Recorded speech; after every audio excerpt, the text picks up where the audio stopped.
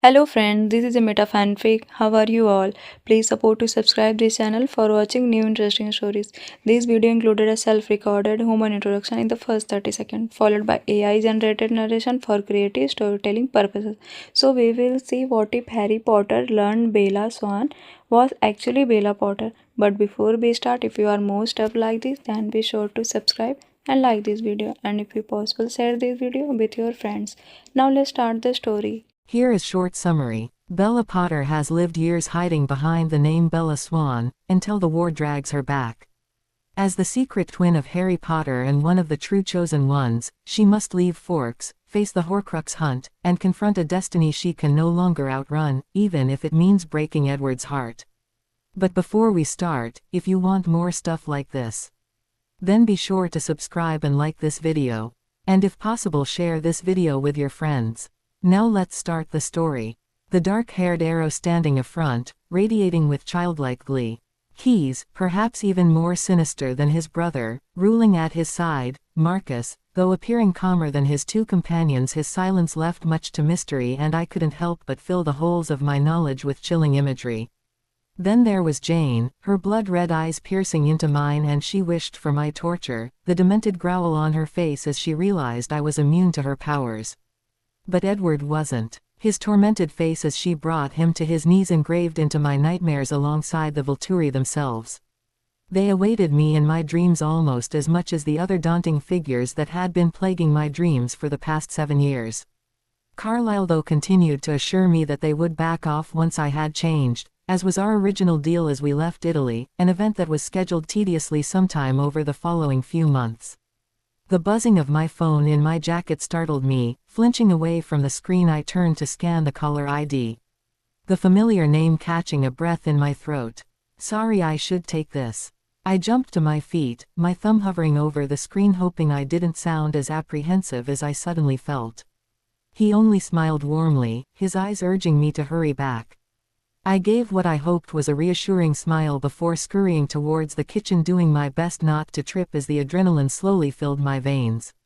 The moment I was out of sight, I slammed my finger down to accept the call, holding the phone to my ear as I waited impatiently for a response from the other side of the line.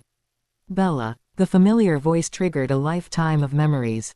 Hi. I let out the breath I now noticed I had been holding in. It's so great to hear your voice. I've missed you. It's time, Bella. Time for. The blood drained from my face as it finally dawned on me, feeling stupid for how long it took. The Dursleys are gone, and in a few days the Ministry won't be able to track our magic anymore. I need you to meet me at the Dursleys' place. As he spoke, my scattered thoughts eventually settled into place, allowing me time to think, but at his request another concern came to mind, as in right now. How? I kept my voice at a whisper. To my fortune, all the other Cullens were out hunting, but nevertheless I was still stood in the next room to a vampire with excellent hearing, and the last thing I needed was questions about overheard conversations. All sorted. Hagrid's coming to get you. He'll be at your place in a few hours. Pack a bag, bring the essentials. Instinctively I straightened my back, my muscles tensing into a defensive stance, knowing that soon I would be away from the cozy life I had built for myself here in Forks, and with the possibility that I would never be coming back looming overhead.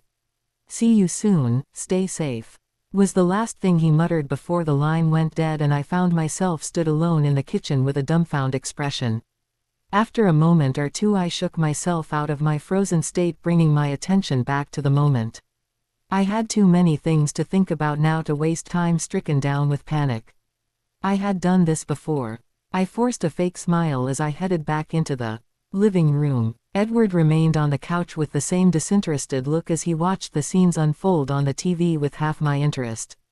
I did my best to appear unshaken, a success going by the relaxed look on my boyfriend's face. I was a better actress than he had thought me for. After all, hadn't I been lying for most of my life? Not knowing what to do with myself, I moved to sit on the arm of the chair. That was Charlie.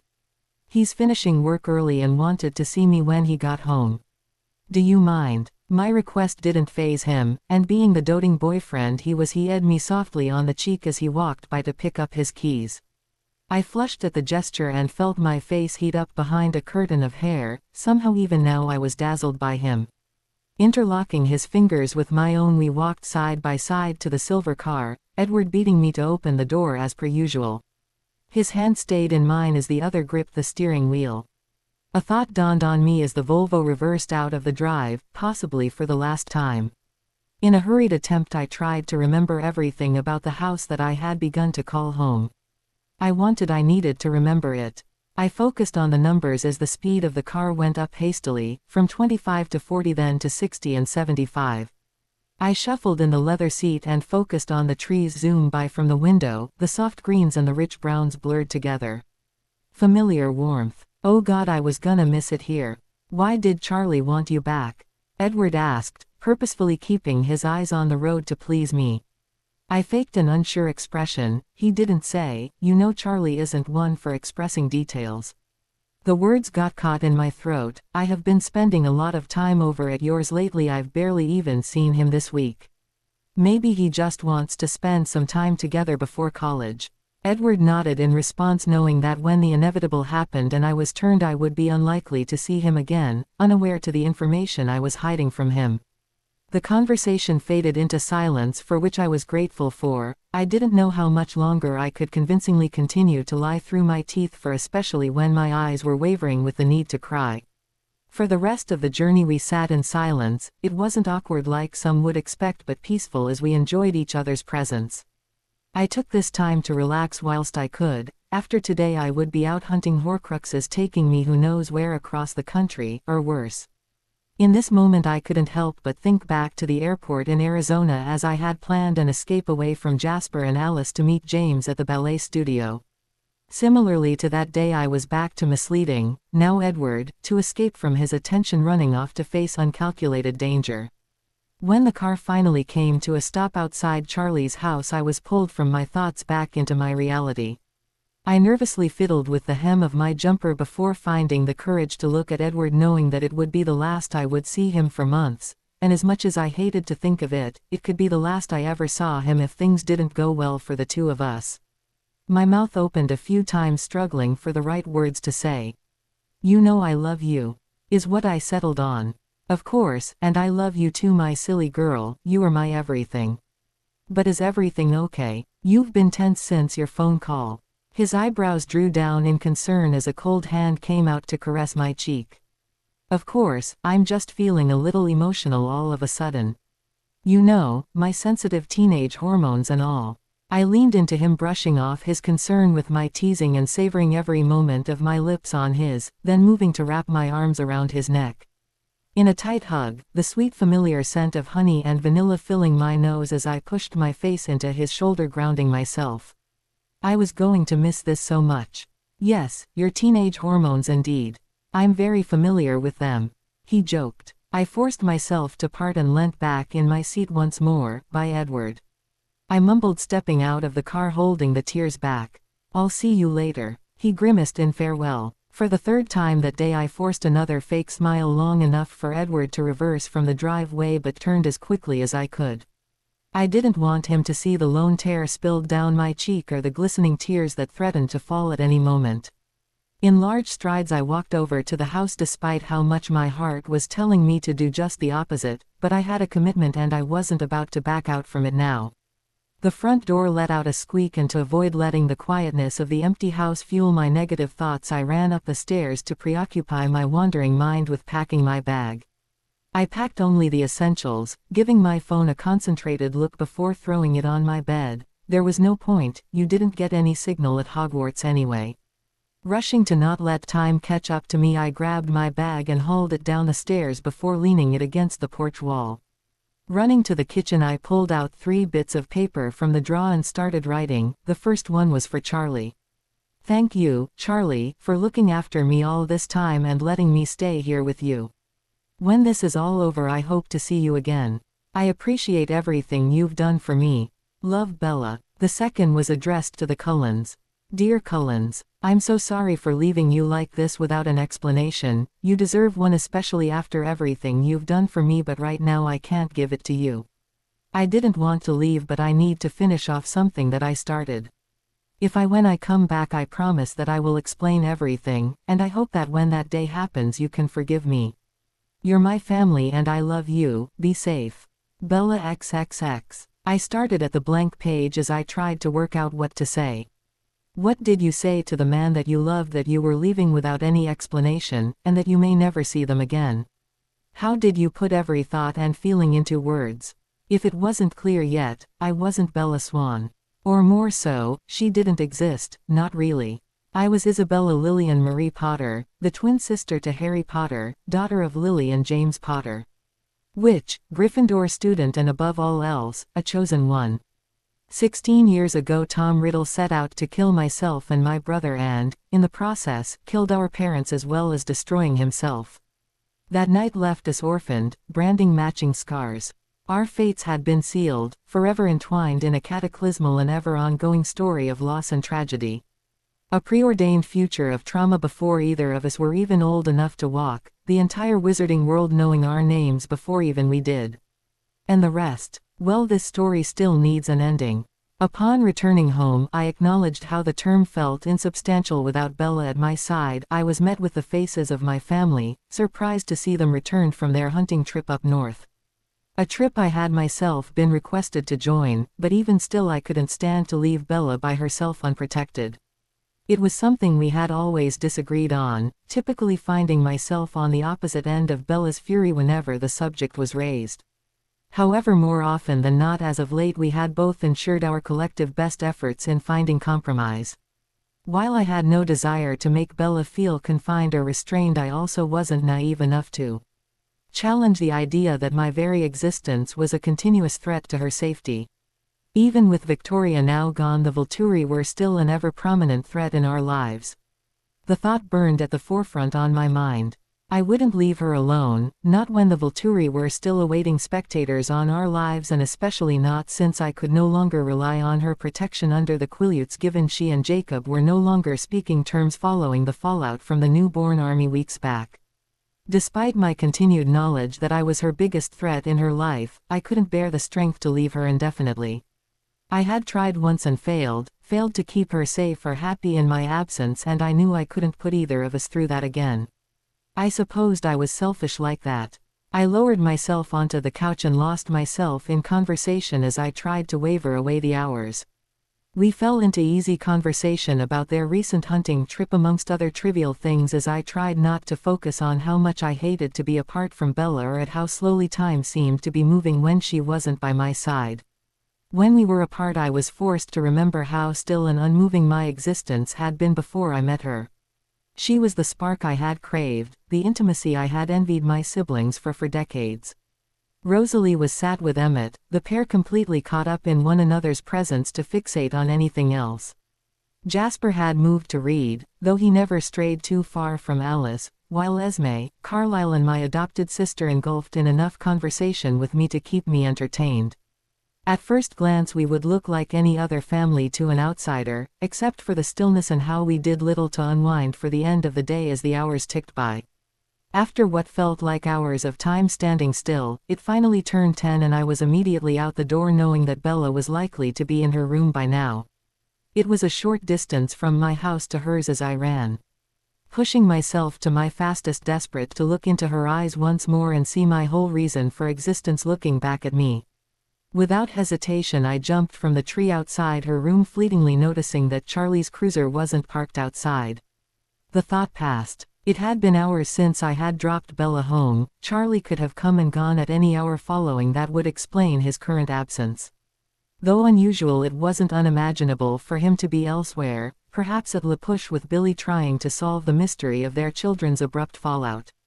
Any panicked thoughts fell to the back of my mind as I hurried my pace through Bella's opened window into her bedroom, where my love would be impatiently waiting for me as I had her. Instantly I noticed the dead lull that fell upon the house. No sound, no breathing, no pounding heart, no signs that anyone was home. No Bella. The hysteria returned. Every bad thought, every terrible situation I could think of ran wild, ferociously released from the darkest corners of my mind. My worst fears. Taken by the Volturi. Injured somewhere alone. Bella, Bella, Bella. Panic-stricken and rampant, I searched around her room for any sign that something was misplaced, my hand finally reaching for my phone to call Alice, who must have seen something, any hint of Bella being gone when I caught sight of two envelopes lying at the foot of the bed, one addressed to me and the other to my family. Both were scrawled in her familiar muddled handwriting. Inching closer to the bed, I carefully took hold of the two envelopes, for a moment standing frozen for one of the first times in my life, completely unsure what to do. Letters. Why would Bella leave us a letter she couldn't tell us herself? Wherever she was now, she hadn't gone without warning. Which meant that whatever the contents of these envelopes, which fearfully looked like those of a goodbye, could hold the weight of my world. Outside, Bella's truck was still in the driveway. "Back so soon, brother?" Emmett laughed as I sped back into the house. "What, Bella get tired of you already?" I ignored him, too panicked to address his comment aimed at me. "Bella's gone." "What do you mean Bella's gone?" "Gone where?" Alice's voice joined the main room, her wavering voice reflecting the insanity that I was feeling. "I haven't seen anything. Are you sure she just didn't go down to La Push again?" Jasper inputted. I knew he could feel my hysteria, and I felt the moment he worked to calm me down. "She's not home, her truck is." And Jasper's ability may have calmed the anxiety in my body, but my thoughts remained trapped in panic. "She left letters addressed to us on her bed." "I don't understand. How could I not see this?" Alice came to a halt as understanding washed over her face. "Letters. What did they say?" I retrieved them from my jacket pocket, my fingers still, never trembling but distressed nevertheless. As the seconds ticked by, Alice plucked the envelope my hands, tearing the paper open herself. "The other letter I kept with me. That one was mine." By now the entire family was surrounding us, even Rose, cautiously engrossed and equally concerned. I braced myself for whatever I was about to hear. Quote, "When I come back, I promise that I will explain everything, and I hope that when that day happens you can forgive me. You're my family and I love you. Be safe. Bella." The silence that followed was haunting. I tried to make some sense of her words, but they drifted around with no meaning. None of this answered where she was, why she had left. None of what she had written had sounded familiar, only that she had anticipated having to leave eventually. This didn't make any sense. "Give me that." I hurried to take back the note. Scanning the letter back for some sort of explanation, my heart got caught in my throat. She had written first before hastily crossing it out, but the words still seeped through under the ink. The uncertainty. She didn't know. She didn't know if we were to see her again. The world around me moved slowly. Then the ground gave way. My head heavy fell to my hands, trying to think. I had to do something. I had to. The letter. Stumbling back onto my feet, I ran to my room, leaving the rest of my family perplexed and unnerved, slamming the door behind me. I tore open the envelope, desperate that I could find something. "Edward, I know that you're probably worried about me. I'm so sorry for leaving you without any explanation, but everything in my life is so confusing right now. I don't think you would have believed me if I tried. The phone call I got today, it wasn't from Charlie but someone from my past reminding me of something I have to finish, something that I can't walk away from. I'm sorry that I lied. I'm sorry that I lied about everything, but, you Edward, the way you made me feel was real, and so was everything we had. I hope that when I return you and your family will find it in your heart to forgive me, but if you don't, I completely understand. After all, you have always been so truthful to me about who you are, and yet I can't return the same courtesy. You have so much love in your heart, Edward, and if you don't see me again, I hope that you can find it in yourself to find happiness elsewhere. You deserve it. I need you to understand that none of this is your fault. Please don't try to find me, because you won't. I love you with everything in me, Bella." Playing back the past 20 few hours, it had hit me how flustered she had acted as I drove her home. At first I had just accounted it to her fluctuating emotions. Bella was sharp and intelligent but not stoic. She cared deeply and felt wholly for those she loved, and with the time she had left with Charlie dwindling, I had worriedly expected her to be mournful over losing her relationship with her father. But now there was a second explanation to her behavior. If only I had noticed sooner, then maybe I could have stopped her. If I had stayed within the perimeters of her house, then I would know where she had gone. If I hadn't let her go, then she would still be here. Rage filled my chest at my own incompetence. How could she think that I could ever move on? She was it for me, she was my everything. Please come back. I don't know how to do any of this without you. I don't hate you, I could never hate you. I don't hate you. Please come back. I don't hate you. I don't hate you. Please come back. After writing all the letters, I placed all but Charlie's on the foot of my bed, ensuring that Edward was sure to find them when he came to see me in a few hours. I stopped short, picturing his heartbroken face once he had realized I was gone, that I had lied to him, even after everything.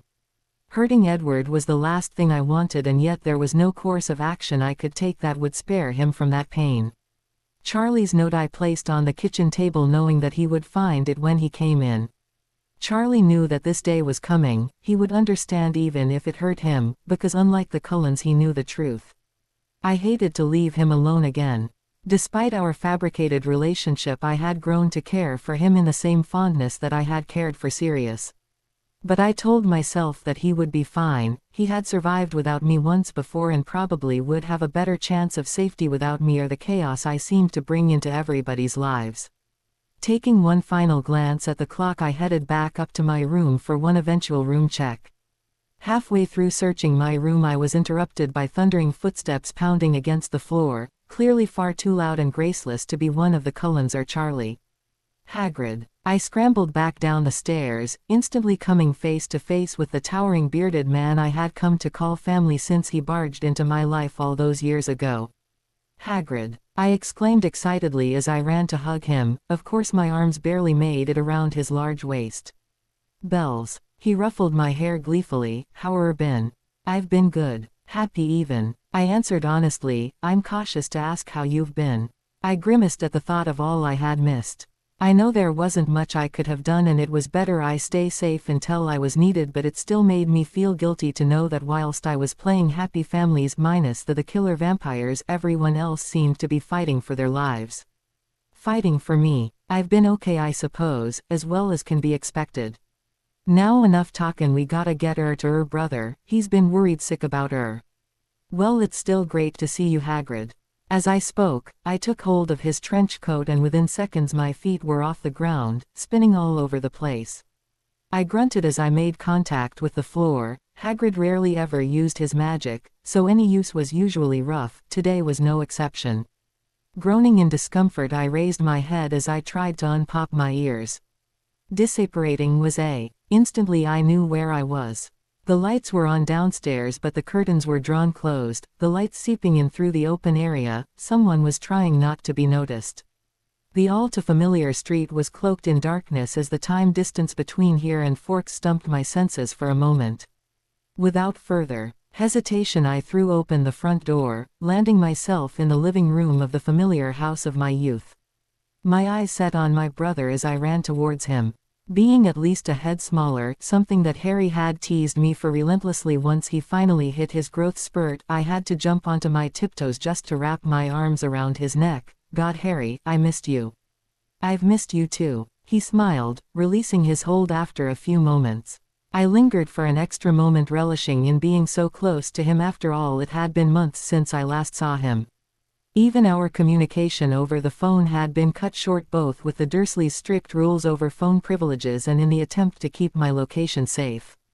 I hope you got out of Forks without any problem, he asked with sympathy, referring to my departure from the Cullens. Harry was well aware of how deep my connection was to my new home, a connection that he knew ran deeper than the small town itself. I nodded, my eyes already welling up with shameful tears. I didn't trust my voice not to crack and betray me.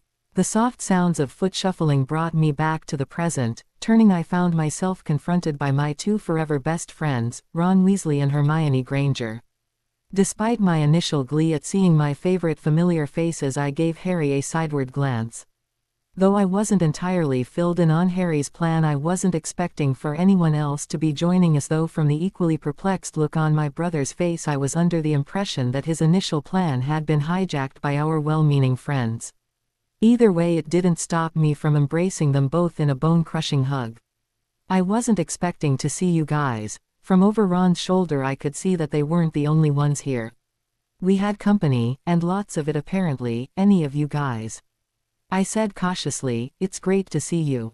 All right, Bella, we missed you too, but you don't see me trying to crush your windpipe.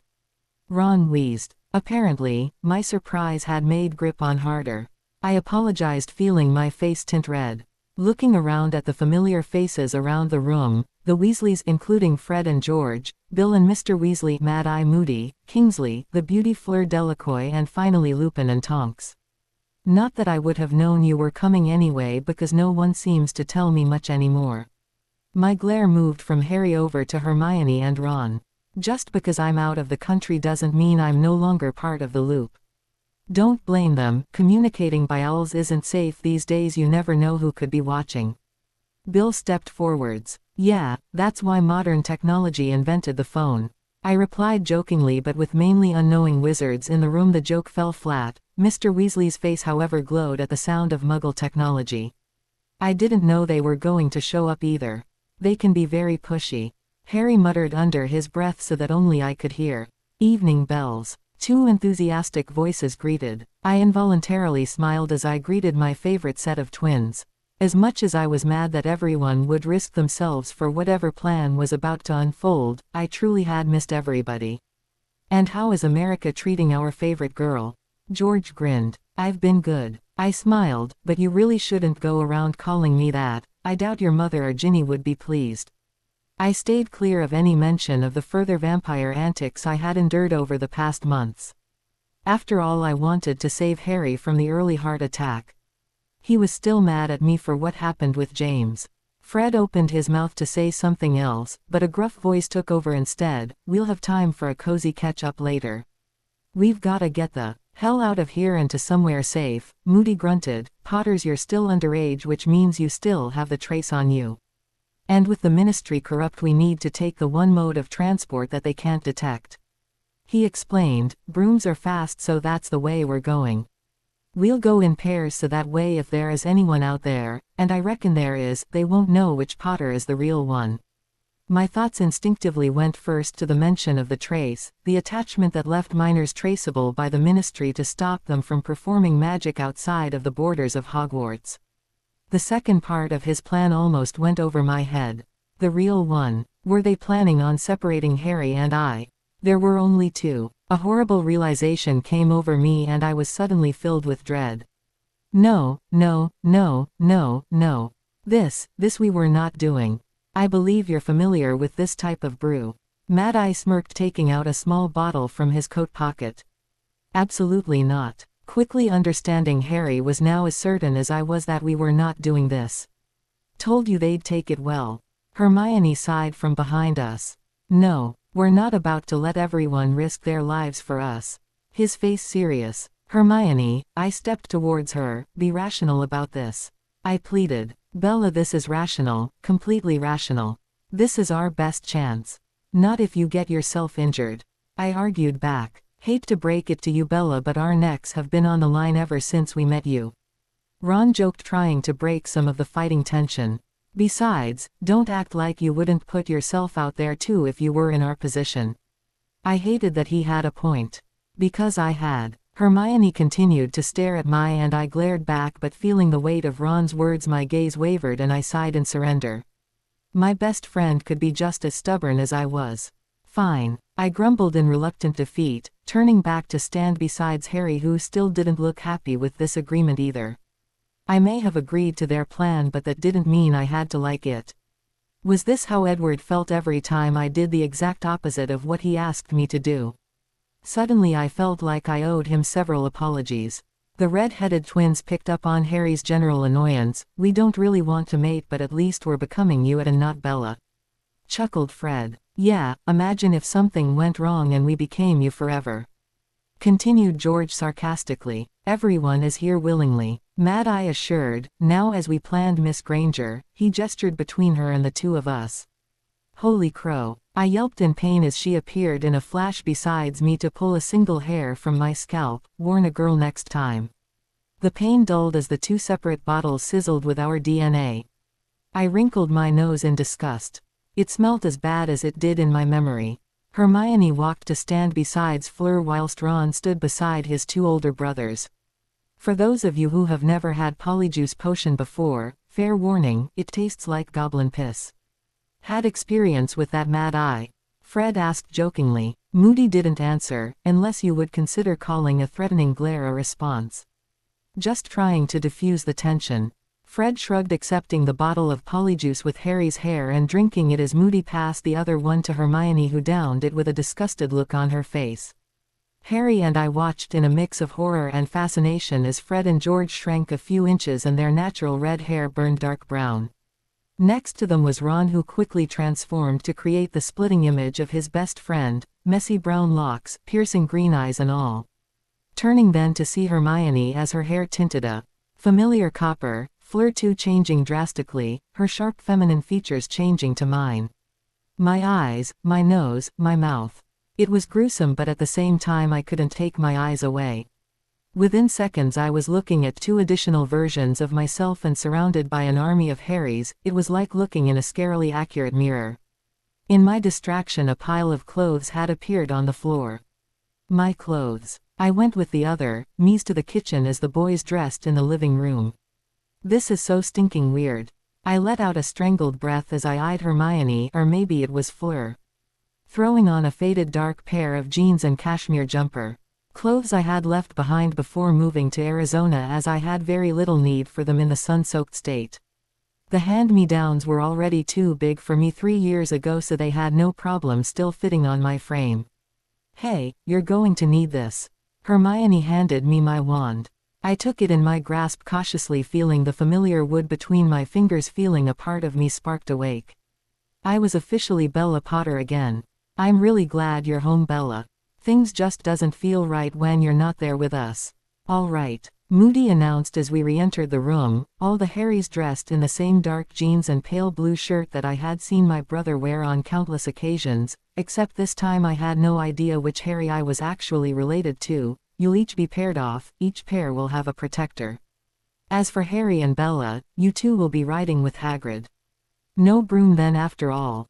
After months of being stuck on the ground I was really looking forward to a little bit of free flying.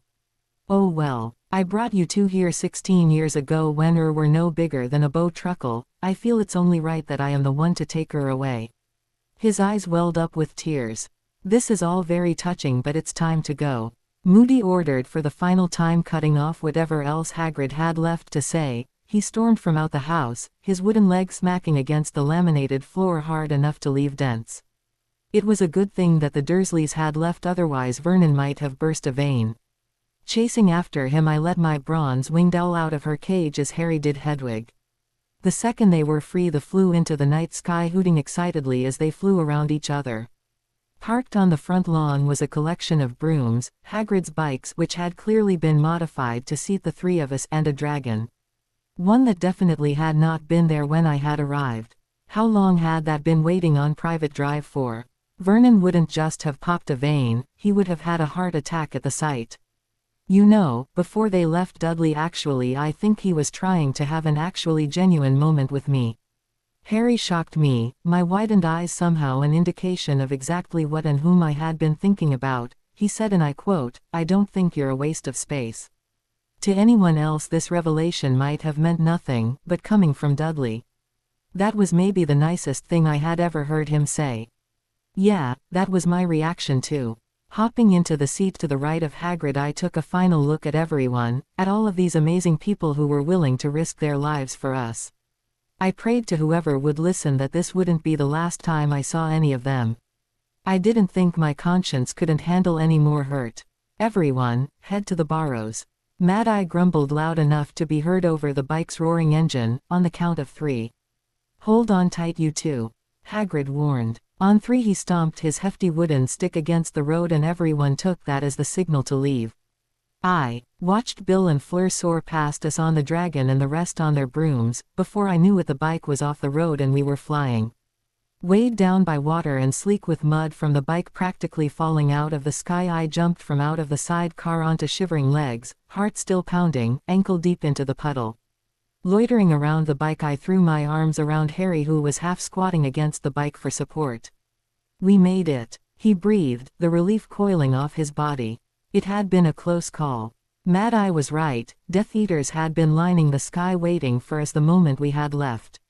The sky a collision of spells as each side thought to win. The thought of anyone getting stricken by a ferocious green spell much like Hedwig had trying to protect his owner, it weighed anxiously in my stomach. Yeah, I just hope the others have too.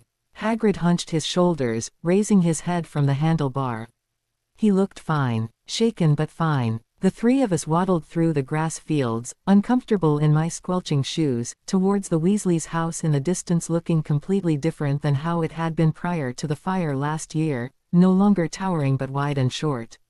The journey took longer than usual with our soaked clothes. With the time I tried to play back the events of the past 20 minutes, but it all felt too distant, like it had all been a part of some fated nightmare.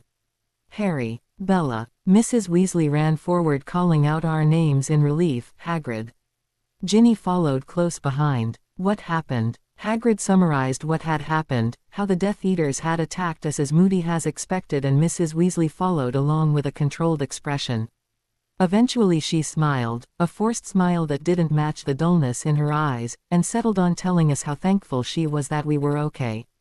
Remus and Tonks should have already been back by now, Dad and Fred as well. Ginny muttered nervously to us as Hagrid and Molly headed towards the house, her worried expression almost identical to her mother's. They aren't back yet, Harry stuttered. Tearfully she shook her head. I'm just so glad you're both okay. She hugged us both, though I noticed how her hand lingered on Harry's shoulder. I tried to steady my thoughts. The others would be fine. They had to be. Oh my boy, Mrs. Weasley screamed, the tremor in her voice alerting me back to the present. I shot my attention to the sound of the commotion where Lupin and George had come into view, blood pouring from his ear as Lupin heaved his limping body into the house. Mom. Ginny turned pale in the face, panic-stricken in her voice. What happened? Ginny fawned over her brother. It's his ear, Molly whimpered. I revolted back at the sight of the blood covering the side of his face and all down his arm. The metallic smell revolted in my stomach. Keep it together, Bella. Too scared to take my eyes off of him, I stumbled backwards into the kitchen, grabbing a bowl and cloth, filling it with cold water. Mrs. Weasley took it with trembling hands. George, he looked okay, I think. That's when I noticed that it wasn't just that his ear was bleeding, it had been sliced right off. Remus. The puzzled voice shouted, followed by a thump against the wall, caught my attention. Remus had Harry by the neck, cornered tightly against the wall. What the? Lupin, what are you doing? I jumped to my feet. Let him go. He ignored me. What creature sat in the corner the first time Harry Potter visited my office in Hogwarts? Are you mad? Harry roared. What creature? A.A. Grindylow. He remained tensed against him for a second longer before his grip loosened, and he finally let him go, eyeing me over with the same stiff glare before his eyes fully relaxed. We've been betrayed. Voldemort knew that you were being moved tonight. I had to make sure that you weren't an imposter. The tension in the room was high, and it took another whooshing sound from outside to indicate that someone else had returned successfully to break it. Harry and Lupin ran out to investigate. Bella, could you take over? I need to grab some bandages from the other room. Mrs. Weasley moved over, giving me room to take the cloth in her place and showing me where to apply pressure. My heart broke a little at seeing George, so usually the source of energy in any room, so pale and mutilated. My guilt churned. My aversion for the drying blood now misplaced, as I was now so determined on helping George. With an unintended train of thought, the metallic scent still in the air made me think back to blood testing back in biology. How Edward had found me almost passed out in the arms of Mike. I've seen corpses with more color, Bella. I thought Mike was off to dump your body somewhere. The memory broke a reminiscent smile to my face. I hadn't yet known he was a vampire, the irony of me hating the smell of blood not yet known to me, but allowing the perplexing nature of our early relationship to wash over me diluted my anxiety. Even just for a minute. Hey Belle, George's hoarse voice was barely above a whisper, a sheer layer of sweat covering his forehead and a dopey smile on his face. Hey you. I took his clammy hand in my spare one. You feeling okay? Oh, you know me, Bells, it would take far worse to rid this handsome face from the planet. I couldn't help but chuckle deeply. The Weasley twins sure did have a way to laugh in the face of danger. Well then, on behalf of the female population, I thank you for keeping you and your pretty face with us. I smiled, falling back into the easygoing relationship I had had with George since we had first met. Another bright light appeared through the window, followed by a noise I could only associate with Bill's dragon. With himself and Fleur followed shortly by Tonks, Ron and Hermione, all returned to their usual selves. I eyed the window, impatient to see everybody. "Hey Ginny, come sit with your brother."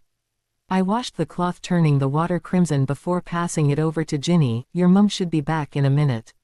"See, he's going to be fine." "Deserved that. Brilliant he was. I wouldn't be standing here without him." I heard Tonks gush over Ron as I ran to join them mid-conversation. Tonks then wrapping herself around Lupin accordingly. "Oh, thank God you're both okay. I was so worried." I finally felt some of the worrying weight lift off my shoulders as I pulled Hermione in to hug. "You were okay, right?" I quickly pulled her back to glance her over, my eyes straining for blood. "I'm fine, Bella, promise." "Are you?" There was a lot of Death Eaters out there. There was a few mishaps. That was underselling it, but I'm just glad we made it here in one piece. Especially since this was your plan. If any of you had gotten yourself killed, I would have been really pissed. I reached out to hold Ron on the shoulder, the action reminding me of the injured redhead back in the house. My smile slightly faltered. "What is it?" Hermione caught my unease. "Is someone hurt?" A beat of silence. "It's George. It's not fatal or anything, but he was injured," Harry informed them. Fred lingered for no second longer once hearing that his brother was hurt. With an anxious expression he ran to his brother's side. What happened?" "It's his ear, it was sliced off." The nauseous feeling in my gut returning. "I was just with him, he's awake and animated as ever." I promised, hoping to deter the mood. "Come on," Hermione held onto Ron as she pulled him towards the house. "You heard Bella, he's going to be fine," she whispered in comfort as Mr. Weasley ran off in a hurry after his son. Following everyone into the house, we were met with the sight of George knelt beside his brother, slouched against the couch, a red-stained towel pressed up against where his ear should have been to stop the bleeding. "Saint-like, I'm holy. I'm holy, Fred, get it?" He grinned from ear to ear, pointing clumsily to the hole in the side of his head. Fred looked offended. "The whole world of ear-related humor and you go for 'I'm holy'. That's pathetic. Recon, I'm still better looking than you." My heart pulled in affection, the soft moment between the two brothers close to my heart.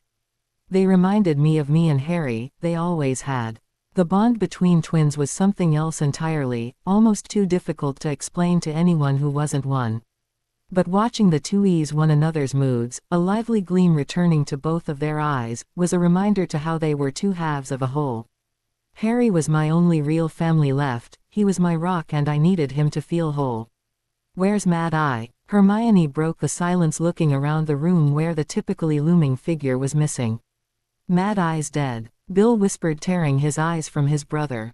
And like that, one of my worst fears had been confirmed. Someone had died to save me.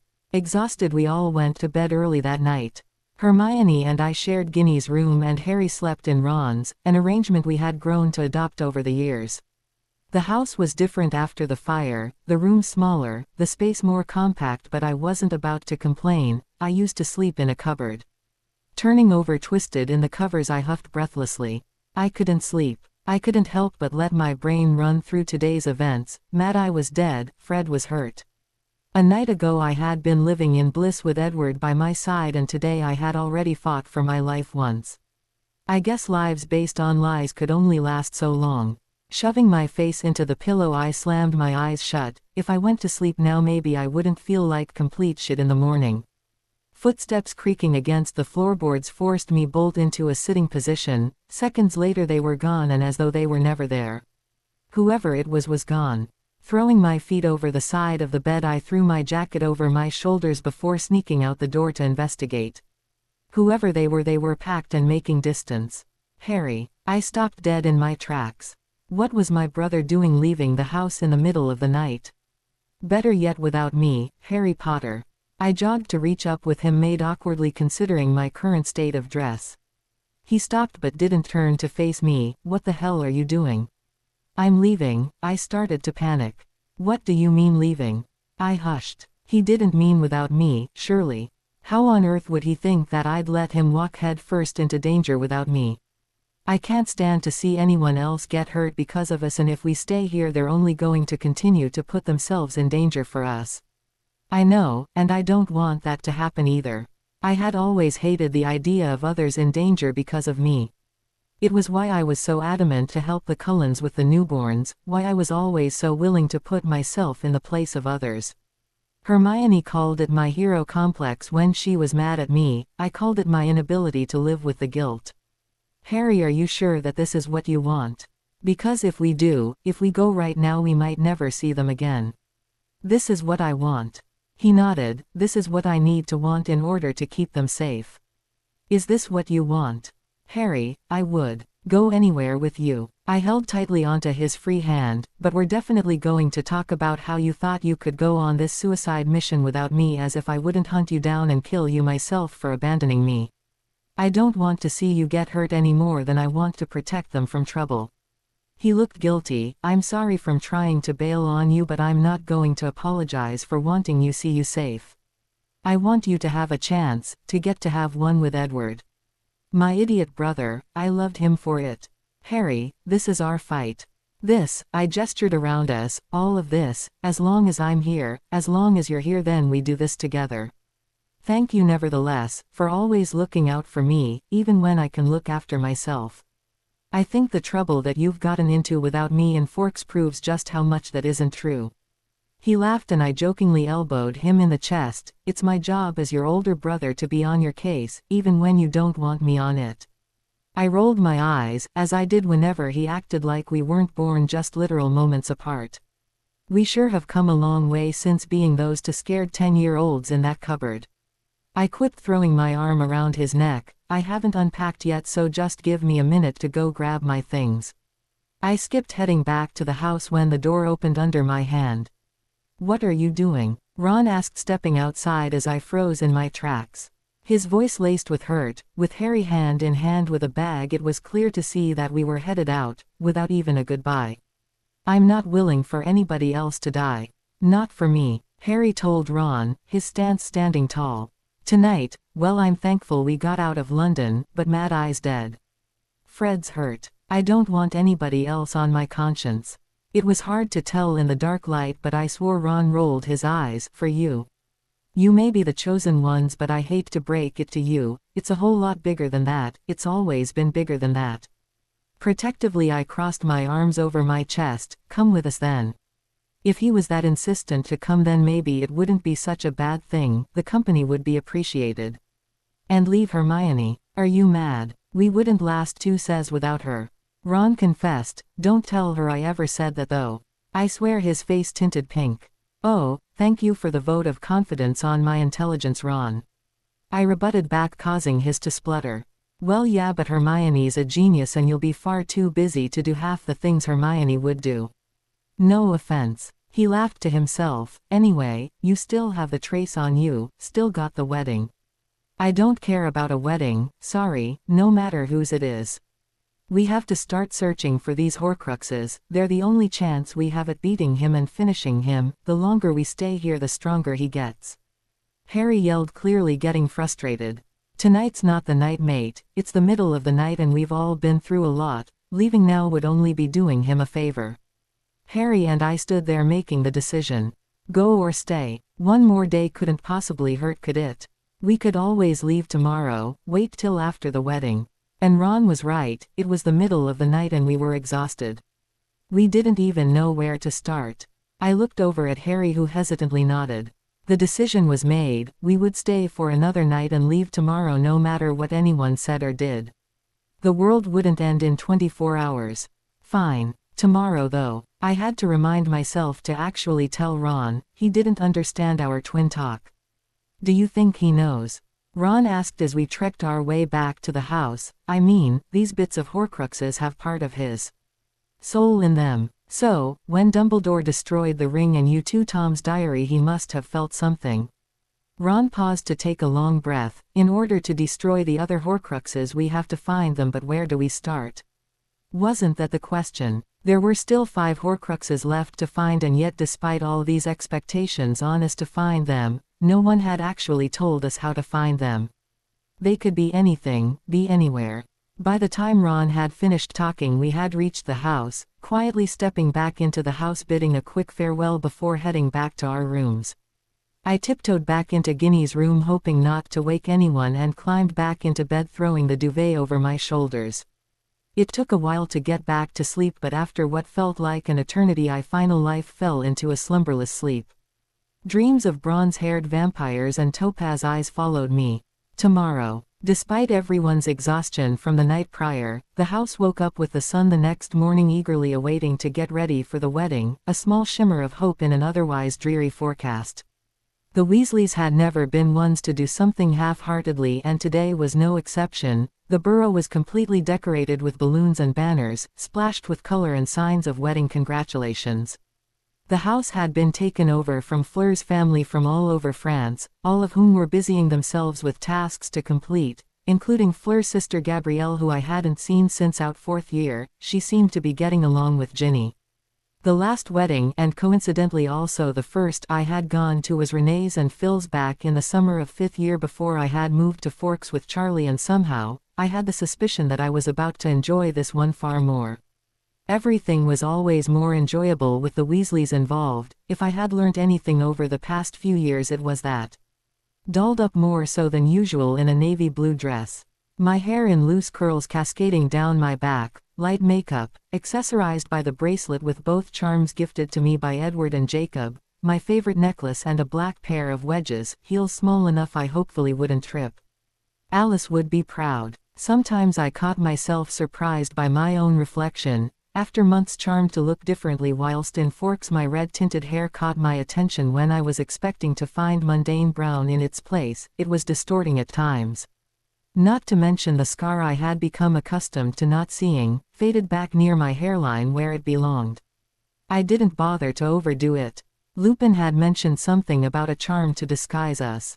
As long as there was no polyjuice involved, I didn't mind all too much. With everything going on blending into the background didn't sound too bad. Sitting cross-legged in the living room besides Harry, who looked absolutely dapper in his suit, with the Daily Prophet in hand skimming over an article about Dumbledore when Ginny stepped into the room. Looking beautiful in her green bridesmaid gown, she stared at Harry and he stared back. Oh, just already. Their back and forth longing glances hadn't gone unnoticed during the past 2 years, Ginny's even longer so. The UAL tension was killing me. Folding the paper into Harry's lap, I left the room in a hurry to give the two some much-needed privacy. God knows Harry needed his window to finally make a move, and I, as his self-proclaimed wingwoman by birthright, would give it to him. Heading into the garden is where I saw George leaning against the wall drinking a cup of gillywater, a bandage wrapped tightly around his ear from yesterday's injury. "You're looking chipper today," I greeted as I walked over to him. "Yeah, well, when you lose an ear you really start viewing the world in a new light." He had the audacity to smirk at his own joke. At least we knew he was feeling better. "Where's your shadow?" Fred and George had been referring to Harry as my shadow since I was 13, and considering they never went anywhere without the other, it was pretty darn ironic. "My brother is romancing it up in the living room with your sister." "Or at least I hope so. That boy is hopeless." I muttered the last part under my breath. "Oh, in that case," he shrugged, taking off towards the living room. "Where are you going?" "To refill my drink," a mischievous twinkle in his eye. "Coming?" I nodded. After all, my job as an embarrassing sister came first, and it was a role I took very seriously. Heading back into the house with him, I grabbed myself a cup from the kitchen and poured myself some water as we passed, George ahead of me already moving into the living room, and I followed quickly after him. Heading in, I was instantly greeted with the sight of my brother and the fierce red-headed Ginny Weasley, entirely wrapped up in each other's presence, and lips, that they didn't even notice us. On one hand, I was glad that my brother finally got his act together, on the other, less PDA please, Harry. Joining George at the counter, I held my cup against my mouth and crossed my ankles. Finally the two broke apart. "Good morning," George greeted, drawing the words out. The pair jumped at the sound of his voice, a look of horror slowly forming on their faces once they saw us both standing there. A blush spread across Ginny's face from her neck to her hairline as Harry stood gawkily with the embarrassment of being caught by not only his sister but the brother of his mutual affection. With a passing beat, Harry stood awkwardly for a moment before retreating from the room, and I followed after him, leaving an equally startled Ginny with George. "Oh no, don't you start." Harry groaned the moment I opened my mouth to comment. I wasn't going to say anything. I lied, a pressed smirk. However, I will say that I'm glad you and Ginny finally worked through whatever was holding you back. The unresolved tension was killing us all. Right now is hardly the time to be starting relationships. He sighed, running a hand through his untidily hair. Yeah, well, you and me both. I muttered. My smirk turned somber. But Harry, having someone on your life isn't necessarily a bad thing. It just means that you have something more to fight for, and God, with everything going in on our lives, we could desperately do with a lot of that. I for sure as hell was going to. Feeling the weight of my words settle on my shoulders, I stared down at my fidgeting feet with a sign. No matter what happened, I was going to fight like hell to stay alive, but no matter what, there was always the chance, a dauntingly big one that lingered in the back of my thoughts, that it wouldn't be my choice whether or not I returned home, and that Edward and the others would never get the chance to find out what happened to me. And I knew from experience how much that hurt. I could only hope that Edward would move on, no matter how much it hurt for me to imagine him with anyone else. But I meant what I said in that letter. Edward had so much love to give, and he deserved to be loved in return, even if it wasn't me. Hey. Harry's tender hand on my shoulder caught my attention. You will see Edward again, just like I'll see Ginny again. He comforted, his eyes burning into mine. He knew I couldn't stay upset when he used my own words against me. Yeah. Bells, Harry, interrupted Hermione as she scampered down the spiral stairs, calling our names. Oh, there you are. Upstairs. We followed her to Ron's bedroom, shutting the door fully behind us. Yes, Hermione. She shuffled over, giving a sly look at Ron, whom she seemed to be conspiring with. Ron. Was it just me, or were they standing very close together? Maybe I should give them the room too and let them it out. We need to talk about our plan for leaving with an explanation. An explanation? Harry questioned. If the two of us just don't show up for Hogwarts, people will ask questions and they'll know that we're with you. Hermione clarified. So, this was going to be the four of us then? Indefinitely. And by the way, Ron told me all about your plan last night. I can't believe you were going to leave without me. Her stone-cold glare seemed to focus in on me the most. Ron, why would you tell her that? You weren't supposed to tell her that. I threw my arms up in frustration, and all he did was shrug half-heartedly. I thought she deserved to know, and anyway, I told you that we wouldn't survive without her. She's already brought up one point that none of us thought to think of. Hermione flushed rose at the compliment, however her glare stayed on me. Hey, if it makes you feel any better, we weren't going to bring Ron either, and Harry was going to leave without me. Harry stiffened but otherwise ignored my not-so-subtle way of throwing him under the bus, moving on before we could pin any more blame. Okay, Hermione, what's this brilliant plan of yours? Well, Ron, do you want to do the honors? She gestured for him and he stepped forwards, taking his wand from the bedside table.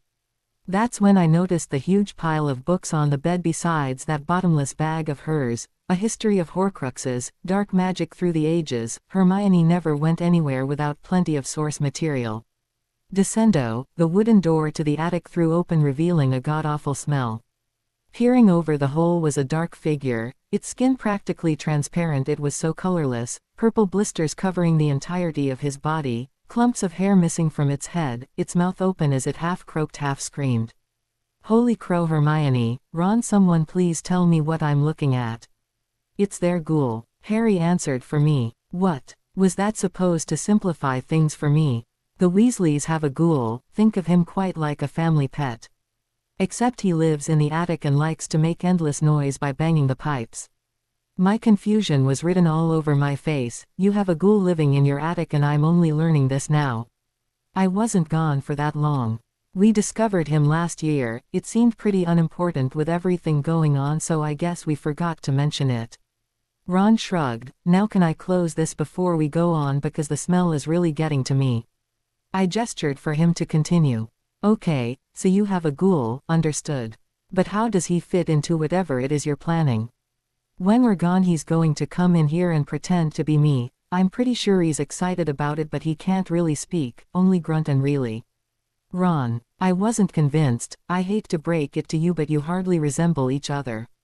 Spattergroit. I have spattergroit, or at least I will. It's a pretty bad infectious illness. I managed to convince Dad, Fred and George, so when I'm gone they'll charm him to look more like me and dress him in pajamas. If the ministry come looking, then I'm at home sick." He looked pleased with himself, and to give credit where credit was due, I could admit it was a pretty smart idea. Good plan. Still surprisingly the weirdest thing I've come across recently. Really? You're dating a vampire, Bella? Yes, and yet the vampires still look like people, Ron. And even more beautiful. Hermione. Harry asked, "What about you?" I've already taken my parents' memories to make them think that their names are Wendell and Monica Wilkins, whose ambition is to move to Australia. I'd already told them about you, so it was safer for us and them both in case somebody wanted to find us. They can't interrogate them that way. If I make it back alive from Horcrux hunting, I'll find them and return their memories," she explained as tears swam in her eyes. Ron swung an arm over her shoulder to comfort her. "Oh, Hermione," I stepped forwards to wrap my arms around her shoulders. "It's okay." She sniffed into my hair. "We all have to make some sacrifices, I guess." "Yes, but you shouldn't have to." Guys." Harry walked over to the window, peering cautiously at a figure in the background. "Bloody hell," gasped Ron, his eyes growing wide. "What's the Ministry of Magic doing here?" "What?" Hermione and I snapped our heads round to face the glass window, and sure enough the head of the ministry was walking towards the house, marching through the Weasleys and Delacours, who were magically pinning a large tent for the wedding to the ground. He stopped beside Molly before looking up, his eyes searching the house before resting his eyes on the four of us behind the window. Oh, no. It was unlike the minister to make house trips, so what did he want? "May I talk to Mr. Weasley, Miss Granger and Mr. and Miss Potter?" The gruff male voice asked from inside the house, most likely speaking to Molly. His voice was muffled through the wooden floors. "What do you think he wants?" whispered Ron, putting his ear up against the door. "Do you think they know?" "They shouldn't, we've been secretive enough to cover our tracks," Hermione stated. "If me and Harry didn't know about what you had planned, then I doubt the ministry do either. I think you're good. Though, I don't know about everything else. Even if they do know, they can't pin us to anything without evidence. All we have to do is not admit to anything." "It will be fine," Harry reassured. "Kids." Ron stumbled as his mother opened the bedroom door. Eyeing us all with a flushed face, "The minister is waiting downstairs," she spoke softly, not bothering to give context in explanation. If Ron leaning into the door was any illustration, she knew that we had all already heard. Awaiting in the living room was Rufus Scrimgeour, whom had taken over after Fudge resigned from office 2 years prior. I had never seen him in person, only heard by name. He had silver streaks in his mane of tawny hair and yellowish eyes hidden behind his bushy eyebrows. Unlike Fudge, he had an aura of toughness, giving off the instant impression of authority.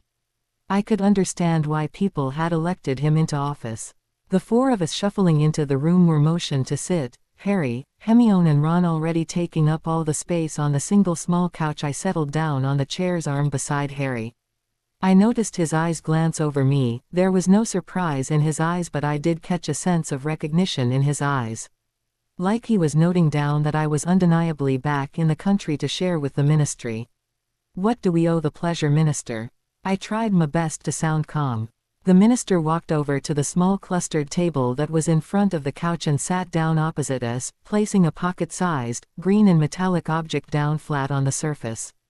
"And, this is?" Harry asked him. He opened the black briefcase to his left and in doing so took out a folded piece of paper, tapping it once it hovered in the air, out of his hand, and began unfolding itself. Cleating his throat, he began reading. "This is the last will of Albus Percival Wulfric Brian Dumbledore.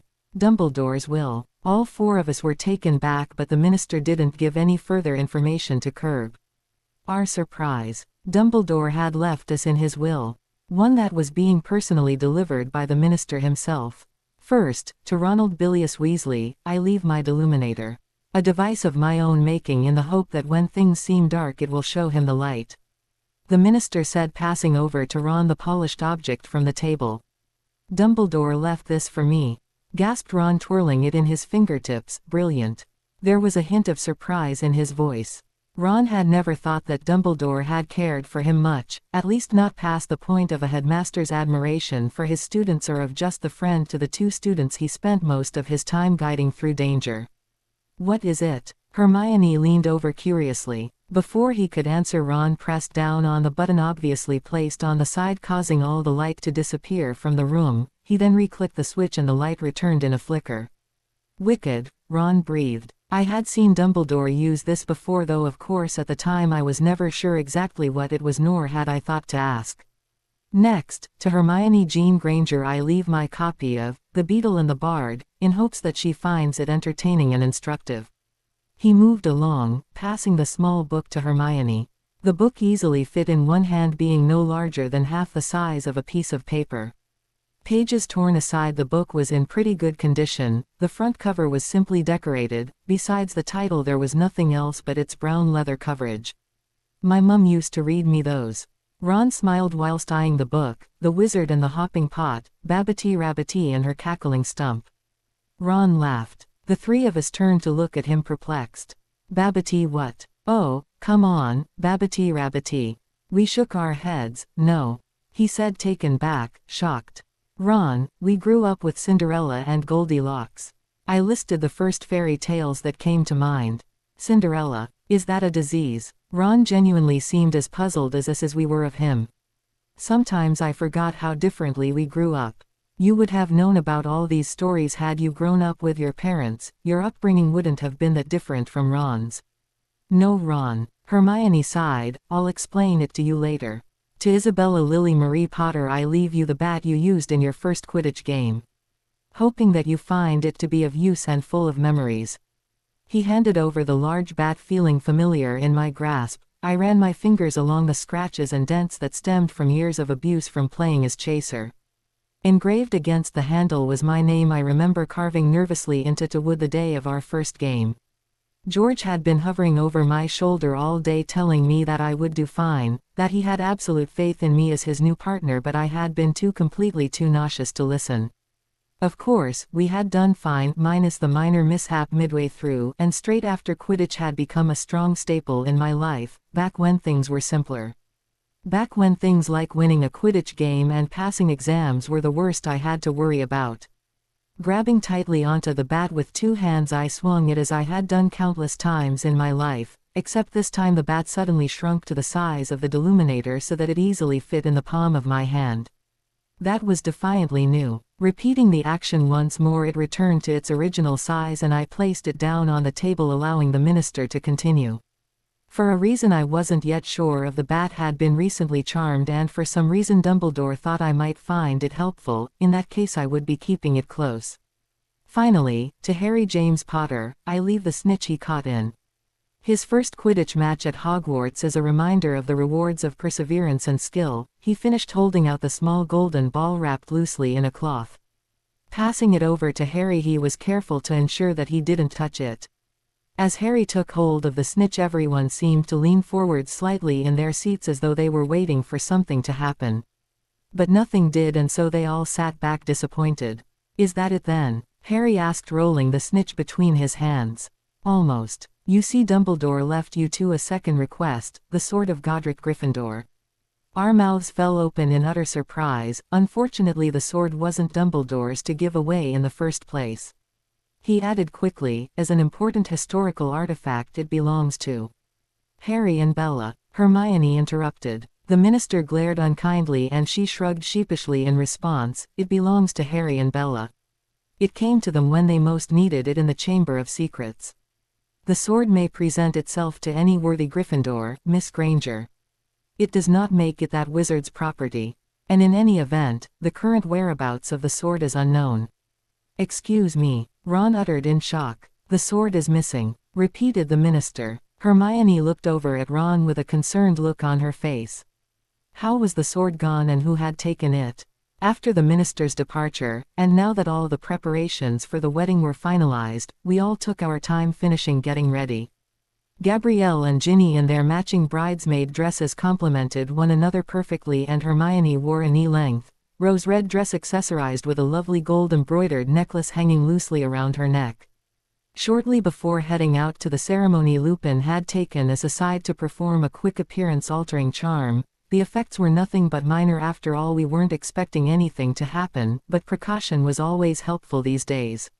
I more or less turned back into Fork's self, brown hair, freckle-less skin and no painfully obvious scar, along with a few other tiny changes: green eyes, rounder face, bolder eyebrows. Harry turned into what I could only describe as a Weasley.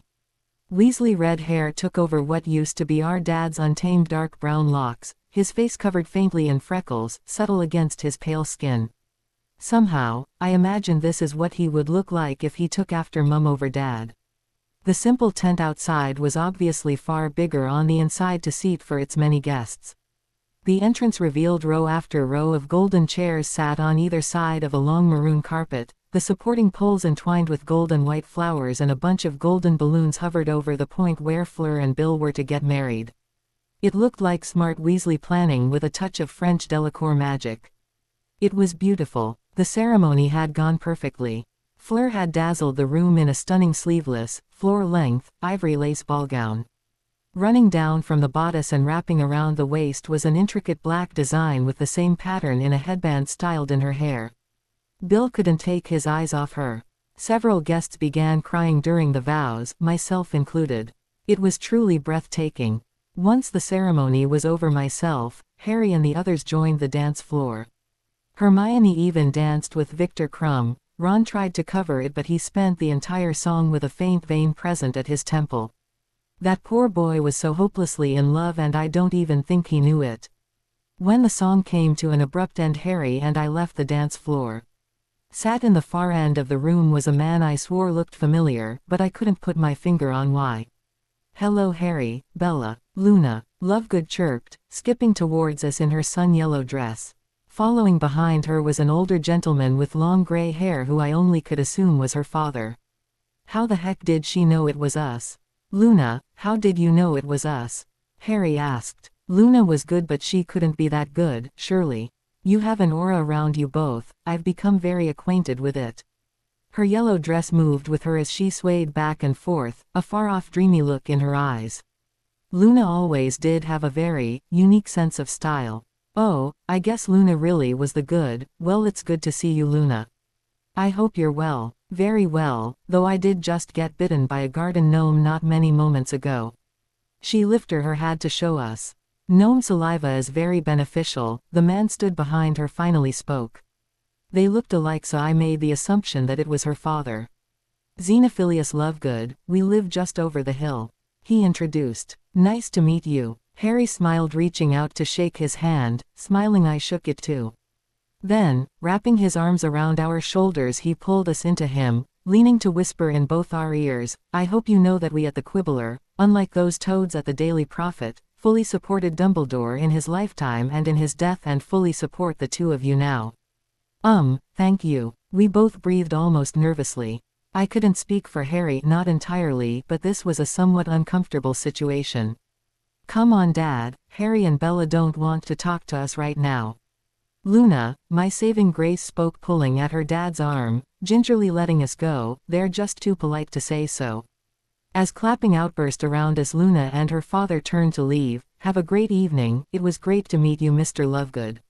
"Luna," Harry called out after them. "Harry." The Mont's identity flickered to mind. "You see that man over there? 2 tables across from where Ron's aunt is sitting. Elphias Doge. He's a member of the Order, never mind a close friend of Dumbledore's. He was in that article Rita wrote about Dumbledore." Recognition flashed in his eyes. "You wanna talk to him? We might as well, we have no other starting point. Who knows, maybe he'll tell us something we didn't know." I shrugged. I had done my best to catch up the most recent publications of the Daily Prophet all morning, trying to catch up on what I had missed, so I knew of the article he had referred to. The Wizarding Voice had been almost impossible for me to access in Forks, and the American counterpart was just never as useful. Side by side we walked towards the far end of the tent where Doge was sat with a beer in hand. He was a heavy man. The years were evident on the wrinkles on his face, and it looked as though his eyebrows were permanently creased down into a frown. "Excuse me," said Harry, gaining his attention. "May we sit?" At the sudden sound of our voices Her quickly turned to eye us, some of his beer spilled out the rim of the cup. Of course. Sit. Despite his lonely status he sounded jolly. I guess he was a happy drunk. Alpheus, we hate to impose but we found what you wrote in the Daily Prophet really moving. You obviously knew Dumbledore well. If we got the ball rolling, then maybe we could get some answers out of him. Well, I certainly knew him the longest if you don't count his brother, Aberforth, and most people don't seem to count Aberforth. He seemed to trail as he went on, his voice turning into a soft mutter under his breath. Wait, Dumbledore had a brother. At the news information Harry and I quickly glanced at one another, both as surprised as the other. How did we not know this? Surely we should have heard about it from someone. Read it in a book. After all, he was a very public figure. I didn't even know he had a brother. Harry said, taken back. Ah well, Dumbledore was always very private. Even as a boy. Don't disperse him, Alpheus. Ron's great-great-aunt Muriel leaned across the table to interrupt, her eyes wandering us up and down. Who are you? You're not one of ours, are you? I can't keep count anymore, her high-pitched voice rang in judgment. I could see why Ron disliked her. No, Owen Bilson and my sister Alice. Just a friend of the family. The answer left her forgotten that we were there. I've been told that he's been fully unriddled by Rita Skeeter, in 800 pages. No less. Word has it that someone talked to her, someone who knew the Dumbledore family well. And we both know who that was, don't we, Alpheus? His sunny demeanor turned grim. Betrayal. Who are we talking about? Bathilda Bagshot, Muriel answered. Who? The name sounded so familiar, had I read it somewhere?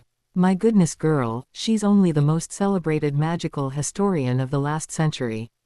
She was as close to the Dumbledores as anybody. Oh, I'm sure that Rita Skeeter thought that it was all well worth a trip down to Godric's Hollow to take a peek at that old thing's rattled cage. Bathilda Bagshot lives in Godric's Hollow?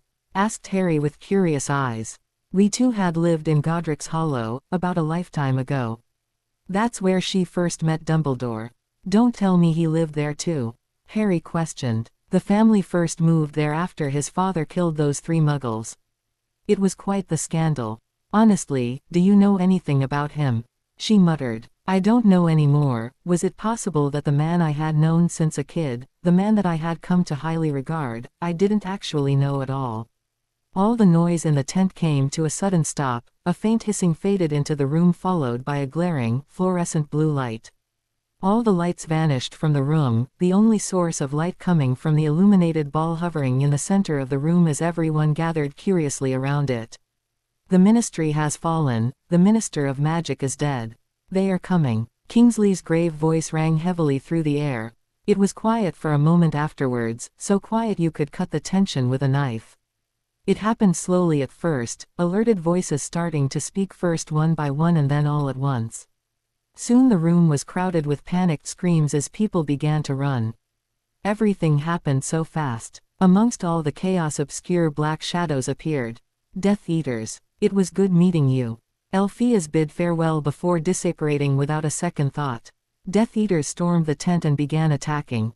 Many ran in a hurry whilst others, namely the Order, stayed to fight. It was completely chaotic, screams and spells. I couldn't think. Go. Get out of here, Remus yelled, pushing the 2 of us forwards.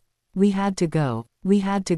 Harry was reluctant. He wanted to stay and help Ginny, but we had no time. Gripping tightly onto his wrist so not to lose him in the disarray, pushing through the crowd desperately to find Hermione and Ron. Bella. Hermione's voice shrilled from somewhere around me. Throwing my arms behind me I reached onto Hermione. My feet left the ground and we were gone. Pain shot up my leg as we hit the floor. I didn't even have time to register before Harry and Ron pulled me back, stumbling over the pavement as a moment later a red, London bus came speeding past. Okay. The minister was dead, Death Eaters stormed the wedding, the 4 of us disapparated. Where were we now? Somewhere in London. WH. Where are we? Ron asked in an alerted tone as we weaved hand in hand through the busy city. Crowd. Sharpsbury Avenue. I used to come here to the theater here with Mom and Dad. I don't know why I thought of it, it just popped into my head. Hermione explained, this way. As we turned into a deserted alleyway, the crowds and city lights diminished. It was dark, enclosed. For the first time I could think. Where was she taking us? We need to change, Hermione said, her entire arm shoved into her small handbag. Undetectable extension charm, I asked, or rather stated as I watched her struggle to find the right things. How much did she pack? Undetectable extension charm, Hermione repeated with a smirk. Not only had she charmed the bag, but she had also somehow managed to bring it with her even in the midst of chaos. God, I loved my best friend. You're amazing, you are. Ron looked at her in admiration. One word, whipped. That boy was whipped. Always the tone of surprise. She laughed, mimicking what he had said to her the night before. Had it only been 2 nights since I left? So much had happened, it felt longer. How was Edward? Was he okay? There's a cafe around the corner. She started pulling clothes from out of the bag and throwing them in our direction. Ron, Harry, get dressed and meet us in there. The two of us scurried into the building next door. In our luck, the building was empty aside from the young woman behind the counter. Though she was blasting music through her headphones, I doubt she even noticed that we were there. Once I got out of my dress and heels and into a pair of ripped, bleached jeans, a cream sweater and some comfortable black Converse, we headed from the bathroom back into the cafe, taking a seat in the booth furthest in the corner. I guess not a lot of people wanted coffee this late on a Friday night. Nighttime stimulants and all. This really isn't how I saw today going. I sighed defeatedly, resting my head against the table. My exhaustion was finally kicking in. I'm sure the others will be fine, she reassured, holding onto my arm from across the table. We'll find somewhere to stay after this and we can all get some rest. Oh God, we didn't even know where we were staying. The bell above the door sprang to life as Harry and Ron strolled in, now dressed in their casual clothes, their formal dress wear likely left behind in the alleyway just as Hermione and I dumped them in the bathroom. We weren't going to need them. Coffee. The waitress came over to the booth as Harry and Ron seated, pulling her out her earphones, the disinterest clearly written across her face. A cappuccino, please, Hermione requested. What she said. Ron said with little care. Me too, Harry nodded. A café latte. I needed my coffee to get through the evening. Coffee was my friend. Coffee got me through a 13-hour flight from Italy to Washington. One time Edward had caught me mixing a Red Bull into my espresso and had almost had a heart attack on sight. Carlisle joined him on his horror.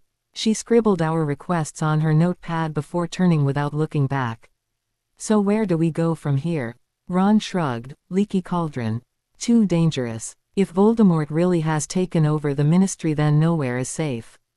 Everyone from the wedding would have gone underground, into hiding. Hermione replied. No. Harry sighed dramatically, unprompted, throwing his head into his hands. My backpack with all our things. I left it in the burrow. Hermione bit her lip, looking wide-eyed at Harry.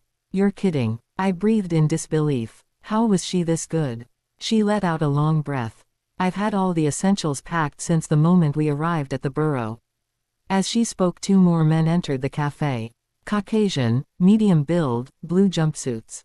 See, I told you that we would be lost without her. Their conversations faded into the background as my eyes zoned onto the 2 men waiting at the till, the waitress distracted somewhere in another corner.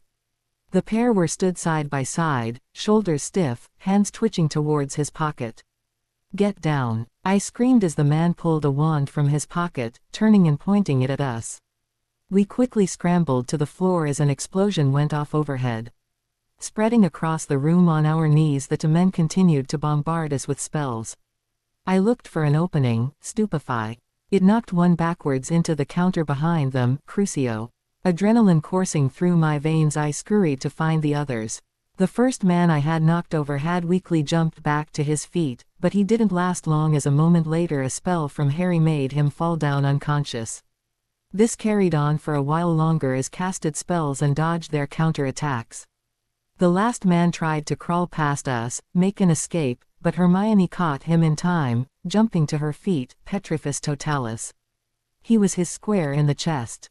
At that moment the young waitress came through the door, finally hearing something other than her music. The room was a mess, counters and tables smashed to pieces thrown across the room, and the two men lying unconscious on the floor was a horrific sight for anyone unaware of what had gone on. "Leave. Get out of here," Hermione yelled. The girl took one look around her, her body tensing in panic before running from the room. "Lock the door and get the lights," Harry commanded once we had heard the door slam shut. At the instructions, Ron pulled his deluminator from his jacket pocket and used it to conceal the room in darkness. After quickly fixing the state of the room, we locked the store and dragged both bodies in the alley to decide what to do with them. Tomorrow there would be no evidence to indicate that we were ever here. I remember now. His name is Rahal. He was on the astronomy tower the night Dumbledore was killed. The memory flashed behind my eyes. Standing over him, arms tightly pulled around my waist to keep me upright, the adrenaline was starting to fade, and its absence made me almost fall to my knees. "This one's Dollhoff. I recognize him from the wanted posters." Ron pointed at the other, getting down to his level. "So what are we going to do with you? You'd kill if we were in your position, wouldn't you?" He sneered. "If we kill them, then they'll know that we've been here. We need to be laying low." Harry tried to reason. "We can't leave any traces or they'll know that we were here. We can wipe their memories." I raised my voice. "They won't even remember they were here." "You're the boss." Ron agreed. "Any takers?" I could see Hermione visibly start shaking at the thought of repeating the same spell she had used to wipe her parents' memories clean, to make them forget about her. Their only daughter. I wasn't about to let her put herself through that again, so I stepped up to the challenge in her place. Leaving the bodies, we quickly hurried from the alley and onto the quiet street, not wanting to hang around for much longer. Tomorrow someone would find them, assume it was a mugging. They wouldn't be able to tell them anything, they wouldn't be able to remember their own names. "How did they know where we were?" Harry asked worriedly. "Maybe you still have the trace." Hermione offered an answer, weakly pulling her head from my shoulder, now leaning at my side. "No, they can't. The trace breaks off when you turn 17, it's wizarding law. And look at what time it is." Sure enough, my watch flashed the time. 12:35. It was officially our birthday. "Oh," Hermione gasped, though she looked like she had more to say. "Happy birthday." "Yeah, happy birthday, mate." Ron slapped Harry on the back in the way that guys did. The last birthday I had celebrated hadn't even been my real birthday, just a fake date made by Dumbledore when he sent me off with Renee. And that had ended in disaster. I was starting to sense a pattern. Perhaps birthdays were cursed. It was difficult not to think about previous birthdays. The one that came to mind first was the day Hagrid had stormed into our lives with a squashed cake and scared the living daylights out from the Dursleys. That day had changed everything. We were no longer Harry and Bella Potter, orphan children living in the Dursleys' cupboard, but Harry and Bella Potter, chosen ones. "We need to get off the streets until we know for sure that we're safe," I announced over the silence. "Where do we go?" Ron questioned. "Sirius's place," I shrugged. "Is there anywhere else?" "Are you sure that's a good idea? Snape can get in there," gasped Hermione. "Ron's dad said they put up some defenses. And even if Snape can get in, so what? I would love to see him." Harry sneered at the memory of the Hogwarts professor and the circumstances in which we had last seen him. Hermione tried to protest. "It's our only option. If Snape manages to get in, then that's one Death Eater, but if we still have the trace on us, then there will be crowds of them wherever in public we are." I argued. "If anyone has a better idea, then we'll do it." Silence followed. "Grimmauld Place it is then." And I didn't even get my damned coffee. The row of murky flats aligned crooked in a line along Grimmauld Place. Houses 11 and 13, leaving number 12 absent in between, something long accepted by the Muggles who lived here. Standing outside basked in light from the lampposts. The protection from the Fidelius charm wavered, allowing for the two houses to separate to reveal the missing house, not a Muggle inside aware of what was going on around them. Magically, the gate unlocked and the front door opened. Holding out our wands like wielding a sword, we entered the house in precaution, side by side, armed at every side of the house. As the door shot on its own behind us, the lights flickered on behind us. Leading from the door to the main living room was a lengthy, narrow corridor drawn in shadowy figures. Before even taking a step forwards, a pile of dust arose from the ground at the other end of the room, spiraling and shaping itself into a figure of Dumbledore. The dust-formed Dumbledore dashed along the hallway, letting out a low grumble. I let out what could only be described as a yelp as the figure vanished in our faces. What the hell was that? Ron yelled, his voice echoing off the silent walls.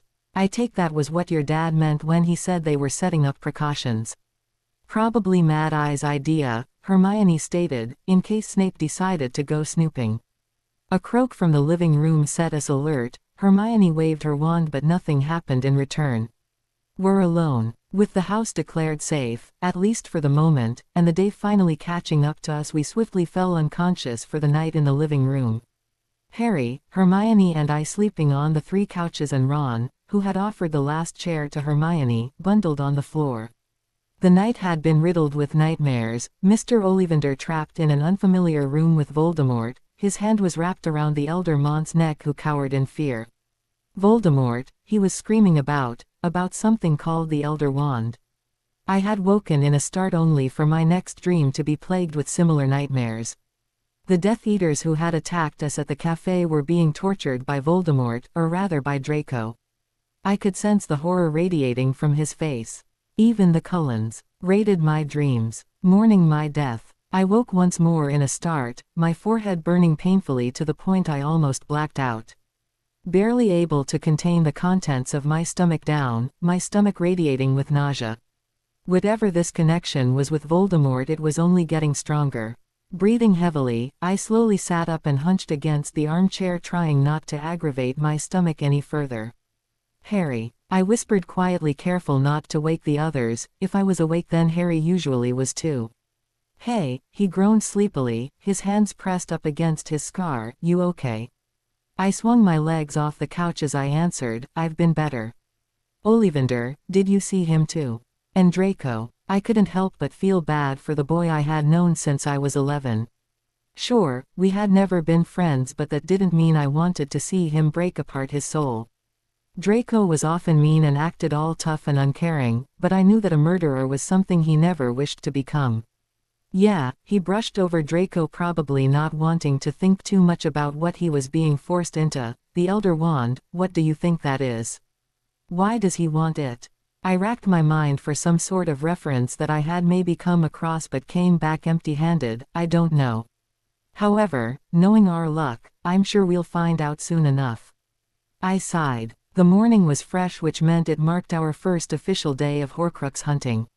Something I wasn't quite sure how to feel about. Leaving Hermione and Ron as their peaceful state, Harry and I went to explore the upstairs area of the house, wanting to distract our thoughts from last night's nightmares and from any future thoughts that wanted to plague our minds. We hadn't been to Grimwald Place since our 5th year, and during that time Molly and the other members of the Order had been too worried to even let us explore in case we ran into any Order of the Phoenix business. As a result, we mainly stayed in the bedroom with Hermione, Ron and the other Weasleys. The house was old, passed through generations of Blacks, now at a sudden end with Sirius gone. With each step the floorboard croaked, and the walls seemed to have a life of their own.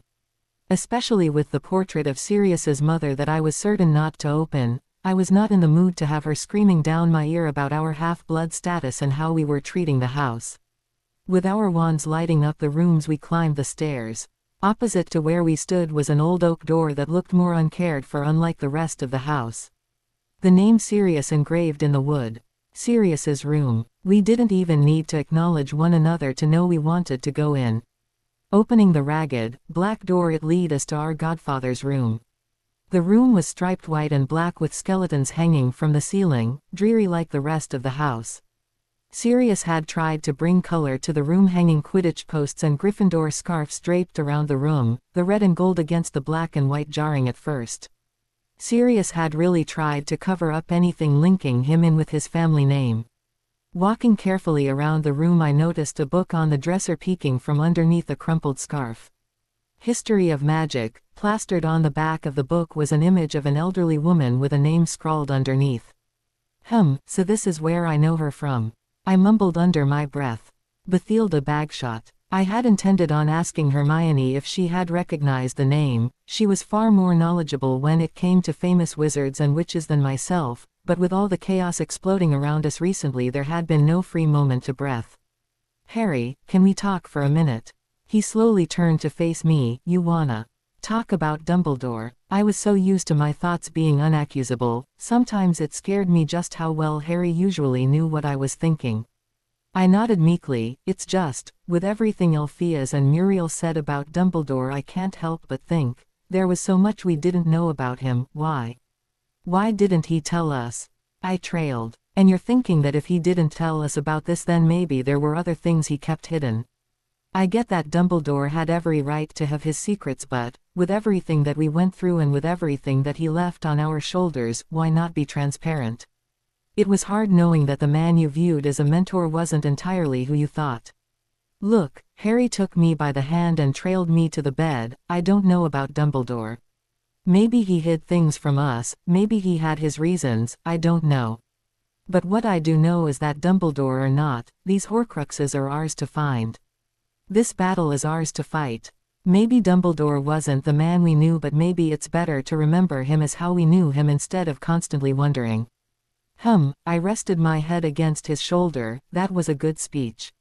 "Was it? I've been working to try and upstage you." We both chuckled. "Well, it's really working for you, maybe you've finally smartened with age." I laughed, lifting my head from his shoulder to catch his gaze. "Happy birthday, Harry."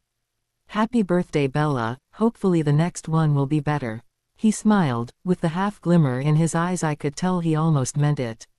"Neither of us knew if we're still going to be here next year." "I don't know, so far this is still better than my fake birthday from last year. And it may stay that way unless Hermione is planning a secret surprise party." I tried to keep his mood. I never really spoke about exactly what had happened that night. Barely to Hermione, and especially not Harry, besides the sly joke here and there. Harry was happy that I was happy with someone, but quite frankly I think knowing too much about vampires freaked him out a little. Plus if he didn't think about it then he didn't have to think about the danger I was so often in. My run-in with the Volturi and with the newborns I had seriously underplayed. It was an unspoken agreement that worked both ways. Harry didn't have to worry and I didn't have to worry him either. For a while we searched the room in silence, reminiscing in all that belonged to the Godfather was lost, one of the last connections we had to our parents. The room looked as though it hadn't been changed in years. From the looks of it, Sirius was trying to desperately hold on to his youth, a time in which he was happiest. "Bella, come look at this." He didn't sound urgent. "Yeah." He was clutching onto a torn letter. "Look, it's from Mum." "Mum." The letter detailed Harry and I's first birthday, addressed to Sirius. "Thank you for Harry and Bella's birthday presents, they love them.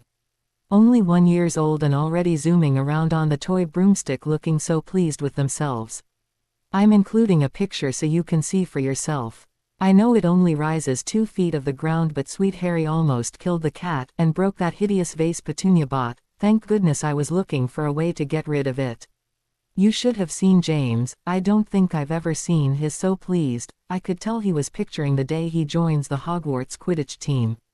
I'm sorry you, Peter and Remus couldn't join us for dinner, but the orders got to come first. Bathilda came round and the 5 of us had tea. Well, less so Harry and Bella. She's always been so sweet. She always has the most fascinating stories to tell, so many about Dumbledore I wouldn't have even guessed. James is starting to go stir crazy as much as he tries to hide it. I hope you can come to visit us soon. That would sure cheer him up, and I'm sure the kids would love to see you too. Take care, Padfoot. Love, Lily XXX. Wow. Sure to her word. At the bottom of the letter was an attached picture of the 2 of us flying around the room in a loop. That was us, that was our lives, the normal lives we never got the chance to live. I pulled the letter close to my chest, allowing her words to wash over me. I had no memories of my mother's voice outside the hell of her nightmarish scream, and so I clinged to the sound of her words in my head. I longed to have my mother in my life. I longed to know her. Renee was great, but she was a friend, and Petunia, well, Petunia was a she-devil. Mrs. Weasley was amazing in every way, and I was extremely thankful for all that she had done for me and for Harry, but she wasn't mine. She was a Weasley, and I was not. And then Esme had come into my life, or rather Edward had introduced me to hers. Esme, who had a magnetic altitude for love, who was always so warm and accepting. I felt a part of the family. I was a Cullen, and she had always treated me like her daughter. I missed her. Bella, Harry, Hermione yelled from downstairs, her voice muffled through the wood bells, followed by the floorboards creaking. In here. Oh. Ron stepped into the room, quickly looking it over with sympathetic eyes. Here you two are. We got worried when we woke up and weren't there. We thought maybe you tried to leave again. Is what he thou HGT but didn't add. Hermione trailed in after. Whatever she had to say filled her attention, keeping it away from noticing the room we were in. I think we found something, she exclaimed. I'll show you. Heading back down the stairs and past the living room to a secluded area of the house was a door, unlike Sirius's. This one looked upkept. Subverting my expectations, we stayed behind the door. Hermione trailed her finger along the name engraved into the wood. Regulus Arcturus Black. It might be a long shot, but R.A.B., Ron offered. R.A.B., the initials scribbled on the note left within the fake locket. If this was right, then it was Sirius's brother who took the locket. Was this our brilliant starting point? Reaching into his pocket, Harry pulled out the locket we had received last year with Dumbledore and the note along with it. To the Dark Lord, I know I will be dead long before you read this, but I want you to know that it was I who discovered your secret. I have stolen the real Horcrux and intend to destroy it as soon as I can. I face death in the hope that when you meet your match you will be mortal once more. R.A.B. I mean, it makes sense. The Blacks were all in with Voldemort. If Regulus was a Death Eater, it would give him opportunity to get to it. But how do we know if he ever managed to successfully destroy it? It's not like we can ask him. Hermione's shoulders turned rigged. Reaching out to the handle, Ron pushed the door open. The room was a mess. The covers ripped from the bed, papers tossed around the room, drawers opened and flung on their sides around the room. Well, if it was here, someone already beat us to it. Another complication, of course. Do you guys hear that? My face scrunched in concentration, holding my breath to listen carefully for the noises I swore I could hear from somewhere in the house. The others stopped talking at my request, and sure enough, from the kitchen there was a muffled bang, shortly followed by another. Is that coming from the kitchen? Ron spoke, following the direction of the noise. When we nodded in response, he stormed ahead as the three of us followed behind, my hand twitching in the direction of my wand as we entered, prepared for another brawl. There was no one there. What? Where? The bang came again, except as was coming from the cupboard. On light feet I moved towards the shabby cupboard door, taking the metallic door handle in my fingers, gripping it tightly until my knuckles turned white. Nodding at Harry, who stood opposite the enclosed space with his wand outstretched, ready to fight whatever or whoever was to come out of it. Feeling my heart palpitate, I didn't hesitate to throw the door open and instantly jumped to stand with Harry. Seconds ticked by and nothing emerged, no danger advanced. Cautiously staring into the darkened hole was a familiar, scrawny house elf. Creature. Harry grumbled along with some incoherent syllables before storming forwards and grabbing the house elf by the shirt, bringing him to stand on the table. You've been spying on us. Harry growled. His shaking form finally coming to still, he started to speak. Creature has been watching. His voice raspy and hoarse. What was it with house elves and speaking in third person? And what are you doing here? His demeanor turned despairing once more. Creature has been staying here since his master died. I almost felt sorry for him. If he wasn't such a constant jerk, maybe I would have. He continued himself, further unprompted, since he came into Master Regulus' room during the night. Creature took what was left and came here. Who was he? Harry took the fake locket, waving it inches in front of his own face. Have you ever seen this before? Creature. I snapped when he didn't answer. It was Master Regulus's locket. The house elf grumbled. But there was two of them, weren't there? Harry interrogated. And where is the other one? There was a pause. He played around with his words before he answered. Creature doesn't know where the other locket is. Yes, but did you ever see it? Was it in this house? Hermione joined in, her voice unusually harsh. Filthy mud blood. he screeched in retaliation. At that, Ron's entire face turned red, the angry blush spreading down his neck as the anger took a hold of him at Creature's directed comment towards Hermione. His arm twitching to reach the frying pan and arm's reach away from him, which I swore he was going to use if Creature continued this up. Answer her. Creature was an aggravating character. An acquired taste. If he wouldn't answer, I'd maybe let Ron have his way. He came in the night and took many things, including the locket. Master wanted Creature to destroy it. But as hard as Creature tried, he just couldn't do it. That would explain the state of his bedroom. Do you know who it was, Creature? Can you find him? The elf nodded reluctantly and vanished from the room. Once the house elf was finally gone, we were left in restless silence. It was all up to Creature now. Unable to keep calm in the new silence, Ron stormed into the next room, likely to hash out his anger at some furniture, and Harry followed after him for damage control. Happy birthday, me. My body suddenly feeling the weight of lead in my limbs, I collapsed against the chair, my back sighed in relief but my eyes fluttered, desperate for sleep. You okay? I know Creature can be infuriating, try not to take it to heart. Hermione moved closer, joining me on the arm of the chair. As much as Creature was the most annoying person in a room at any given time, I wished that he was the heart of my problems. Yeah, I just didn't sleep well. Nightmares, visions. I can't distinguish between the two anymore. Everything's keeping me awake, whether it's Voldemort or Edward. There was a worrisome tremor in her voice. It's getting stronger, isn't it? I nodded. What did you see? It might help us. Do you know what the Elder Wand is? I think Voldemort want it. If the look on her face was any indication, she knew what it was, and it wasn't good. It's a story, or at least people think it is. She looked down at me, my eyes eager for her to continue. Supposedly it's the strongest wand in existence. So Voldemort was seeking after the most powerful wand in the wizarding world. Great. A frustrated groan escaped the back of my throat, sounding somewhere between a bear and an angry cat. My eyes fell shut on their own accord, my hands gripping my face in annoyance, the palms of my hands digging into my eyes until I saw specks of light as my mind tumbled into a batch of new things to worry about. Holy shit, Bella, Hermione gasped. Her pulling my hand from my face suddenly is what garnered my attention. When I finally went to see what had caused her abrupt outburst, her attention was otherwise focused on my wrist. Is that a diamond? She was staring at the heart laying carelessly against my wrist. It's silent and unbeating, and just like mine, it's now yours. Hermione was staring at me intensely, waiting for my answer. I pulled my wrist from out of her hands, shaking my head forcefully.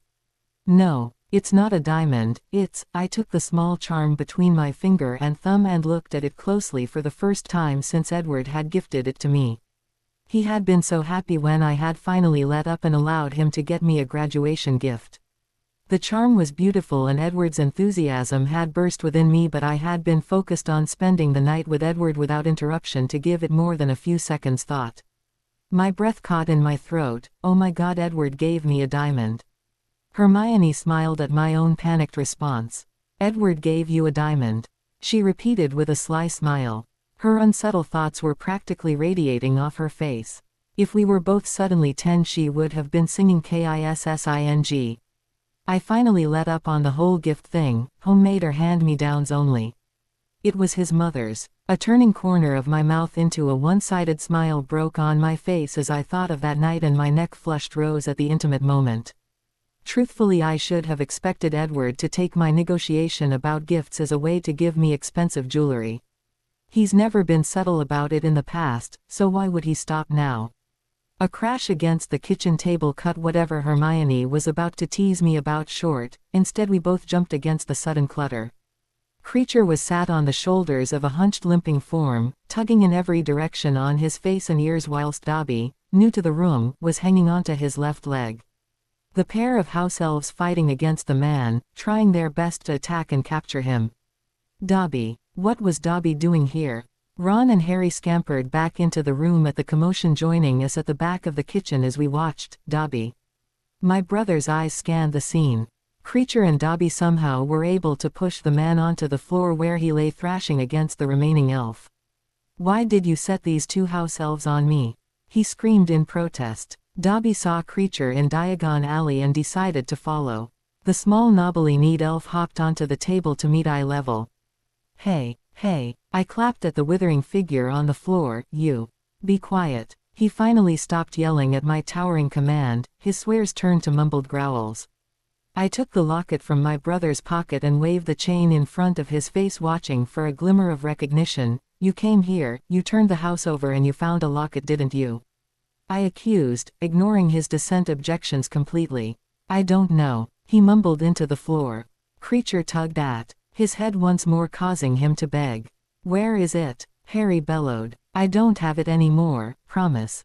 Some witch came when I was sleeping, it took it from me.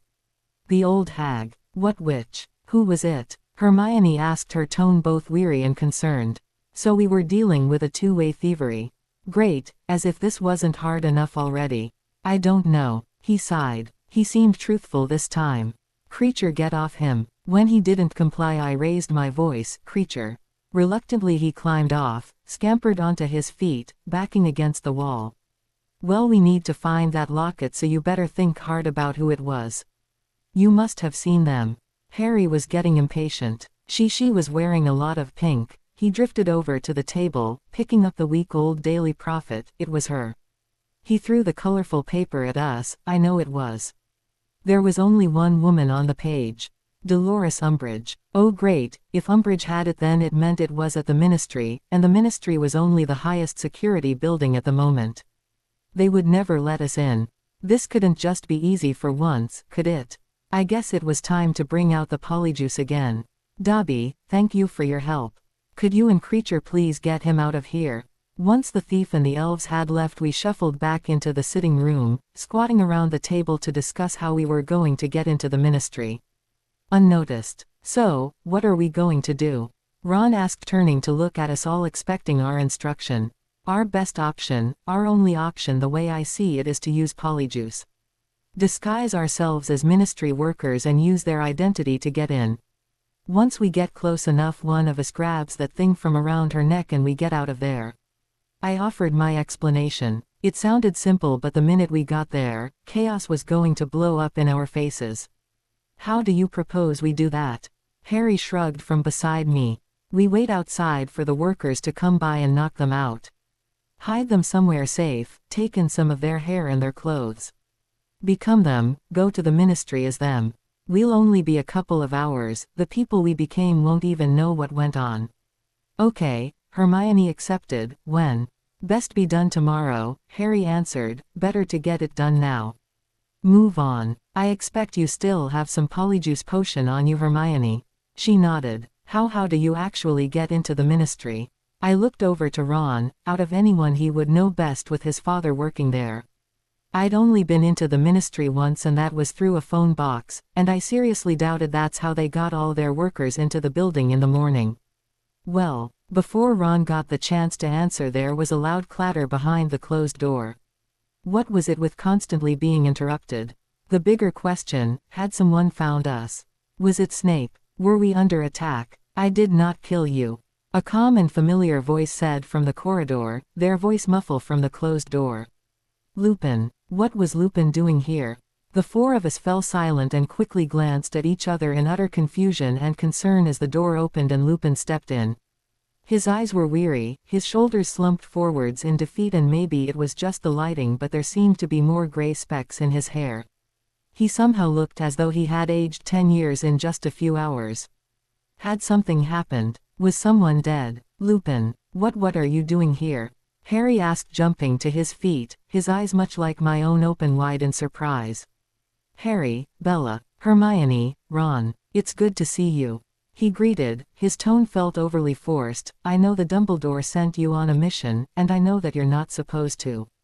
Tell me. We weren't supposed to tell anybody, this was practically a suicide mission. Hermione and Ron were just too stubborn. But if you did, maybe I could tag along with you. Tag along with us? Shouldn't he be with the Order? Why on earth would he want to trail along with us? What had happened in the past day that had seemed to have diminished so much of that spark in his eyes? Shouldn't you be with the Order? And Tonks? I queried. Why would he choose to leave his family behind? The mention of Tonks seemed to shake him. Tonks, she's fine. She's with her parents. Lupin, is everything all right? You seem a little shaken. Hermione asked. He could pretend as much as he liked, but it was obvious to anyone that knew him that he was hiding behind a heavily armored mask, as it seemed.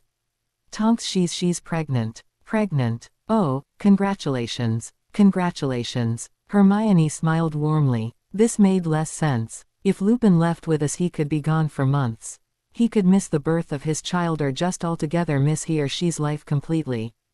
There was no way that he would risk that just to help some of his old students and the children of his long-deceased friends. Something wasn't right. Having a son with a werewolf is not well looked at in this community. Tonks has already lost most of her friends, and it's entirely my fault. Maybe it would be best for both of them if I just left completely. He sighed. So, you're willing to leave your wife and child alone, to leave your baby fatherless just because you're afraid? Harry's whole body tensed up. To some, Harry's outburst might have seemed out of place, especially directed at a close friend, but as someone who had spent years crying alongside him as their uncle screamed at us both through cupboard doors. Lone birthdays, empty seats at school assemblies, 16 years absence of love. I had spent my entire life at the opposite end of Harry's rage, his exasperation. I had seen what it had done to him. No child deserved to be left without parents. Especially when they had the choice to say, "Excuse me." Lupin seemed taken by surprise. Lupin, as someone who has been abandoned by the person they love, I can tell you now, it will do more harm than good. You need to talk to her. You don't have the right to make decisions for other people based on what you think will be best for them. Tonks is one of the strongest people I know, and she doesn't need to be protected by you. And as someone who grew up without both her parents, your baby deserves better than that. I wanted to sympathize with him, but I had been put in Tonks' place before, and it had broken something inside me.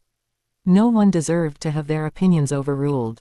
You're being a coward, and if my parents were here right now they would tell you the same thing. Harry growled, and any softness that had returned to Lupin's face from my speech was replaced with hard cold rage. I thought you were better than Snape. The anger in Lupin's eyes flickered, and in a frenzy he screamed out a spell towards Harry, then sent him flying backwards into the wall. What the hell, Lupin? I screamed as he stormed from the room. Harry, are you okay? I ran to his side, slowly helping him up. I'd never seen Lupin lose it like that. Even as a wolf he had some control. I'm fine, he groaned, rubbing the back of his head gingerly with the palm of his hand.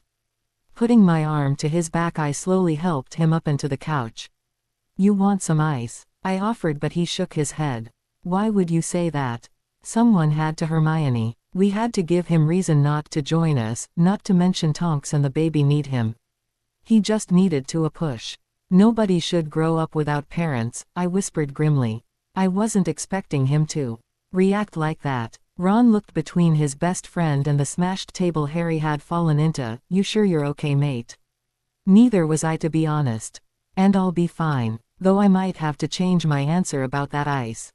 Edward's paw. Bella had been gone for 3 days. 3 agonizingly long days, and we still had no idea where she was, if she was okay. Curled in the dark corner of my room where I had stayed for the past few days is where I lay unmoving. Without Bella I didn't seem to have any motivation to do anything. I had only truly started living once she came into my life. With her gone there didn't seem to be any point. Just tell me where you are. Whatever you're doing I can help. I need you. I needed Bella in my life. I needed her warmth, her humanity. The sound of her voice, her soft skin on mine. I needed her belief in me, how she believed in my soul. I was desperate for it. Would I ever have her back? I could feel the monster within me tether below my fingertips. I didn't know what would become of me if I lost her. I thought I had once, and it had almost destroyed me. I couldn't do it again. My mind unwillingly drifted downstairs to where my family was, picking up at the jumble of their thoughts.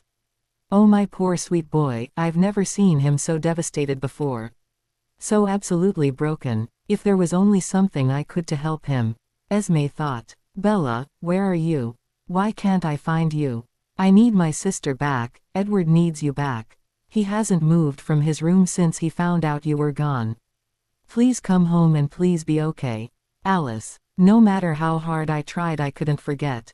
Not when everywhere I went she was there, in my room, in my family's thoughts. In their heads. After a century of constant noise, Bella had become my sanctuary of peace. And now I had lost that too. Alice, I called out, my voice raw from going hours without speaking. Suddenly, in a blur, her short frame was standing in front of me. "Oh, Edward," she mumbled, looking at and around me in my darkened room, the lights off, the curtains tightly closed. I ignored her. I wasn't looking for sympathy. "Can you see her yet? Can you see Bella?" I begged. "I'm not sure. I've tried a few times but haven't managed to find anything yet. It's like she's completely off the grid. Let me." She turned her body away from me and shut her eyes with a quiet sigh. In a few seconds I felt myself being pulled into a blurry vision. There was a tall, bony woman, maybe in her late 20s, dressed nicely in a black and white outfit, a high-waisted black pencil skirt, a striped black and white shirt. Her thick hair was pulled back into a tidy bun and she was standing tall in a thick pair of heels. The mystery woman was walking timidly through a large hall surrounded by other well-dressed strangers, tripping over her feet every few seconds.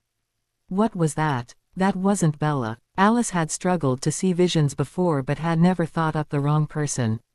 "I don't know. Edward, I'm so sorry, I don't know what happened." She apologized in confusion at my outburst. I instantly felt bad. Alice was hurting too. She didn't deserve to be at the other end of my anger. "It's fine, Alice. Thank you for trying." I apologized, giving her a force's weary smile. She turned to leave the room but paused at the door. "I know you're struggling, Edward, I get it, but you still need to take care of yourself. Go hunting. You should have gone days ago. Bella would want you to look after yourself, for when she gets back home." She gave a sad smile in return before closing the door softly behind her, once again leaving me to my silence. I rolled onto my back, shutting my eyes closed, wishing for the 100th time that I could fall asleep, not wake up until Bella was back and this nightmare was over. I knew Alice was right, but I couldn't bring myself to care. Bella. I would do it for Bella. The concrete stone pillar covered my face as I stood casually hidden behind it, desperately trying to find a female ministry member to capture and impersonate. Scattered somewhere nearby, Hermione, Ron and Harry were doing the same thing. How did this become my life? "Hi, I'm Bella and I'm a witch, who's seemingly always in danger from dark forces you'd only think existed in storybooks. My boyfriend is a vampire and my friend Jake is a shape-shifting werewolf." It sounded like the plot of a bad network television show. For the most part it was easy to tell muggles apart from the non-muggles based on how they acted. The magical ones always tended to act suspicious, as though they were trying too hard to fit in.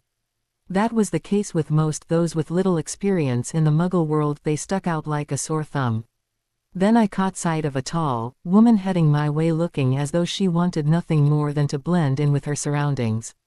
Shoulders hunched forwards, shrinking her form, and her eyes darting around her every few seconds. If that wasn't a dead giveaway, then maybe the wand poking from her back pocket was.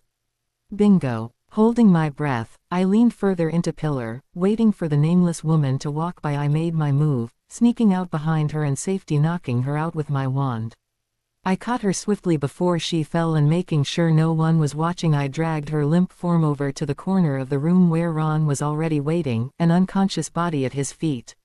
"Some help, please." Turns out I wasn't in the best physical shape to be dragging bodies around. Ron ran to my aid, taking the woman by the legs and some weight off my shoulders. Once the body was on the floor, I took a large intake of breath before looking between the two people on the floor and Ron. Do you ever wonder how our lives came to this?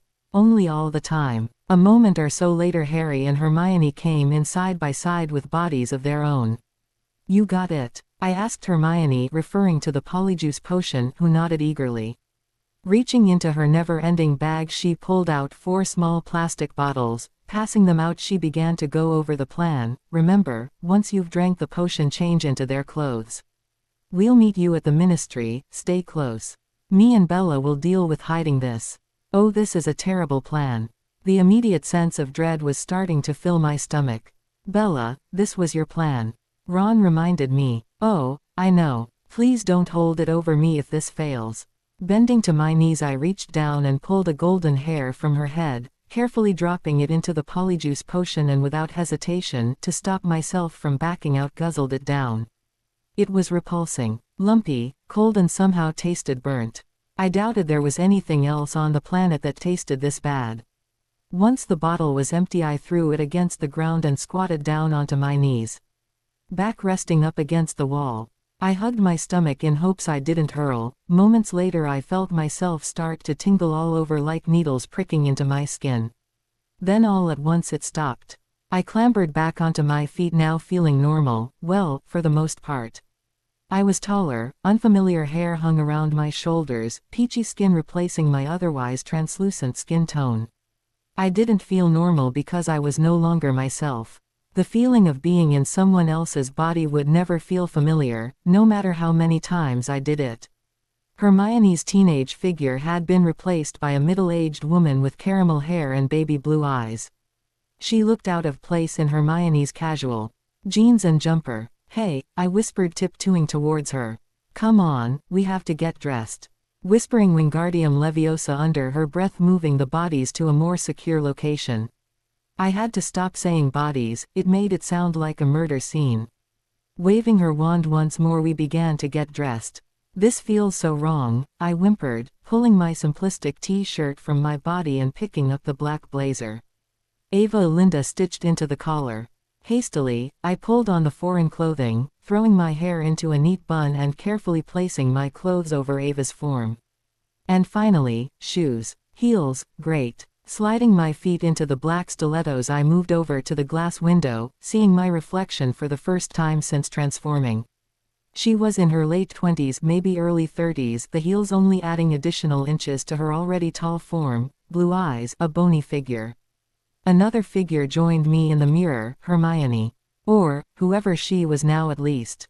Her matching bronze pencil skirt and blazer, along with her gold and purple shirt and black tights, worked far better with her new face than her original outfit. Cute. Name: Mafalda Hopkins. You. Ava. Ava Linda. Can you go grab the other two bodies? I need to spell them so they can't be seen. Nodding, I stumbled over to where we had left the boys, who had already left, and moved the two men over to join the others. Okay. Hermione nodded, pushing her wand back into her pocket. All done. I don't know. Should we maybe leave a note or something? It felt wrong to leave them here. Really, Bella? She eyed me. Would you appreciate waking up semi-d with no idea what happened? Okay, you have a point. Give me a second. She reached into her bag, pulling out a pen and some paper, scribbling a quick note before resting it beside them where they were sure to find it when they woke. Let's go. Brushing the tips of my fingers through the baby wisps of my hair and patting down my skirt one final time, we left and headed towards the large building on the opposite side of the road. Trying to look awkward and out of place came easy when you were in someone else's skin. And when you didn't have enough grace to wear heels. I can't believe we have to flush ourselves down a toilet just to get in. You'd think a place such upmarket as the Ministry could find a better entrance.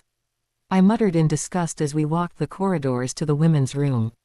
A huge line went in, but no one ever came out. We joined, separately, the fast-moving line, and within minutes I found myself ankle-deep in cold toilet, hands gripped on either side of the cubicle wall for support. Here we go. I don't know exactly what was expecting to happen. What did the typical person expect to happen when flushing themselves down a toilet? Maybe some variation of the scene from Flushed Way. Of course, that's not what happened. There was a force pulling me down. For a brief moment I felt completely weightless, which was quickly followed by a flash of vibrant green light, and the next thing I knew was back on my feet surrounded by a stone wall. I almost twisted my ankle tripping over these death trap shoes. I hope these workers got an assault course in how to do this casually. How was this not a breach of work safety? Slowly I stepped out from the curved arc designed into the marble wall and lost myself within the crowd as they weaved forward, brushing me along with them. This was it, we had made it into the Ministry. Where was Hermione? I desperately tried to look for a familiar face through the crowd. She should be nearby. Catching sight of a purple striped gold shirt, I sighed a breath of relief. I had to catch myself before I went running. Moving, I want to stand casually beside her, and a dark-haired man I could only assume was Harry. I think I was him carry the body in earlier. Did you secure them? Harry whispered once I was in ear distance. Mhhh, even left them a note of apology for the disruption. I answered back, "Where's Ron? He should be here soon." He was right behind me. The ministry was not a place I had spent much time at, other than my previous encounters during my 5th year. At the time I had been in far too much of a frenzy to acknowledge any of my surroundings. The ministry was big. Big wasn't a good enough word to describe the mass size of the building. It was immense. The ceiling and walls a matching silver stone with the illusion they were being held up by pillars. The corridors stretched on for what felt like an eternity, and in the distance, a shimmering gold-distorted statue. Goal number 1 was not to get lost. Are those muggles? I zoned in closer to the details of the pillars I hadn't noticed at first. The pillars had been designed to look like they were being held up. As they moved further down the line, the heavier the pillars got and the smaller the people holding them became. Yes, Hermione choked in anger, in their rightful place. In that moment Ron finally came to join us, or at least the person he was portraying. A man with bronze-tinted hair, a mustache to match and permanent wrinkle embedded into his face. A rounded stomach covered by a dull, gray trench coat. "Harry, I almost didn't recognize you for a minute. I was really about to start panicking. I feel weird." He grimaced, pulling at the collar of his shirt. "Of course you do, Ron.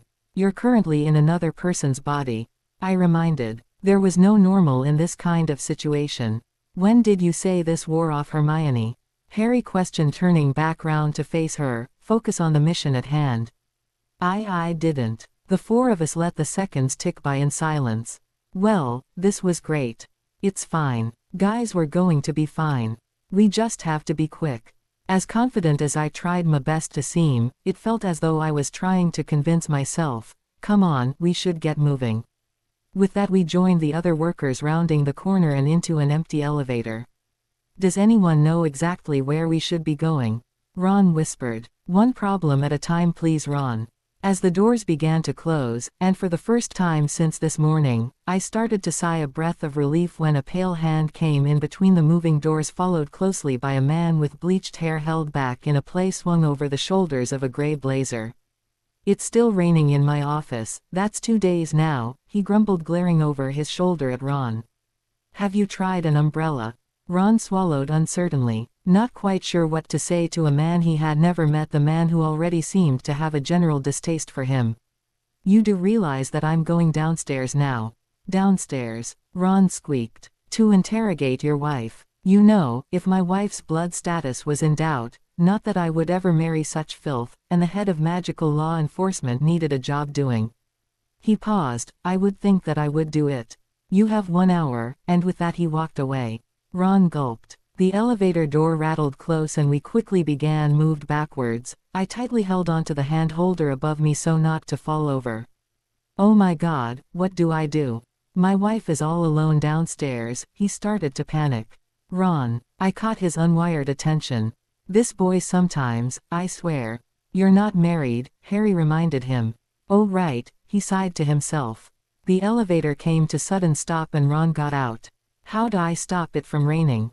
"Try finite incantatem," Hermione offered. "And remember, you're looking for the head of magical law enforcement. That's Yaxley's room." I remembered him from our unforgettable trail in front of Fudge. He was a vile man then. I guess some things didn't change.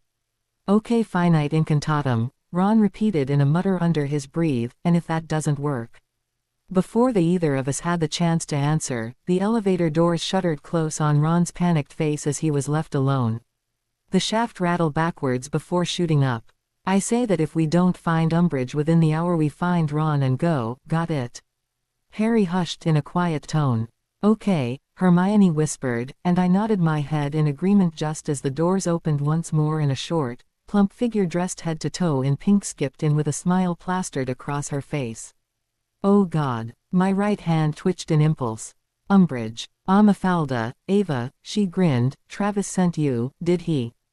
"Good." She stepped right in between Hermione and I and the tension in the enclosed space grew stronger. "Are you not going, Albert?" she said after a moment's pause, looking over at Harry. The smile on her face never wavering even once. My eyes grew wide as Harry stiffly stepped out of the elevator, turning to face the 3 of us.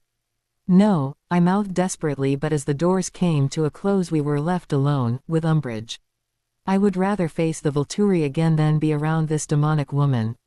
Hermione stood rigid with her shoulders tense and face bare of any emotion. Umbridge on the other hand had a wide girlish smile plastered on her face. I could only hope he would be okay wherever he went. "So, how are we today, ladies?" She giggled. If she was the devil, is this how he sounded? "Oh, we're perfectly fine." I smiled in a higher voice than usual, stifling it with a cough. "Sorry, sore throat." Gravely hoping she didn't notice the nervousness in my voice. "How are you, Umbridge?" I hoped that if I brought the attention back to her then she would talk throughout the rest of the journey. Luckily for Hermione and I it worked, and she chirped about ministry business until the doors opened back up. The open door revealed a rather large room, empty of anything other than the 5 additional doors. Umbridge stepped out first, her heels clicking loudly and echoing off the bare walls, entering through the first door on her left, which led to another room. Ahead of us were rows and rows of wooden chairs seated in a circular position, in the middle, a single small chair. This was the same room that was used to interrogate me and Harry for using magic in front of Dudley back in 5th year. "Go sit down," she ordered, her voice echoing off the wall in a menacing way, "and take notes." She gestured towards a row of seats behind the desk placed neatly in front of the singular chair. The 2 of us scattered away in silence, waiting until we were out of earshot to speak. "What do we do?" Hermione whispered into my ear, a tone of urgency in her voice. Subtly I shrugged my shoulder and raised an eyebrow, not trusting my voice in case somehow the devil in the form of Dolores Umbridge managed to hear. We were just going to have to keep in character and wing it until hopefully Ron or Harry found the Horcrux. "What are we even here for?" Hermione asked, taking seat. Yaxley's earlier words came back to me in a second. This after all was an interrogation room. Yaxley said something to Ron about question his wife's blood status. Exactly what by that do you think they mean? I always knew the ministry was a terrible place, but never did I think they would fall to Voldemort's standards. "Do you think they mean separating the mudbloods?" I cringed at the word, but Hermione knew I meant no offense, from the pure bloods. Suddenly the room started to fill. At first, it was just 5 or 6, but soon became many more, filling up the empty chairs from the back, crowding around us. I wouldn't put it past them to lock up anyone. That felt like.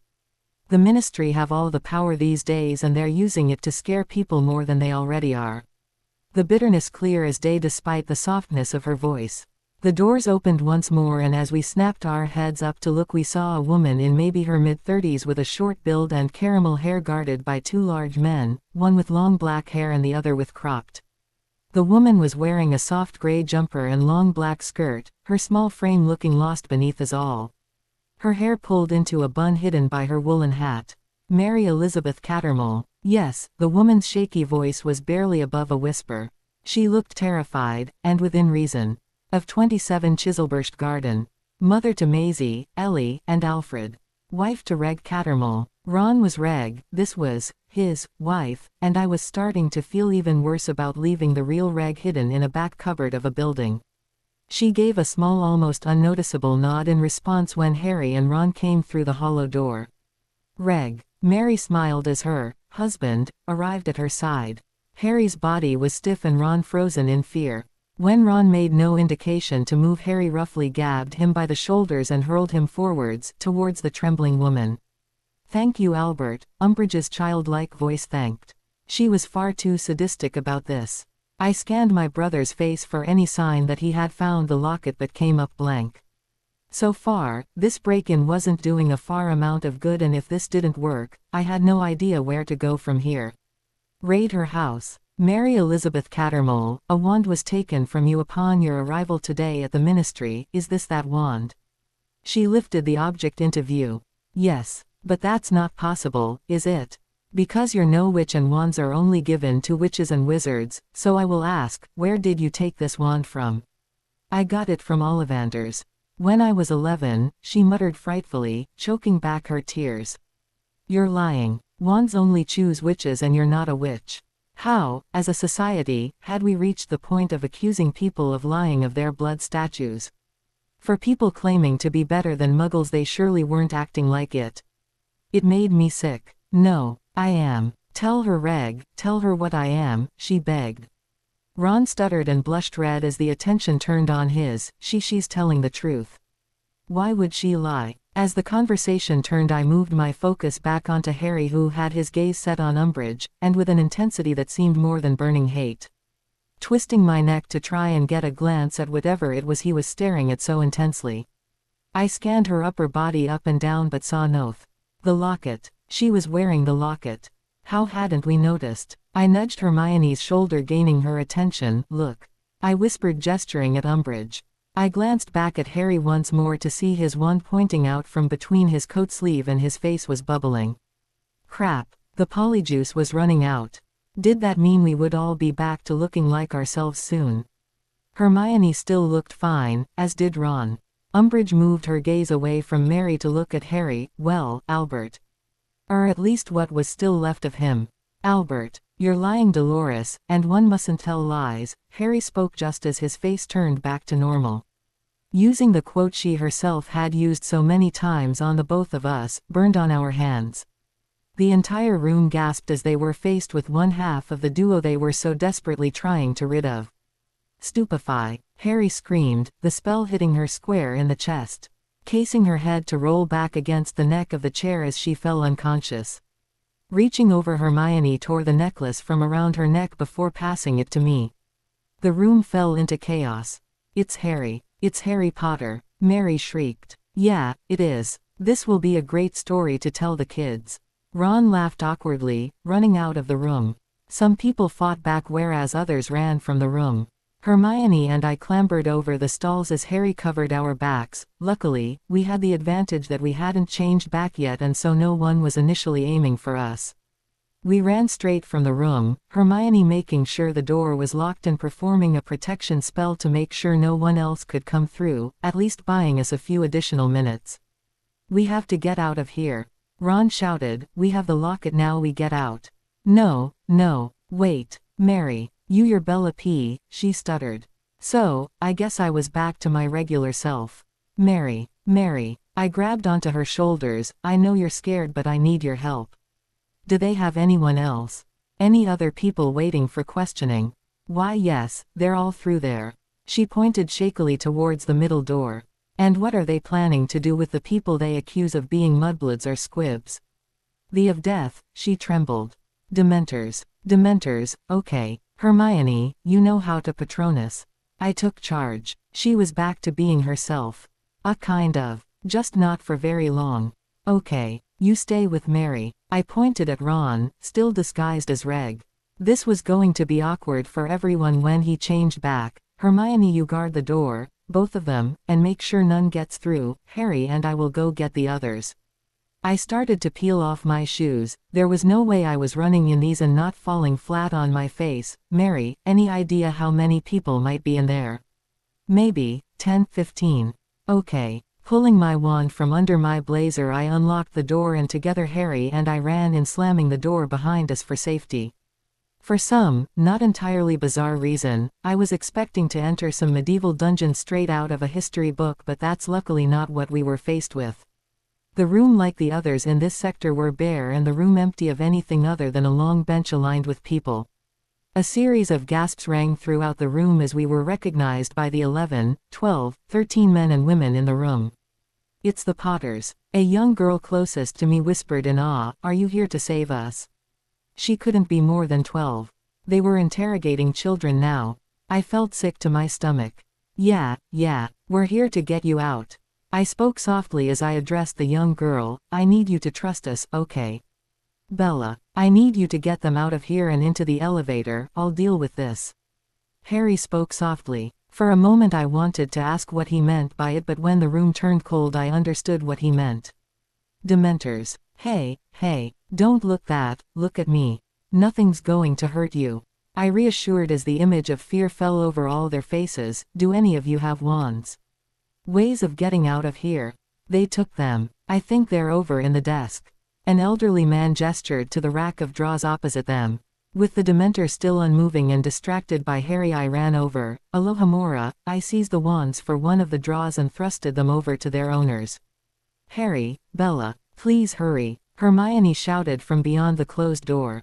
And with that the Dementor finally seized forwards, expecto patronum. Harry screamed and the Dementor was thrown backwards. Go, go. I ushered everyone out of the room, lingering behind to ensure Harry got out safely. Harry, come on. Once the Dementor was distracted and had left a window of opportunity, Harry and I ran for the corridor. Ron still wasn't himself, the interrogation room door was being slammed in about 10 different ways, the 13 wizards and witches cowering against the wall, and that Dementor was seconds away from coming back out. Elevator. Harry pushed everyone forwards. I turned my attention back to the Dementor who had escaped the room, and he had a friend. Come on, door. Close already. With Harry and I stood protectively at the front of the compressed crowd and Harry's arms outstretched to shield those behind us, I took matters into my own hand and threw out my wand. Expecto patronum. I screamed. Thinking of my happiest thought in such circumstances was difficult but manageable all the same. Warmth, safety, love. A light blue spark shot from my wand and, in a strong force, threw the unexpecting Dementor backwards. The door finally busted open and the remaining ministers, including Yaxley at front, stormed through ready to fight. Luckily the sight of the Dementors was enough to hold them off long enough for the doors to close. Thank God. Once we get up, don't hesitate. Leave straight away, go somewhere safe and don't let anyone find you again until all this is over.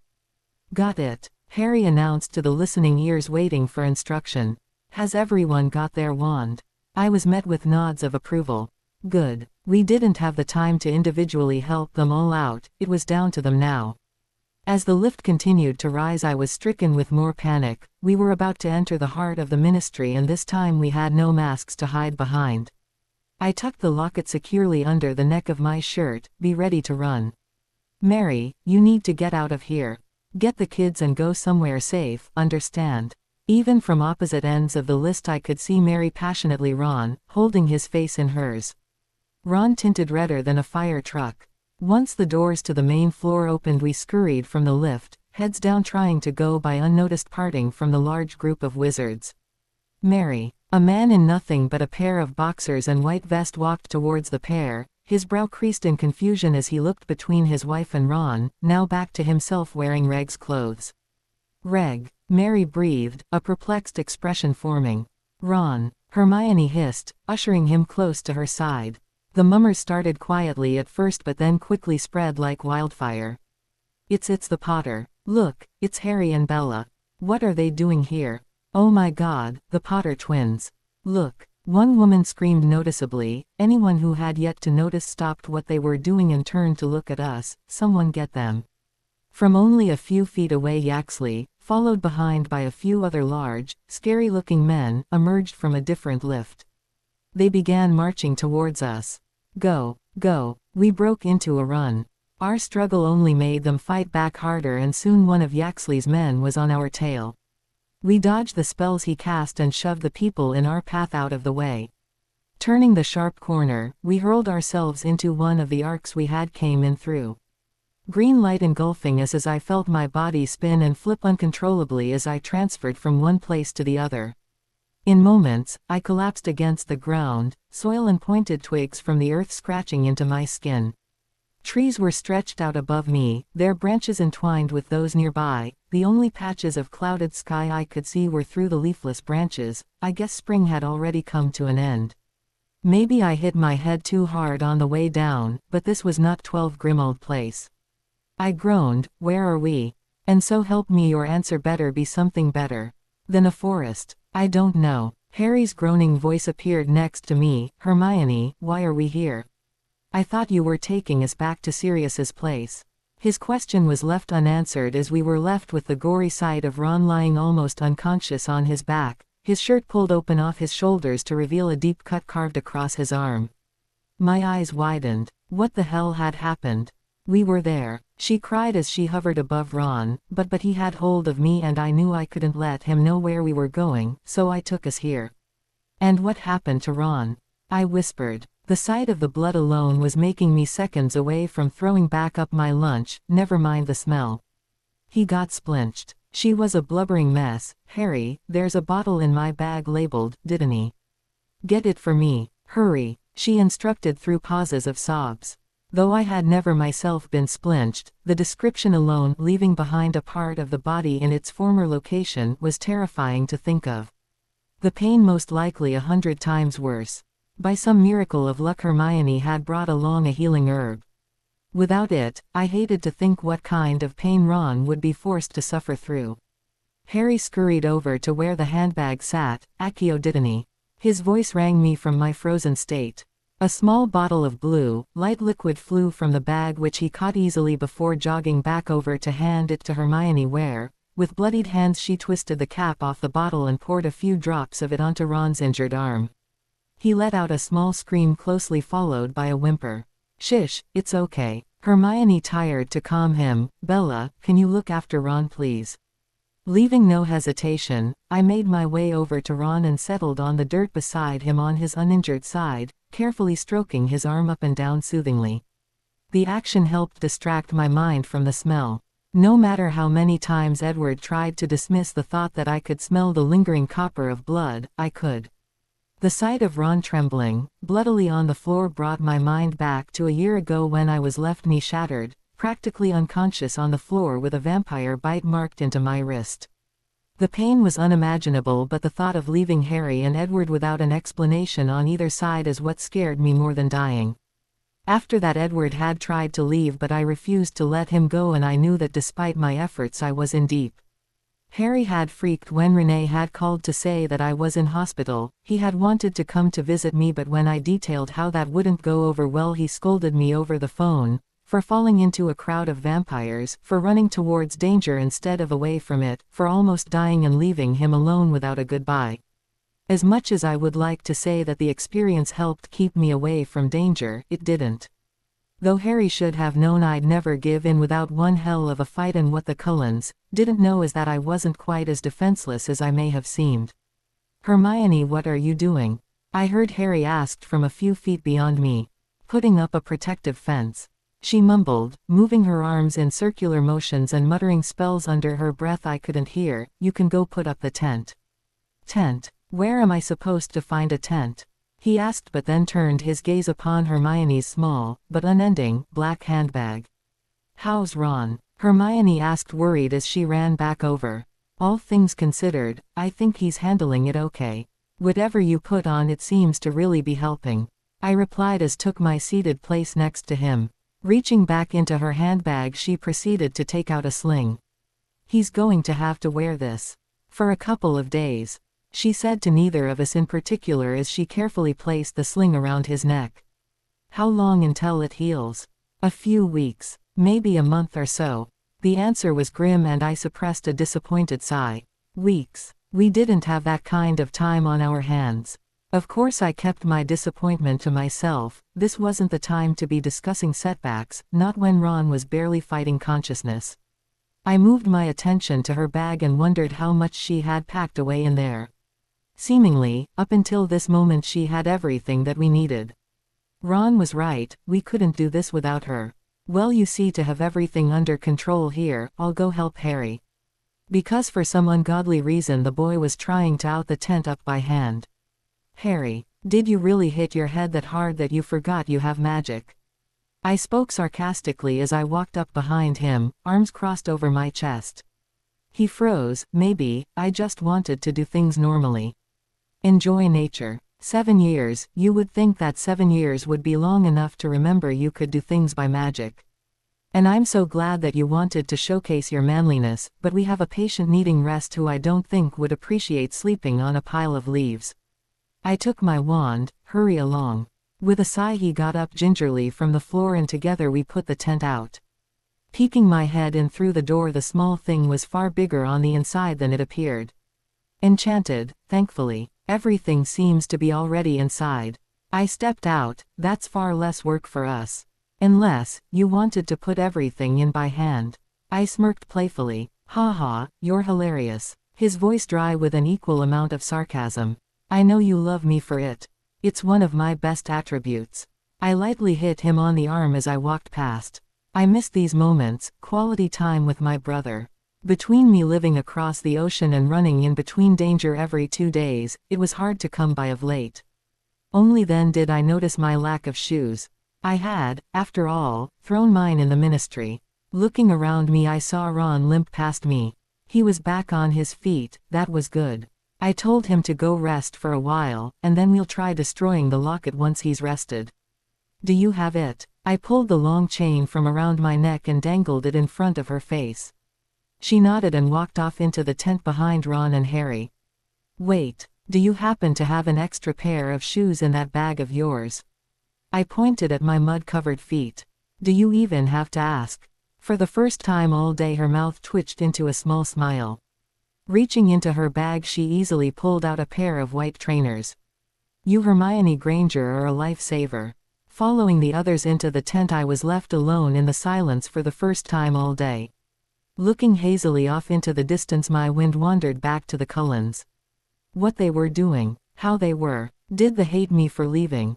Did Edward resent me? Alice too. Alice, as good as a sister to me, and Emmett, who always had reminded me of Fred and George, earning to make me laugh.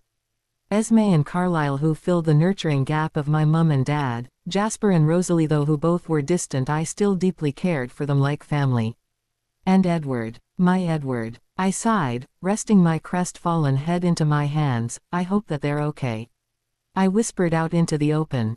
Edward's paw. I had promised myself to take care of myself for Bella, so that she had somebody near human to come home to, but it had been harder than I had thought. Not when my motivation to do so was absent. Curled up to my side was one of the shirts that Bella had last worn, a cashmere sweater. The material still faintly held her scent. Alice. If I knew where she was, Edward, then I would have told you. I'm constantly trying to look out for her, but she's learned how to hide herself. Alice was soon getting tired of my persistent attitude. I know you're hurting Edward, but you're not the only one. I miss her too, and I'm trying. Alice didn't deserve my frustration, but with the nature of her powers she was most on the opposing side of it. Jasper could barely stand to be in the same room as me with my constant outbursts and near constant stage of depression, but he put on a facade to appear brotherly. I have to go find her. I stumbled onto my feet. I refused to go on like this, not knowing. For all any of us knew, the reason Alice couldn't see her was because was Dia. She said not to follow her.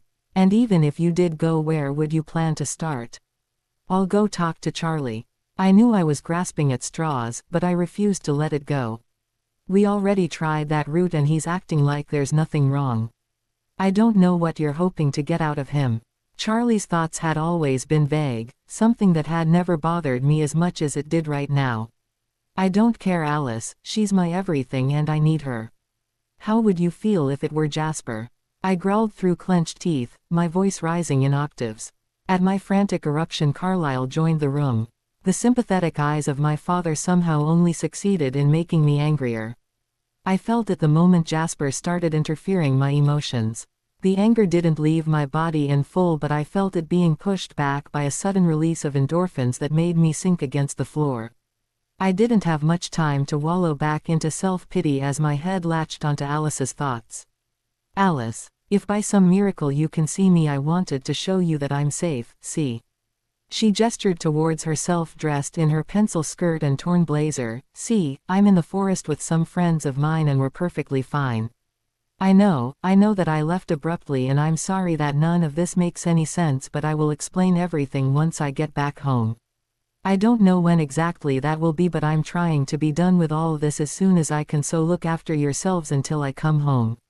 I don't even know if you can hear me, so I feel a little stupid talking to thin air, but hopefully being outside the protective barrier Hermione put up might make it easier for you to find me. She began to babble off track. I'm sorry and I'll see you all soon. Bella. Her name tumbled from my lips like a prayer, a new feeling of relief warming in my otherwise cold chest. I saw Bella and she was alive. She was safe. What was it? What did you see? Carlisle asked impatiently, his eyes warming at the sight of my relief, understanding it must have been good news. He and Esme loved Bella like a daughter. It was Bella. Alice grinned, happy to finally hear news of her best friend. She was in the forest. She was reaching out to me to tell me that she was safe. You finally saw her. That's amazing. Jasper smiled, and I felt the content raid off him. You said she told you that she was safe. She purposely tried to seek you out. Carlyle indulged. Yeah, she was speaking about being outside of the protective barrier, and someone called Hermione. Alice's face fell, whatever that means. I've never heard her talk about a Hermione before. A friend from Phoenix maybe. Jasper offered. A friend close enough for her to run off with no explanation that she's never mentioned before. Alice said. We can't speculate correctly without Bella's input. Carlyle shrugged, his back straightening. We'll only know for sure when Bella comes back and tells us herself. Until then we relish in the fact that she's safe. The countless new questions started shifting my demeanor sour once more. The despair followed. But what if something happens? What if she doesn't make it back? Alice moved back to my side, wrapping her tiny arms around my much larger frame. Edward, you know Bella. That girl is stubborn and she loves you as much as you love her. She won't be going anywhere, not without one hell of a fight. You just need to trust that she knows what she's doing, just like how she always trusts you. She pulled away and I nodded stiffly. She had a good point. My Bella was more stubborn than I. Once she got an idea in her head, she refused to let it go without seeing it through. I had to trust her to come back to me. So, now that we're all a little more enlightened, how about that hunting trip? After my little moment outside, I joined the others inside the quiet tent. Harry, I greeted in a whisper, not wanting to disturb Ron. Remember the dream we had the other night with Ollivander? It was hard to forget it. What about it? I sat beside him at the table. Well, I asked Hermione about that wand, the Elder Wand, to see if she had ever heard of it. And did she? I was going to tell you earlier, but then so much happened and it completely slipped my mind. Apparently, there's this tale of these three objects called the Deathly Hallows, one of them which is the Elder Wand. Supposedly it's the most powerful wand to have ever existed, and those who use it are able to perform feats of magic that's impossibly hard even by the standards of skilled wizards. And if Voldemort wants to get his hands on it, then that would be incredibly bad for all of us. Pause. What do we do? Harry asked in concern. As much as I hate to say it, I don't think there's anything we can do.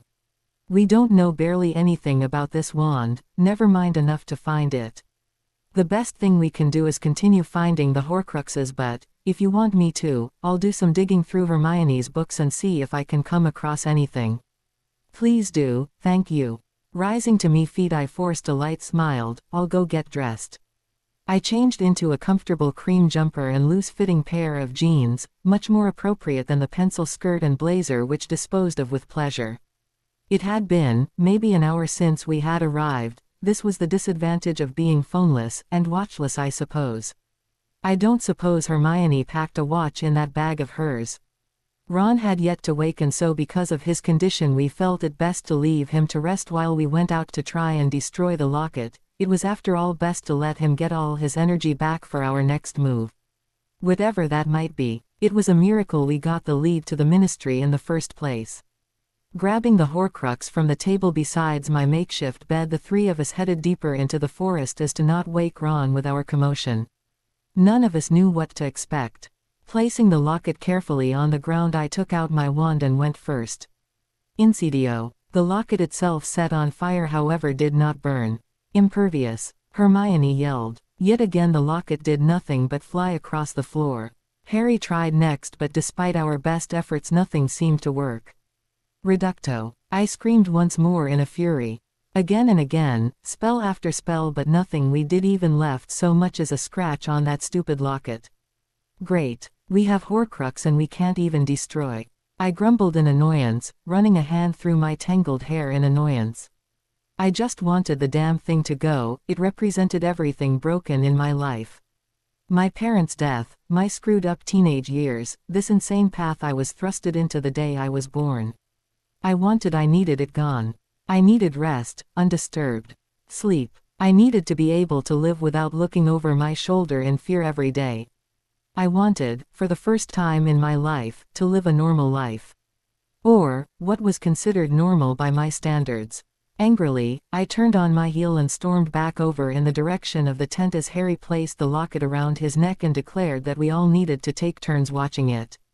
Frustration coursing through my veins, I continued past the dark olive tent, the autumn leaves crunching under my heavy footsteps. With the protective barrier only covering so much I could only go so far. Approaching a small tree stump not too far from the tent itself, I deemed it safe and threw myself on the ground, not caring that I was going to stain these clean jeans brown. Throwing my face into my hands, I let out a gurgle of provoked sounds. Pain tingling at the front of my temple, I pressed harder against my face to numb the pain. As much as I loved being reunited with my brother and friends, having my magic back and feeling a sense of fulfillment by what I hoped was helping others, there wasn't much I missed about this life. Every year there was a different threat, each getting worse than the last. When I was younger I considered Hogwarts my home. It was my saving grace, my safe place away from the Dursleys, where for once in my life I wasn't living in a shadow or being hidden in shame. But now Horcrux was my home. I missed it. In a second the tingling discomfort became throbbing agony and I stifled a tormented scream. Tell me, Grigorovich," Voldemort hissed, his voice laced with fury as he exploded the pile of books from the shelf that they sat on. Who was it? The thief, who? The man. Grigorovich cowered against the wall, his entire body trembling, his face cut and riddled with purple bruises. It was a boy. It was he who took it, and then I never saw it again. I swear on my own life. His voice wavered. Oh, I believe you. He smirked a like smirk, Avada Kedavra. His body fell lifeless to the floor. Gasping for breath desperately like a madman choking on water, I bolted onto my hands and knees as I waited for the nausea to pass. Twigs snapped from ahead of me. I thought the visions had stopped. Hermione sighed as she appeared in front of me. You can't keep letting him in. We try, Hermione, I growled through clenched teeth. I didn't mean to lose my temper, but these visions, being forced to watch helplessly, was maddening. There was a pause. What did you see? She asked, dropping the previous subject. You know who? He's found Grigorovich. The wandmaker, she said, surprised. I nodded. Voldemort, he wants something. Desperately, like his life depends on it. Do you think he means to Elder Wand? It's possible. She helped me to my feet and we made our way back to the tent, though people who possess the Elder Wand always meet a violent end. One person having that much power isn't good for anyone, and the cycle repeats. I doubt most people these days would even know who was in its possession. He said something about a boy stealing it in the night. But he never said who. Whoever it was must have been known by Voldemort. I trailed, trying to rack my brain for answers. He was known for being in possession of the Elder Wand for some time. The history books say he tried to duplicate its power. And Grigorovich? Sadly, I shook my head. He's dead. We arrived back at the tent in silence, our silence interrupted by the sound of a radio from inside the tent, the broadcast seemingly listing of names. Harry, twitching on the floor, moved to head inside, seemingly to turn off the radio, when Hermione stopped him. It's driving me nuts, Hermione. Harry clenched. What is he hoping to hear? Good news. I think he's just hoping he just doesn't hear bad news. The radio, it was listing off the dead. My heart sunk. We hadn't even been gone a week and bodies were already being dropped. How long until we can travel again? I asked, hoping the answer was soon. I was itching to get this over with, and the openness of the forest was already making me anxious. I'm not sure, she shrugged sheepishly. I am doing what I can, Harry. Ron's body has been through a lot. She added quickly once she saw the look on Harry's face. Well, you're not doing enough, Harry barked, his eyes cold. Wow, Harry, take it off, Hermione demanded. Take what off? The locket. Sighing, Harry reached for the locket and pulled it from around his neck. You wouldn't be saying any of this if you weren't wearing it, she gloomily replied as Harry dropped the locket into the palm of her hand. Hermione headed for the tent, leaving the pair of us outside. Hey, you okay? Watching Harry bark off like that was an unusual sight, plus it brought back some unhappy memories. Yeah, I'm fine. It's just being around a Horcrux like that, it's hard to explain. It's okay. Want to go do some research on how to destroy it? Hermione brought books, I presume. Oh, tons. I smirked. We have a lot of reading material to go through. Ron was sat staring emotionless at the tent wall as he clutched the chunky radio to his chest. Physically, he was looking better than just over an hour ago, where he lay bleeding almost unconscious on the floor, but mentally, I think things were finally beginning to take their toll. Grabbing piles of Hermione's books, we moved to the table in the next room. Luckily, the tent was 6 rooms deep, so we all had a place to go before we went stir-crazy in each other's presence and we tried to kill each other. Though I think Ron was already headed down that path. "Do you want me to see if I can find anything about the wand?" I offered, today's vision still fresh in my mind. "Please," Harry replied, not taking his head from the large book once. Pages and pages, and we still hadn't found a single useful thing, not about destroying the Horcruxes or about the Elder Wand. I lowered my head, resting it against the open book in defeat. Maybe this was pointless. Maybe we weren't going to find anything that could help. "I need some fresh air. You coming?" I asked, turning to face my equally tired bother. One in front of the other, we headed outside into the darkening evening. How long had we spent scanning through books? The evening had always been my favorite time of the day. As a kid it had meant an escape from the Dursleys' torment, and as a teenager sleep was a getaway of my responsibilities. These days it signaled time alone with Edward. "Don't think about him. It will just hurt more. Focus, Bella." Hermione was stood frozen at the bottom of the gentle hill. Moving to stand next to her, I noticed that she was breathing heavily. "There were Snatchers," she whispered faintly. "Snatchers. Did they know where we were? Had we left a trail open for them to follow us?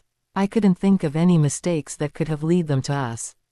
Maybe it was just pure coincidence. They could smell my perfume," Hermione said, shaken, as we walked back in the direction we had come from. As much as I, and the others, appreciate the smell of lavender, I smiled at her, trying to help her relax. "Maybe just don't wear any. At least we know that your enchantments work." There was silence for a moment, then Harry began to talk. "When are we going?" Harry asked once more. "I've told you, Harry, Ron isn't strong enough to apparate yet." "Then we can go by foot." He seemed determined. Hermione sighed, feeling the beginning of an argument approaching. I intervened before it could take place. "We've all had a long and stressful day. How about we get some rest and, in the morning, we regroup and see how everyone is feeling? Then try to make a plan, okay?" Neither of them contradicted, so I assumed the plan was in place. Turning, I saw Ron hovering at the door, the emotionless look from earlier still frozen on his face. I was beginning to feel worried for him. I couldn't tell if maybe it was his injury or if the magnitude of this outing was finally getting to him. I smiled as I walked past, but he made no movement to react. Instead he glared, turned and stormed past me. Ron was one of my closest friends. He was Harry's best friends and practically family. Had something changed?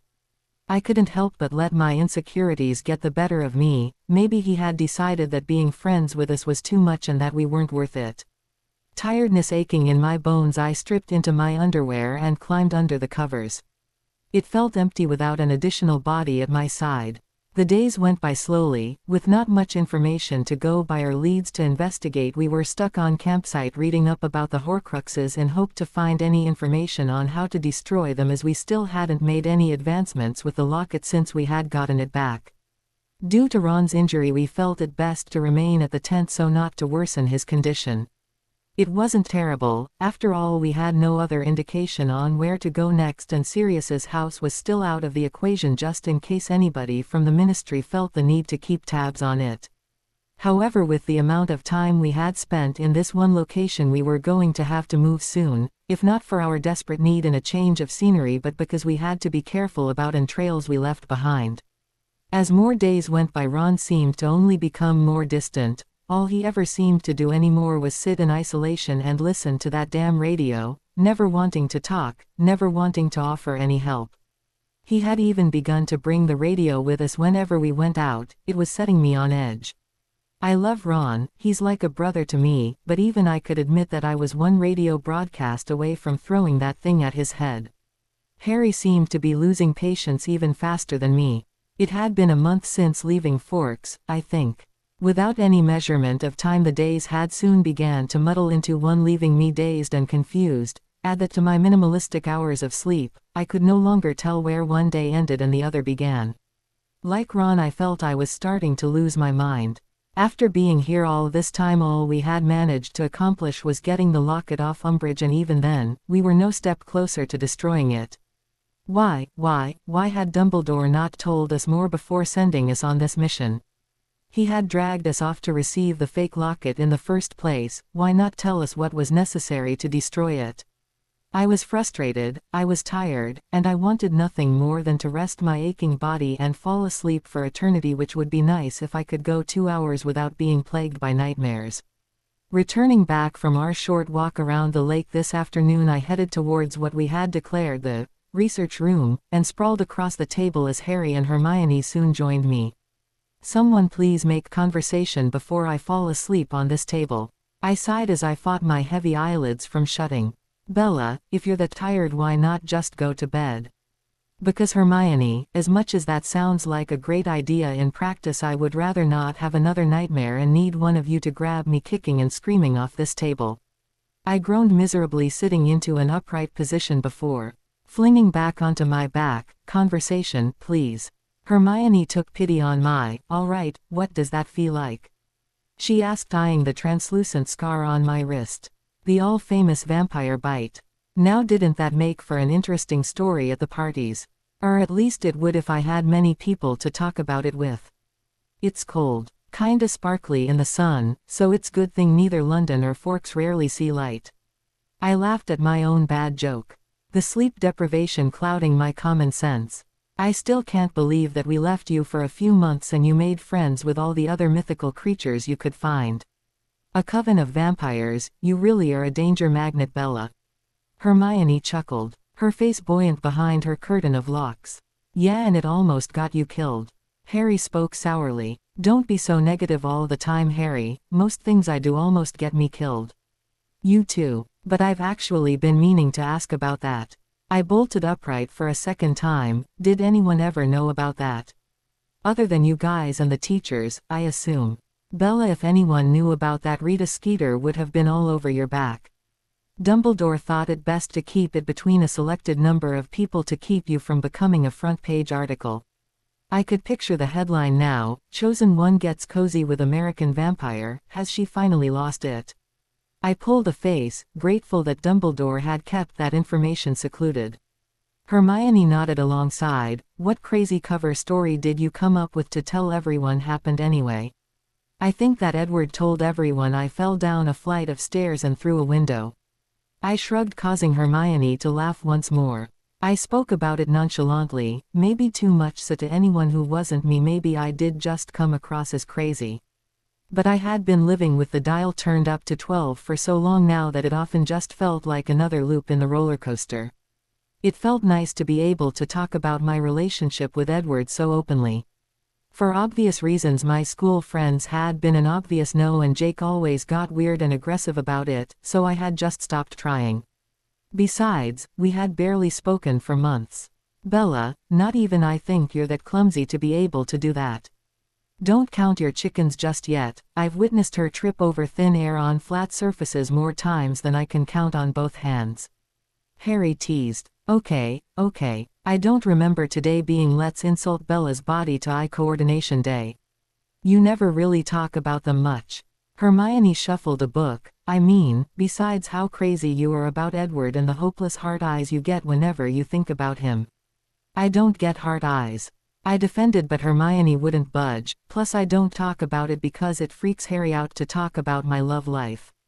Harry looked offended, as if I had just wounded his boyish honor. It does not freak me out. Are you sure about that? Because you freaked out when I told you about Edward. You have a terrible poker face, you know. I freaked out because he was a vampire, Bella. Really? Because if I remember correctly, you had the same face when I told you about Ryan. I've never seen you try and walk out of a room faster. Hermione flickered between watching the both of us, a highly amused look on her face. I knew that she fully knew how Harry choked on anything to do with romantic feelings. He had been terrible with Cho, and watching him with Ginny was like watching a flailing fish out of water. It didn't react well to being outside of its natural habitat. So after all this is over, you plan on going to back? Like permanently? Hermione softly asked, resting her elbows across the table. My existence in Forks was all just once cover story made to protect me from harm. Bella Swan wasn't supposed to live forever. Thinking about my coexistence with my family at Hogwarts and my vampire family had always seemed so far away, like a dream that could not coexist with another. But also underneath that was my anxiety of the knowledge that one day I was going to have to favor one over the other. Me becoming a vampire we had never actually discussed, though I knew they expected it. And I refused to have that conversation for the first time in a tent. To Forks. I guess so, at least for a while. I really do miss it, and it's not just because of Edward. I don't know, I know I hated it at first, but it's grown on me. I have a sense of normality there. Unless either of you decide that you physically can't live without me. I grinned. Normalcy. Even the word sounded foreign. Human experiences. That had been what Edward had always wanted for me, to live my first life to its extent, to regret nothing. Maybe I did want to go to college. Assuming this mission didn't take years, I still had at least a couple years to my human roster. Normal. Really, Bella? Your life in Bella is the last thing that could be considered normal. Don't give me those judgmental big brother eyes, Harry Potter. Not when you're romancing it up with a certain somebody's red-headed Weasley sister. I wiggled my eyebrows smugly. Hermione, a now willing bystander to our conversation, bugged her eyes at the announcement. The two of us had been taking bets on that particular relationship during 6th year. I am not romancing it up with anyone, Bella. His argument didn't hold the power he hoped it had, not when his face was unsubtly turning another shade of red. As his younger sister, making fun of him was my one role on this earth, and I took it very seriously. Tell that to the I walked in on between you and Ginny. Harry opened his mouth to argue when Hermione gasped, eyes opened wide, and jumped to her feet, scanning the room in search of something like a mad woman before yanking the open book from underneath me. Of course, being the super klutz that I was, I ended up rolling off the edge of the slim table, narrowly avoiding the bench. I landed heavily on the floor with a winded, oof. So sorry, Bella. Hermione apologized sincerely as she ran past me. It's okay, I'm okay. I'm just bruised. I grunted as Harry gave me his hand and helped me to my feet and aided me towards the bench. At least now I was totally awake. What is it, Hermione? How could I have been so stupid? Hermione mumbled under breath, not necessarily answering Harry's question. She flicked quickly through the pages, her eyes scanning the words, before hastily coming to a stop on page 84. What? I asked curiously, climbing carefully over the bench to peer over her shoulder. You two destroyed Tom Riddle's diary in the Chamber of Secrets 5 years ago. Right, Hermione proclaimed, with a basilisk fang. And don't tell me you've got one of those in that bloody bag of yours. Harry eyed the bag suspiciously. Somehow, I wouldn't put it past her. The basilisk fang has a special and rare covering that allowed for it to cut through the strong force in the Horcrux. She took a breath. That's why none of the spells we did worked. Not only that, but the sword of Gryffindor is also covered in the same liquid, which means that the sword can also destroy the Horcrux. Me and Harry finished in unison. Oh, wow, we had actually managed to find a lead. An actual, plausible lead. I felt the corners of my mouth pull into a grin as what felt like a heavy weight lifted off my shoulders. Now that we finally knew the secret to destroying the locket, we were a step closer to destroying all the Horcruxes. You're a genius, Hermione. I could you right now. Harry thanked gratefully. Oh, please don't. I'd already witnessed himing one of my friends. That's where I drew the line. At that moment the light from the room vanished and we all fell still. Turning, Ron was stood at the entering archway holding out his deluminator, clicking it once more. The lights flickered back on. If he wanted our attention by creating a dramatic entrance, he surely got it. I had a horrible sinking feeling in my gut that this was the straw that broke the camel's back. Yeah, I'm still here. Ron snarled sarcastically, but don't worry about me. If it were even possible, the room fell ever more silent. Do you have something to say? Because if so, do get it out. Harry encouraged, irritation lacing his voice. All right then, but don't blame me if you don't like it. Sorry to burst your little friendly party, but if you haven't noticed, it's been a month and so far, all we've done is find one measly Horcrux. We're about as close to finding the others as we are to destroying this one. We're doing everything we can, and maybe if you actually spent a day helping us other than listening to that stupid radio all day, you would have noticed that we have figured out how to destroy them. We both told you, Ron, that this wasn't going to be easy, but you insisted you'd come. What did you expect? That we would find all the Horcruxes in a month and be staying at a 5-star hotel as we did it? Harry yelled back in retaliation. I thought you knew what you were doing, that Dumbledore had told you something of use, both of you. His glare turned to meet my eyes. Ron, I tried to be gentle. I understand that this hard, I know. What do you know? You've been off playing house with your vampire boyfriend whilst the rest of us have been here, fighting, dying. What do you know, Bella, huh? I honestly thought you were smarter than that, but no, you run off with the first pretty face you find. My chest panged with hurt. Ron. You know it wasn't like that. I somehow found my voice to argue back, hurt that he would even see it that way. You keep her out of this. Harry growled, standing protectively in front of both me and Hermione as the argument escalated. How had we come to this? Do you even know why I listened to that radio all day? To make sure no one's dead. Ginny, Fred, George, Mum and Dad. I know, and I'm listening too. I know how you feel. Ron cut him off, his eyes mad with a fury I had never seen from him before. No, you don't. Your parents are dead, the only family you do have despise you. You have no one. It felt like a slap to the face. A gasp escaped my lips, accompanying the hurt expression on my face. Ron had always been so understanding of our situation, and he, along with the whole Weasley family, had always been so welcoming. He was right, we didn't have family, but I thought Ron had always known that we thought of him, the twins, Molly and Arthur, everyone else, as family. How could he think so lowly of us that we wouldn't care if they were dead or alive? Guys, stop it, Hermione begged. Well, if you hate being here so much, why don't you just go? Harry yelled. His tone was laced with anger, but I knew him better to know that it was just a front as to hide his hurt. Harry and Ron were brothers. They had fought before, but never like this. All right then, I will. He turned to look at Hermione. Are you coming? What? She stuttered as tears started to stream down her cheeks. Are you coming or staying? Hermione turned to look the other as the tears continued to fall. I'm staying. Harry and Bella are my friends and I promised them my help. I'm keeping my promise to stand with them. All right then. He seemed offended by her response. Pausing briefly at the doorway, he turned to glare at us all before storming from the tent. So that was it. One argument and 7 years' worth of memories had fallen apart in just a few seconds. It couldn't be over like this. For a moment I stood there dumbfounded. We all did, but once my overworking mind had finally caught up with my body, I ran out there after him. Outside, the sky was almost pitch black, so I had no real idea where I was heading, but I still ran. I had no idea if Ron was still even here or if he had disapparated on sight, but I still called out his name aimlessly, begging him to think before doing anything irrational. As I raced down the grassy slope, my foot got caught on a tree stump and fell from underneath me, causing to drop to my knees and roll carelessly down the slight hill. Great, I sighed at myself as I lay on the forest floor.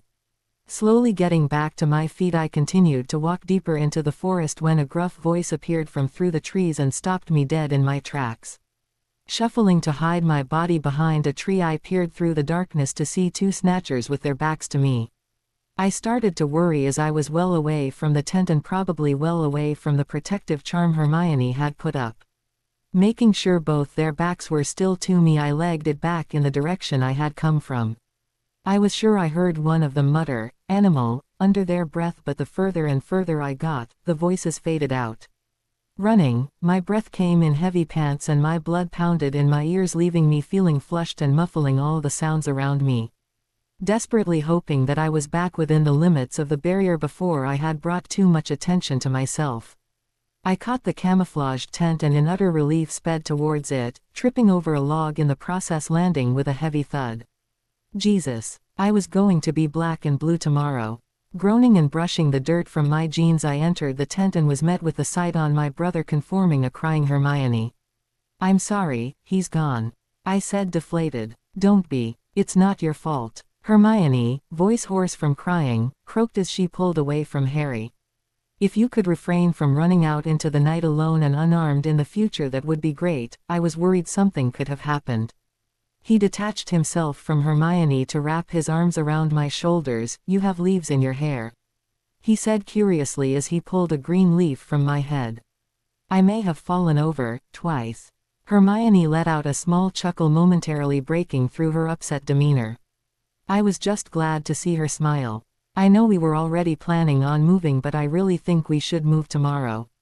I saw Snatchers. They didn't see you, did they? Harry was suddenly in protective mode. I don't think so. If they heard anything, I'm sure they thought I was an animal, but for safekeepings I think we should head elsewhere. Yeah, okay. Tomorrow. Harry nodded in agreement, looking over at Hermione once I walked over to my brother. Are you okay? I know that wasn't easy for any of us. He nodded, though his eyes sad. I'll be fine. Go look after Hermione. Hermione. I outstretched my arm for her to take hold of. Come on, we're having a sleepover tonight. Good night, Harry. Arms around her shoulders, I guided her towards my room and helped her into bed, lying beside her as she cried into my chest. I'm sorry, I'm going to ruin your shirt. She sniffled harder. Don't worry about the shirt. You're far more important. I eyed her head. Go to sleep. That morning I had woken with something heavy pressing against me. For a drawn-out second, I lay there confused when, suddenly, last night's events flashed to mind and I remembered it was Hermione lying on top of me. I didn't want to get up, never mind face the day.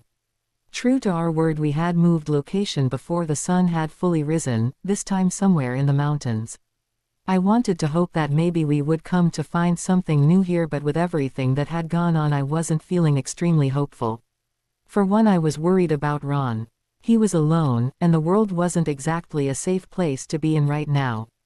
As for Hermione, at some point late last night she had finally stopped crying, but now she was oddly silent. We all were. It was extremely unnerving. We had always been a group of four. For as long as I could remember, it had been us against the world. The only time we had been separated was last year during my time in Forks, but even that was temporary. I don't think any of us knew how to function properly with a missing member.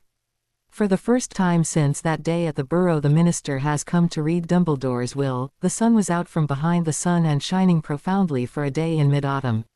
Heading back inside from my brief moment spent under the sun, I went to join Harry lying quietly in his bed, his golden snitch fluttering just above his face. Mind if I sit? He scooched over to one side. Go ahead. He was staring at the snitch with such intense I couldn't help but wonder what he was thinking. Hey, you good? Yeah, it's just Hermione said snitches have flesh memory. I just don't understand why this won't open. He sighed in frustration. Try not to worry too much about it. I forced a smile. Where's Hermione? I think she said she was heading out to the rocks to read. You still worried about her? You saw her last night, Harry. She was a wreck. I know Hermione and Ron never admitted anything to each other, but anyone with two working eyes could see that they liked each other. I hate seeing her so heartbroken. Last night she was a blubbering mess and I can't get that sight out of my mind. We both lay there in silence. It had been a tough month, but yesterday had been the most emotionally draining. I kept playing the argument over and over again in my head. Oh, God, Harry. I quickly turned to face him. What if the reason the snitch isn't opening is because the first time you touched it, it wasn't with your hands? It was a hard Quidditch game to forget. Harry had almost choked on the small ball. At my statement, his eyes opened wide in realization. Let's go find Hermione. We found her sitting on the rocks not too far from the tent, in her hands the book she had been given by Dumbledore and a blanket draped over her legs. Carefully climbing over the pointed rocks, I already had enough aches from yesterday. I didn't need to add any more to the collection. We both made our way over to her, eager to tell her our news. Hey Hermione, Harry greeted, sitting beside her. Anything interesting? He eyed the children's book up and down curiously. Nothing much, but I did find something. She yawned. Really, us too. I looked over at Harry. You want to tell her, or should I? Hermione, our first Quidditch match. He proudly held up the golden snitch for her to see. I didn't catch the snitch with my hands. I almost choked on it. Oh God, you're right. Have you tried it yet? Harry shook his head. Not yet. Well, go on then, Hermione encouraged, gesturing towards the snitch he was gripping tightly in his hand. Slowly, he moved the golden ball to his mouth, touching it lightly with his tongue before pulling away. What does it say? I asked desperately as his eyes grew wide. Peering over his shoulder, I open at the close was engraved in small letters across the center. I open at the close. What does that mean? We looked over at Hermione for an answer, but she shrugged, herself coming up point blank. I guess we had another unsolved mystery to add to the books. There were a few seconds of silence as we contemplated the riddle over in our minds. Still, nothing. Anyway, what did you find? I asked, breaking the silence. Look at this. She held up the open book for us both to see, pointing to a triangular drawing with a circle aligned through the inside. At first I thought that it was part of the book, Hermione went on, but then I realized that it's actually inked in. You're right, Harry nodded, peering over her shoulder. There was something striking about the symbol that made me sure I had seen it before, but where? If I had seen it somewhere, it had to have been from the past month. I racked my brain from everything that had happened lately: the ministry, Sirius's house, the burrow, the wedding. Luna, her dad, Xenphilius Lovegood, he had been wearing it around his neck at the wedding. What did it mean? I turned to Harry hoping that he maybe had an idea, but he just looked back at me with the same curious expression. Will one of you two please tell me what you're thinking about? I don't share your twin talk.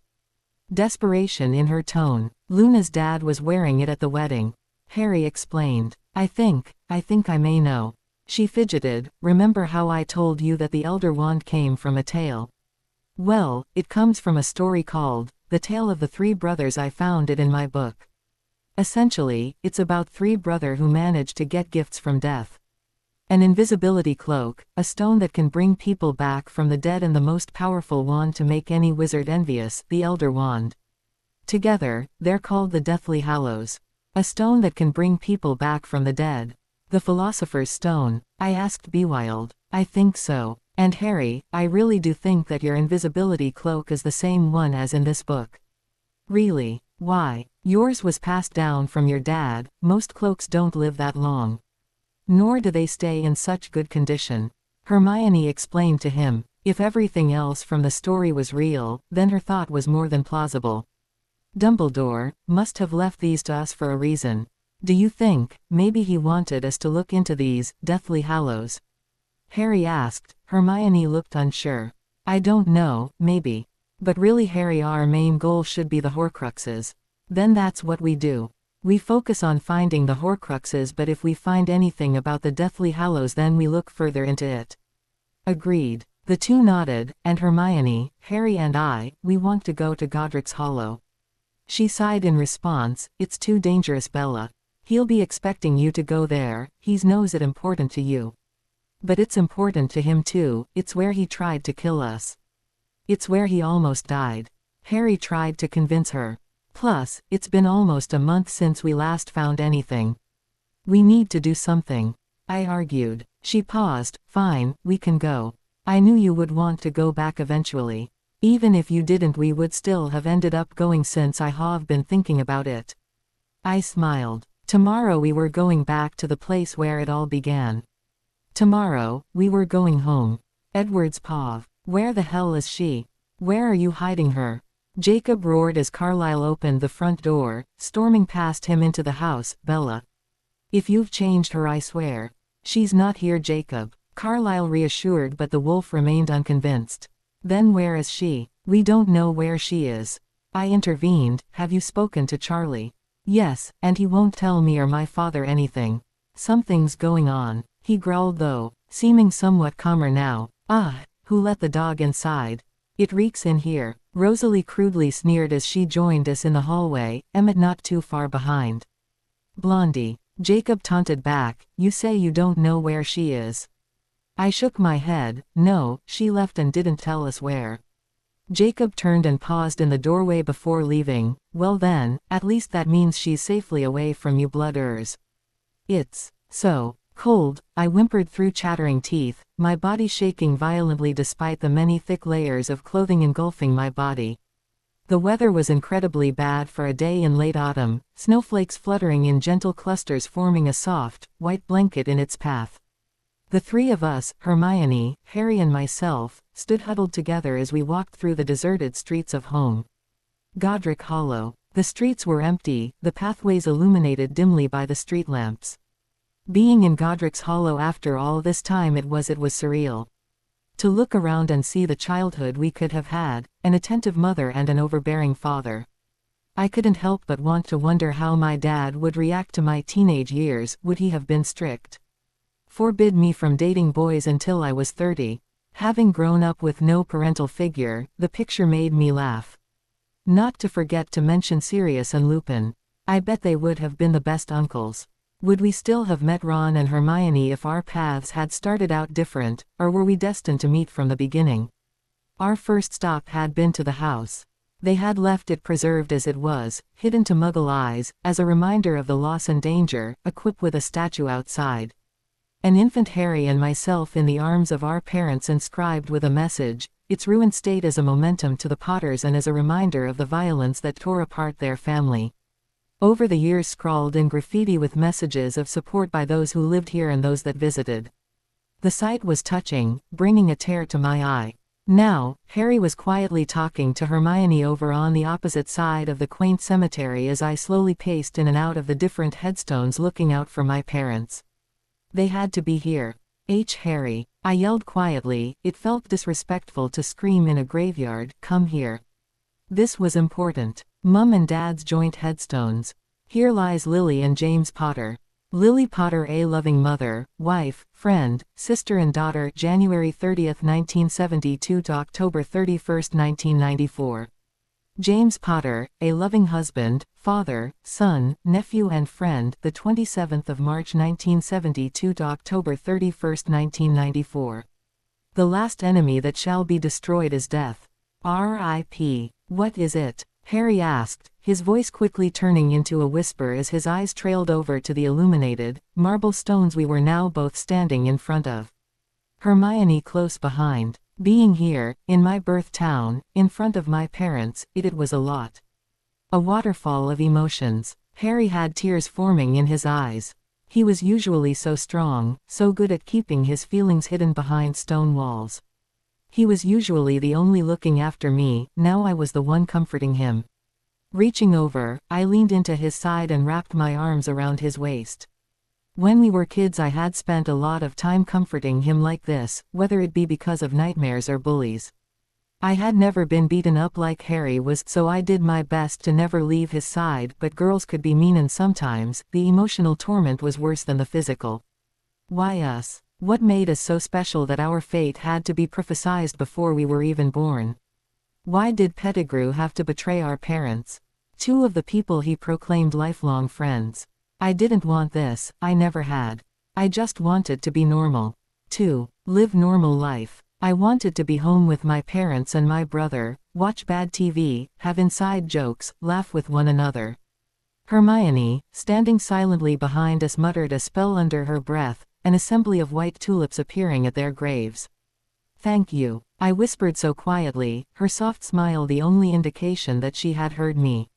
Sniffling back the tears, Harry stood upright and took a step back. "Come on, we should get moving before someone sees us." Grungily, I stepped away. "Guys," Hermione ushered, "I think someone's watching us." At her warning I peered over, looking away from the graveyard and instead across the street where, true to her word, a shriveled figure was stood under the light of the lamppost. "Who is it? Should we leave?" Harry asked, lowering his head and doing his best not to appear obvious in his observing. Something about the figure seemed familiar in some way. "No." I broke away from Harry and took a large step forward. No longer bothering to hide my eyes from view. "Harry, I think that's Bathilda Bagshot." I think you're right," Hermione confirmed, "but why is she watching us?" "Well, the only way to find out is to ask. Come on." Harry gripped onto my wrist and pulled me willingly through the exit gate and along, over the road to where Bathilda was standing. Describing the woman as old was an understatement. Her skin, most noticeable around her face, was frail, it was almost transparent, framing her pointed cheekbones. Her aged eyes were open wide and lifeless, and her silver updo more like straw than hair. If she weren't standing right in front of me, I would have sworn I was looking at a dead woman. "Hello," Harry greeted awkwardly. "You're Bathilda Bagshot, right?" She answered with a small nod that was hardly noticeable in the dark. "Harry and Bella Potter, Hermione Granger. We knew Dumbledore, and I think you knew our parents. Do you mind if we talk?" She nodded once more, turned away from us and then began to walk down the street, away from the cemetery without another word. We stopped abruptly outside of an almost all-black house. If you could even call it that. Not only was it wearing away with rot but also falling apart from the outside in. We followed her inside only to find that the interior of the house was in worse state than the exterior, if by any means that was possible. What a nice place. I lied through my teeth.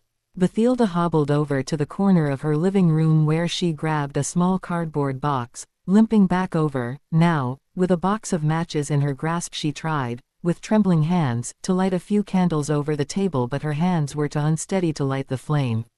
My brother being the dashing gentleman that he was, offered to help. Once the candles were lit, finally bringing some light into the darkened room, I had a quick look around, but the walls appeared bare and the drawers and counters absent of any personal belongings. "You knew our parents." My mind went back to the letter we discovered in Sirius's room, but I received no response. "You must have known Dumbledore well." Harry tried, but the result was the same.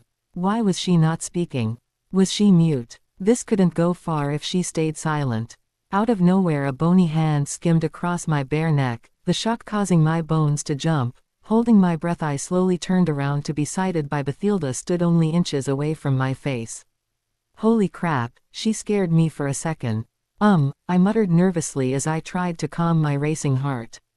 What did she want me to do?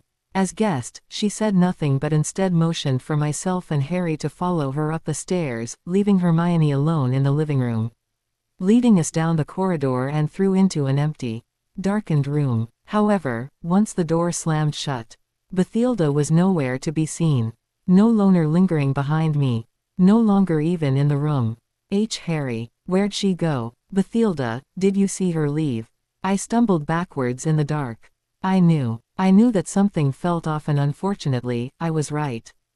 Damn it. I moved back towards the door to fumble around gracelessly for a light switch, but the moment the lights turned on, I wish I hadn't, because the room was in worse state than the rest of the house, worse times 10. The wallpaper torn in all directions, barely hanging on the wall in tattered remains. The furniture thrown and smashed in pieces across the room, dark crimson stains uncleaned on the carpet, blood. Harry. I stumbled backwards, bumping into his shoulders as I gasped for air. I couldn't breathe. Did you hear that? Fully alerted, Harry asked, but I was heedless in what he meant. My head was all over the place, I could barely hear myself think. What was it? I breathed. Catching something on the other side of the room slithering around the remaining pieces of smashed chair, I seemingly answered my own question. Parseltongue. I found my voice as adrenaline poured through my body, raising my arm to gesture at the chair, but in that moment, the S was gone. We were locked alone in a room with a missing S. I hated SS. It was there, it was right there, I swear. I tried not to induce myself into another panic attack. Harry, it's somewhere in this room. Viciously grabbing hold of his wrist, we carefully searched the room for any signs of AS, not wanting to startle it into attacking. How hard was it to lose an 8-foot reptile in a small room? And then, a low hissing sound close by, from behind me. My body froze at the thought of the S being so close by. I forced myself to turn my head 180 degrees, slowly. Just as I caught the S in sight, it lunged itself at me.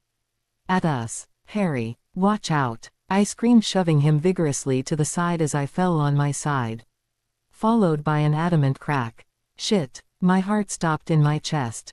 My wand. How was I expected to defend myself, defend my friends, without my wand? I knew from experience with Ron that fixing broken wands was not an easy task, if it was even possible at all. Pushing my misery to side momentarily, I jumped back to my feet and ran to Harry, helping him back to his feet. Hermione. There was no point in trying to remain quiet when there was already enough chaos going on in this room. If she hadn't already heard us. Finally smashing the door down, we threw ourselves down the stairs, in the metaphorical tense opposed to the literal, outrunning the S as it chased our tail, recovering quickly from the spell Harry had thrown it in. Racing through the living room, I latched onto Hermione's unsuspecting wrist and pulled her along without a second warning. One final spell coming from Hermione hit the stone house just as we were leaving. We were, predominantly, a safe distance away from the home when it finally engulfed in flames. Hopefully, whatever was left in that house was long gone. All I could say was, that was not Bathilda Bagshot. Alice's paw. 3 people sprinting side by side as behind them, a house exploded into flames, the exterior falling in itself as the already blackened wood blistered to ash. To the left was a boy with almost mocha brown curls and piercing green eyes highlighted by rounded glasses. He was wearing a torn parka, brown jacket thrown over a white t-shirt and dark brown pants. To the right, a girl with caramel, wavy hair thrown into a messy ponytail, wearing a navy blue duffel coat and a gray scarf loosely hanging around her neck. Finally, sandwiched in between both was another girl, her skin pale, the purple and black bags under her eyes amplifying just how transparent it was. Her hair, partially hidden by a beanie, was straight dark red hair, almost brunette in the light. Black leggings and a blue woolly jumper hidden under a black trench coat. The girl was Bella. The fire from the explosion chasing behind caught up briskly, and the 3 jumped away from the heat at the last moment, landing painfully on the ground as the small house fell to pieces. Alice. Jasper spoke softly in my ear. I could feel his hand on my thigh as the vision began to fade and I was made familiar with my surroundings. What was it? Carlyle's reserved, gentle tone asked as he leaned forwards from the couch. I tried to process everything that I had seen. Bella, I saw Bella. Though she looked somewhat different. Maybe because my last vision I had been so reviled just to see that she was okay I hadn't noticed, but now. What did you see, Alice?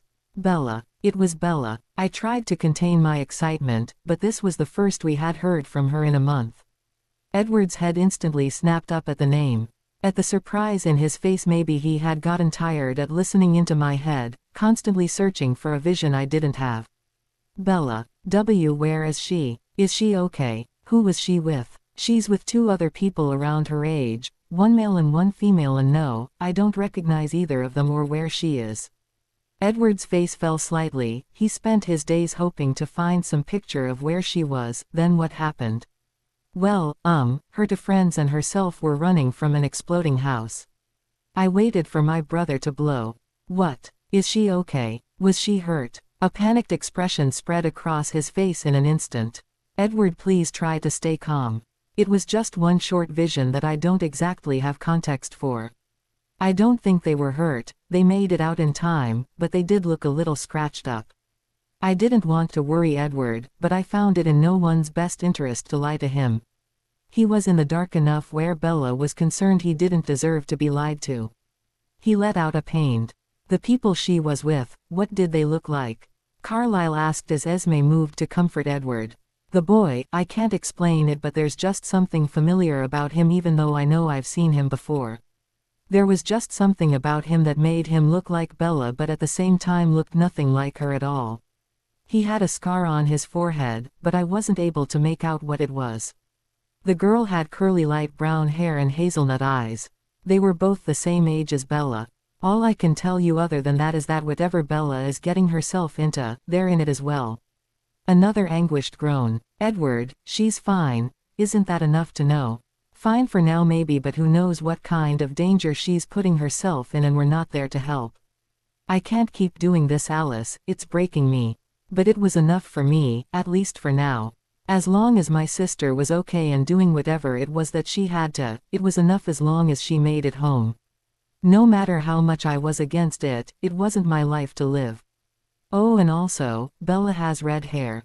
A single day had passed since the incident. Though the thing is, it was never Bathilda we were with last night. It couldn't have been, since according to Hermione, she had been dead for the past 8 months. The S, we had later come to realize, was actually Nagini, enchanted to wear Bathilda's skin and lure us in under false presumptions under Voldemort's orders. The whole event was disturbing and felt like the plot to a horror movie. I was likely going to be replaying that event in my head for the rest of my life. Once arriving back at the tent last night, we had to move locations once again. Despite having only arrived there 2 days prior just to be on the safe side, we couldn't take any more risks, not with what we had just been through. In spite of the move, we decided to stay within the mountain range, a nice forest behind the mountains and a crystal clear lake running through the trees. Sometimes with everything going on you forgot to take time to appreciate the small things in life. It was really beautiful here. Once we get out of this mess, maybe I should take a vacation here. Edward was always trying to convince me to go camping, but I had persuaded him that me in these conditions was only going to result in bruises. Last night was a lucky escape and hadn't gone by without any minor injuries. A few scratches, countless bruises and an almost unconscious Harry we had to drag back to the tent. None of us woke up that morning until at least afternoon. The sun was out shining despite the was crisp air and the snow still frozen on the ground. Hermione was sat leaning against a tree just a few mere meters away from the tent, barely noticeable under her oversized jumper and scarf. "Hey Hermione," I smiled, lowering myself onto the ground beside her. She glanced up to face me with a sad smile. "I'm so sorry," Hermione blubbered, looking down at her lap in shame. Sorry? Sorry for what?" "Hermione, you haven't done anything wrong. Last night, I agreed for us to go to Bathilda's even though she's been dead for months. That's something that I'm supposed to know. I put us in danger," she whispered, her eyes never leaving her lap. "Hermione," I sighed, moving over to give her a hug, "it isn't your job to know everything, nor do we expect you to. I know that you're a genius and super resourceful and everything, but that isn't why we keep you around, you know." I smiled into her shoulder as Harry walked outside. "Harry, tell Hermione that what happened last night wasn't her fault. Hermione, you have nothing to blame yourself for. We all followed Bathilda, last night is on all of us." She nodded marginally and then, after a brief pause, "Okay. And guys, now would probably be a good time to mention that I may have broken my wand last night." I explained sheepishly. "Yesterday, Harry, remember when I pushed you out of the way of the S?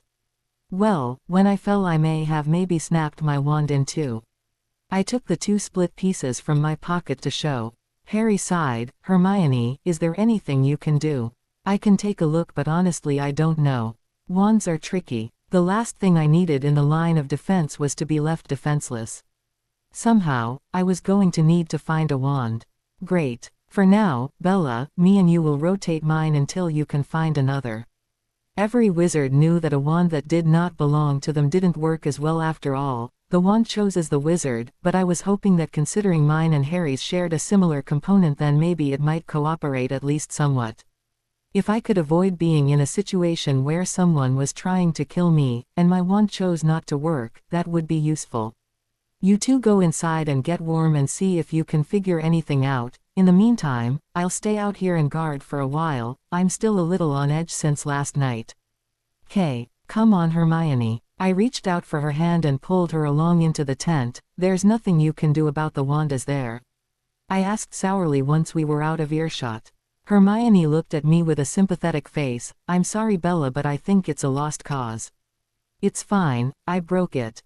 Anyway, come on, I think we both need a pick-me-up after the last few days we've had. You go wait for me in your room, I'll go get some snacks." "Excuse you, Hermione Granger.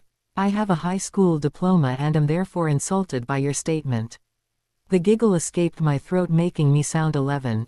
I hit her arm gently with the stuffed pillow. "Oh, how could I forget? You sent me countless gown photos along with the caption, 'Who's smarter now?' My new birth certificate had dated my birth a year earlier to my own, another precaution in Dumbledore's book, hence why I finished high school earlier than most. So Miss Potter, what does that genius mind of yours intend on doing now that your high school years are over?" Hermione joined me, laughing, a jokey tone in her exaggerated voice. "The University of Alaska apparently.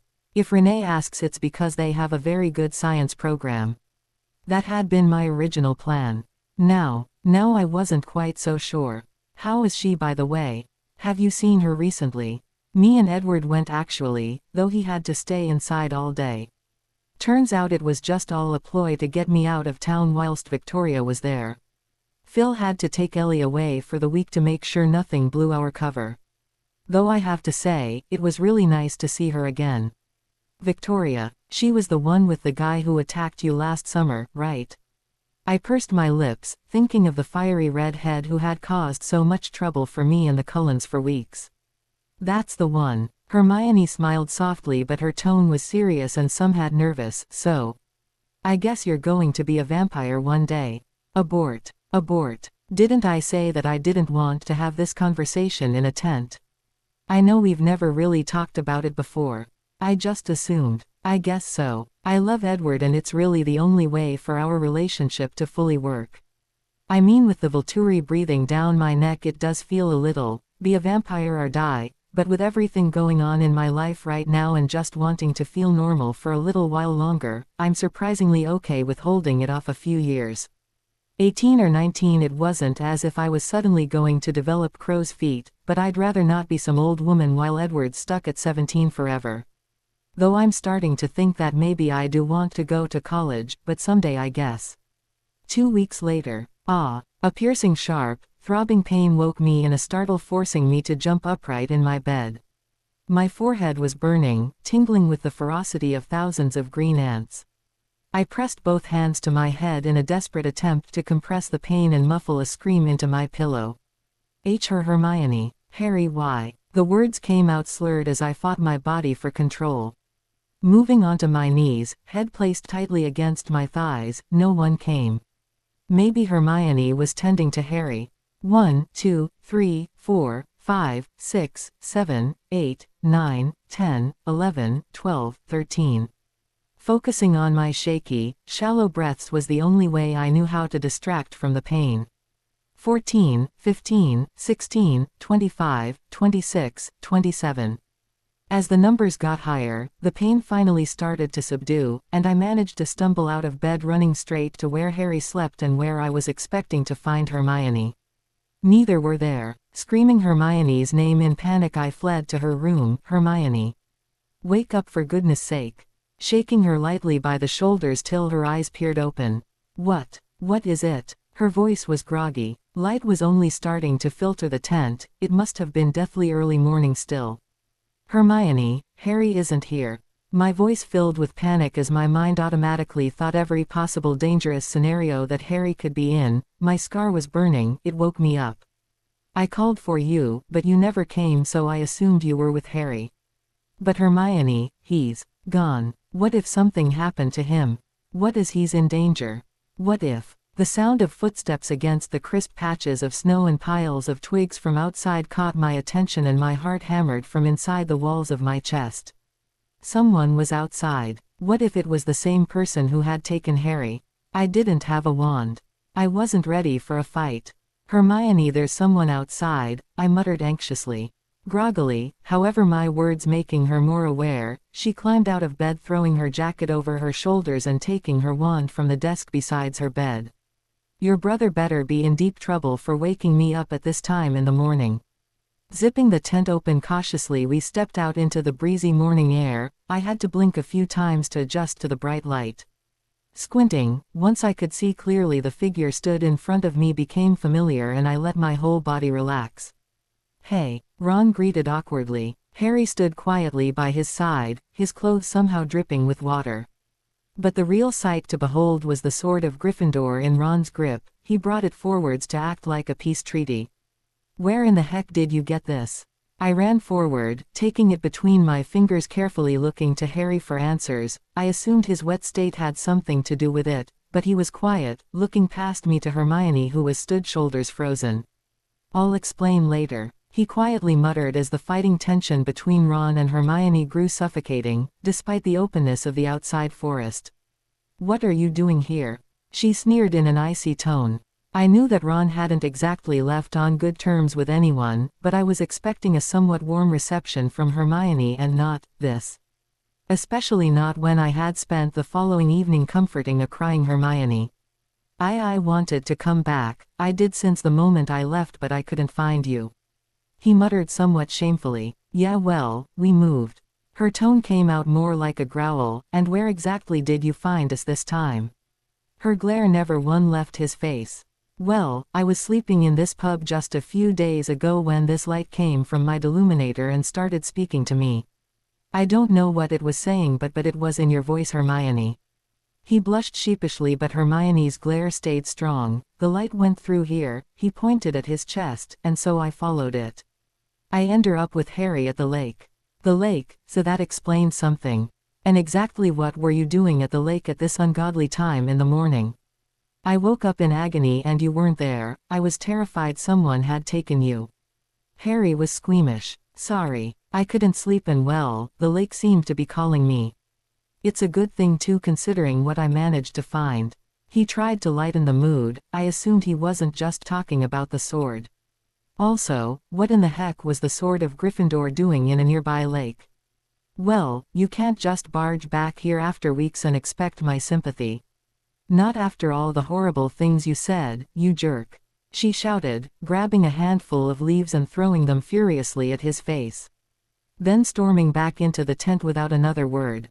Yikes. I turned to Ron, giving him an apologetic look. Well, I'm glad you're back. Thanks, it's good to be back and, Bella, I'm sorry about everything I said. Ron apologized. It's fine, you are forgiven. Though next time I will knock you on your ass. And Ron, you better not hurt Hermione again because I will break you. That last part one was serious about. Harry, give me 10 minutes and then the two of us are going to talk about whatever the heck went on last night. I gestured towards them and the sword. Then you're going to apologize for making your younger sister and only close blood relative think that something terrible had happened to you. With one final and demanding glare I ran into the tent after Hermione. I called out, waiting for her to respond so that I could follow her voice. I found her back in her bedroom, stifled back under her bedsheets. You okay? I know this can't be easy. I'm fine, she grumbled. She was definitely not fine. It's just what? He disappears after spending weeks isolating us, insults both you and Harry, then thinks he can come back as though none of it ever happened. I came to sit on her bed, but how you're feeling isn't about what he said to me and Ron, is it? You're upset because he left us, left you. She spluttered, and no, Bella. Oh come on Hermione, I had to witness you subtly long over Ron last year for months. I hate to see what it was like for Harry who had to witness you when he was dating Lavender. The two of us have spoken about that actually, and now I'm getting off track. The point is Hermione, you like Ron and that's fine because quite frankly that boy is crazy about you too. And it's also fine to be mad with him, just try not to hold it over him for too long, okay? Later that day as I lay drowsy in bed I couldn't help but smile. The golden group of four was back together and was ready to kick some wizard ass. Exactly 1 week had passed since Ron's return, making it just under 3 months since we had left the burrow. Hermione and Ron were getting along better. There was no longer a considerable amount of tension whenever either one walked into the room, but they still weren't perfect. Then again, Ron and Hermione's relationship never had been. The four of us were gathered around the table in the main room in silence. My thoughts were torn all over the place. Last week when Harry and Ron had recovered the sword they had also destroyed the locket, meaning there was one less thing for me to worry about, but it also left us at a halt.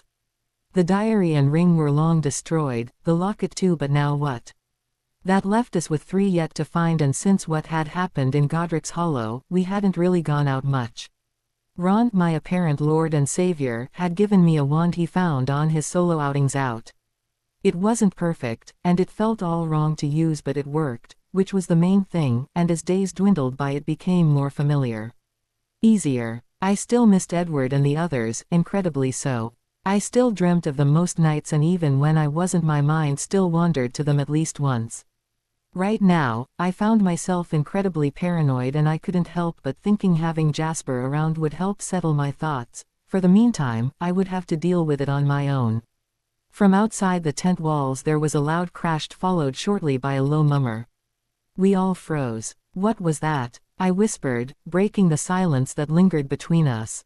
No one answered. I doubt anyone wanted to.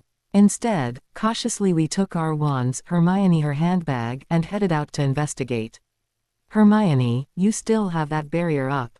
Harry quietly asked. I think so, she whimpered in response. With that in mind, we headed slightly deeper into the forest, searching for any sign or answer for the sound we had heard.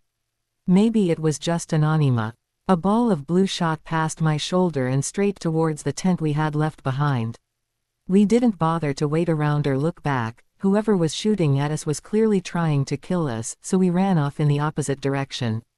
We jumped over logs, ducked from hanging tree branches, and I didn't fall once, but who I assumed were snatchers were fast and soon caught up. Me and Harry swerved narrowly around a tree, trying not to collide into one another, but hesitantly stopped as we almost ran straight into Hermione.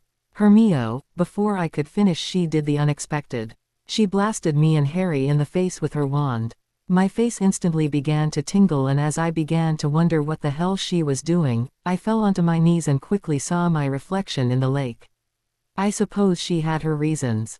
My lips were bright red and swollen, similarly to the rest of my face, which was red and blotchy in places so that the deep red of my scar blended in with the rest of my face. Even my eyes appeared larger.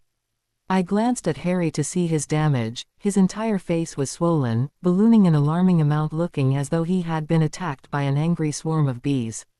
But before I got the chance to even stand up, I was dragged roughly off the ground by the elbow.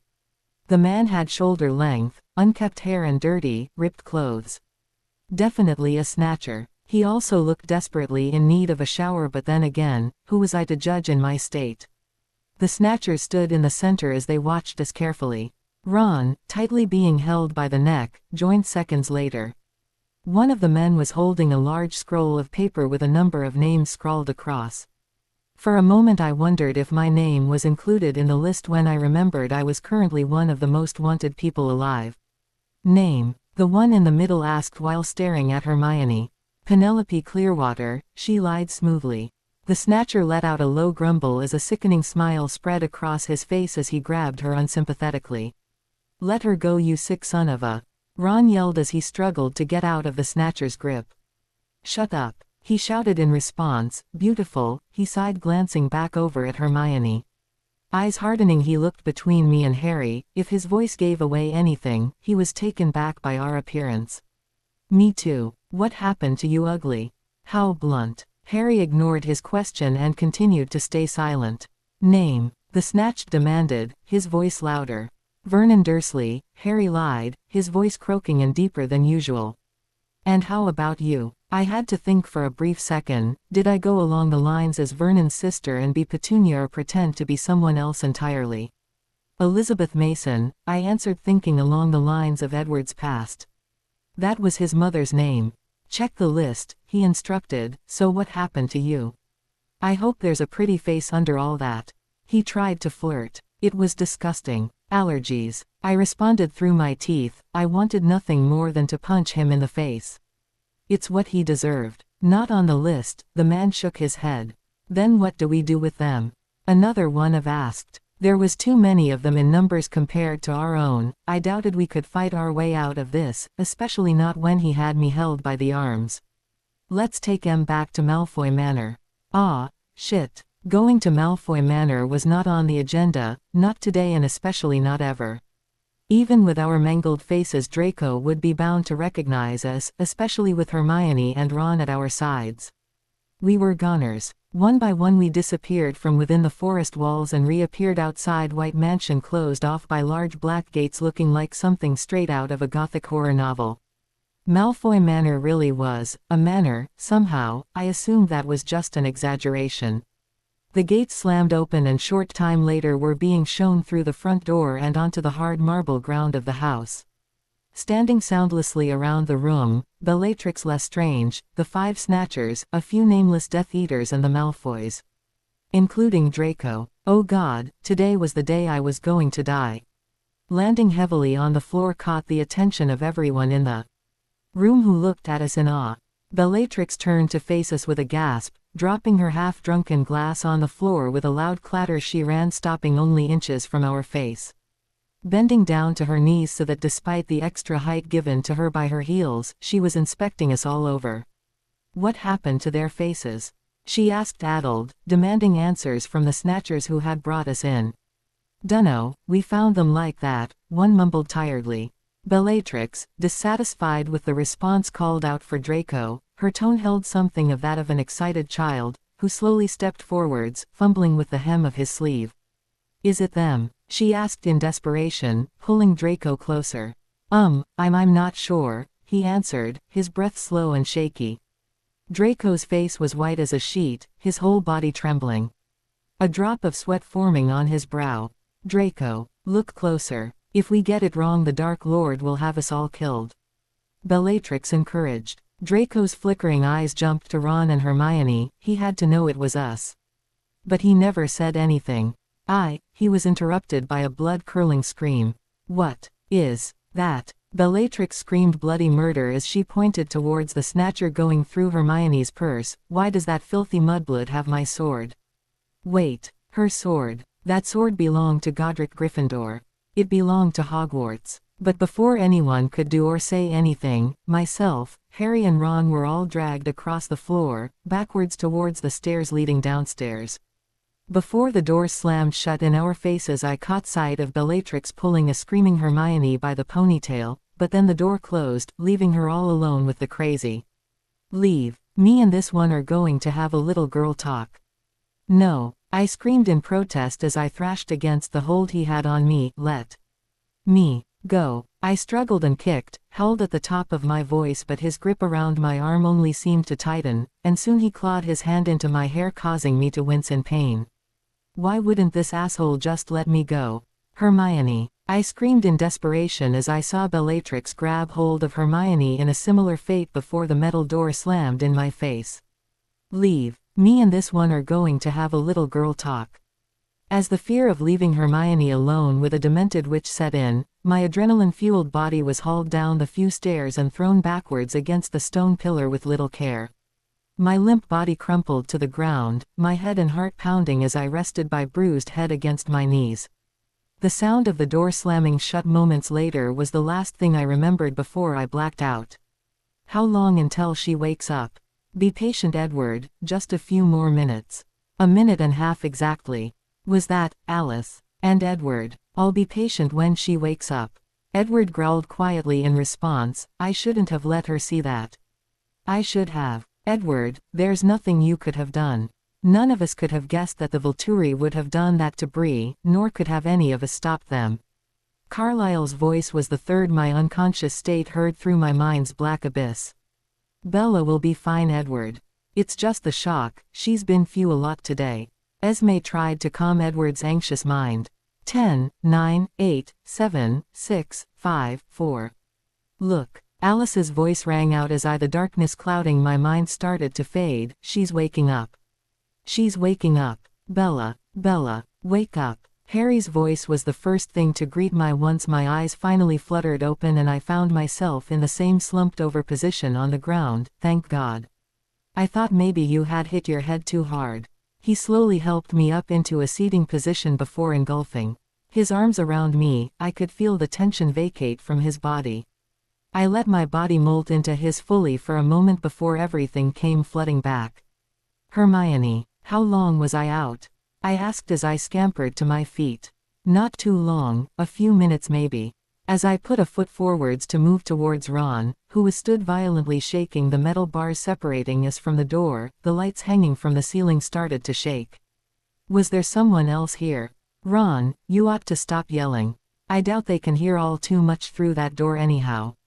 A dreamy, sing-song voice drifted through the darkness. Was that Luna's voice? "Luna?" I asked in confusion as Luna's head poked out from the shadows, confirming my suspicions. What was Luna doing in the Malfoy Manor dungeon? Had they hurt her? Taken her from Hogwarts? With Snape's new leadership I wouldn't dispute it. "Luna, what are you doing here?" Harry's brow creased, troubled. "Well, you see, they came for me during the night a few days ago. They were angry at my father for supporting you too." Luna explained, "But I'm fine," she reassured. "Oh Luna," rationally, I knew I wasn't at fault, but sometimes it was hard not to blame myself, to think that everyone who came into my orbit was unlucky enough to pay the consequences. "I'm so sorry Luna," I was utterly sincerely. "She shouldn't have to pay for mine and Harry's actions. It's not your fault." My father and I aren't going to stop supporting you just because of he who should not be named. Well, thank you, Luna, but, two figures hobbling out from the dark cut me off, one small the other taller, yet his frame slumped over. How many people were suffering down here? Griphook. Ollivander. What are you here? Harry asked the pair. What would Bellatrix Lestrange need with a wand maker and a goblin?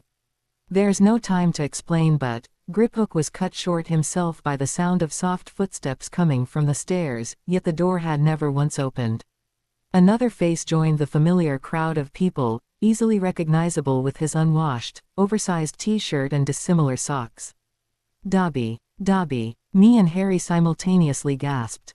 We hadn't seen Dobby in months, not since he helped find Mundungus. Dobby, what are you here? Harry asked the almost frantic house elf. I'm here to help Master Harry and Mistress Bella and their friends. Dobby squeaked proudly. Ah, Dobby was such a loyal sweetheart. Even if his actions were misplaced, see the time he tried to stop us from getting into Hogwarts during our second year, his heart was always in the right place. Thank you, Dobby. First, we need to find a way to get to Hermione and leave without starting an outright war. And quick, once Bellatrix is done with Hermione, she'll come back to interrogate us and, well, considering we both look like ourselves again, that won't last long once she calls Voldemort. Harry paused, and I reached out to touch my face. Without realizing, the inflicted swelling had gone down whilst we were down here. Dobby, you can flash in and out, can't you? Of course, Master Harry. House elves can disapparate in and out of almost anywhere. That's great. Okay, Dobby, I need you to wait at the top of the stairs and make enough noise until someone comes down to check on us. Whatever you do, make sure that door stays open. When he opens that gate, he pointed at the cage that was keeping us locked in, you knock him out. Bella, Ron and I will go find Hermione. I need you, Dobby, to get everyone to safety. Are we clear? The small crowd of heads nodded. Wait, Harry, where are we going? We could exactly flash with nowhere in mind. We hardly needed to end up surrounded by more people who wanted to kill us and have a repeat of today. Plus, the tent was clearly now compromised. Shell Cottage. It's a little place on the beach we own, not many people know about it. I think Bill and Fleur are currently staying there. Ron suggested. With a plan now in operation, he had finally calmed down to the point I didn't think he was going to continue screaming through the gate for another 15 minutes. Unknown Beach Cottage. Ticked all the check boxes for me. Amongst us, Dobby nodded, and a few minutes we put our plan into action. I could only hope Hermione was okay. Her life was on the line. And so was ours. Dobby did as instructed, and seconds later we heard the first door open from where we stood silently hidden behind the wall. Wormtail emerged, anger spreading across his fat, rat-like face before morphing to confusion for a brief second before he stumbled to the ground, his body falling frozen. Would it be wrong for me to kill him? He was right here. It would be easy, he wouldn't be able to fight back, not that I thought he would, he was a coward after all. Good job, Dobby. Now go. Dobby offered his hand. Luna accepted gratefully with her usual warm smile spread across the lower half of her face. Once they were gone from the room and safe, I settled for kicking Wormtail in the jaw. Maybe someone would kill him for letting us escape when they finally had the two they were searching for in the hands. I had no empathy for the man who got my parents killed. Harry gave me a brief, understanding look before running back up the stairs, unfortunately to a room full of people wanting to kill us. Wanting being the keyword, they were instructed to keep us alive at all costs so that Voldemort could be the one to take the life from us both. But as we reached the top of the stairs, the room was empty. Stepping fully into the next room, I almost cried at the horrific sight that greeted me. Hermione, the girl I considered my sister, was sprawled half-conscious on the floor with a considerable amount of blood dripping down her left arm, scratched into her skin, mudblood. Oh God. In any other circumstance I would have looked away, the sight of the blood alone making me sick to my stomach, but I couldn't tear my blurry eyes away. I couldn't help but imagine Hermione, Bellatrix leaning over her screaming, Hermione crying, begging for help alone. Beside me Ron was fuming red.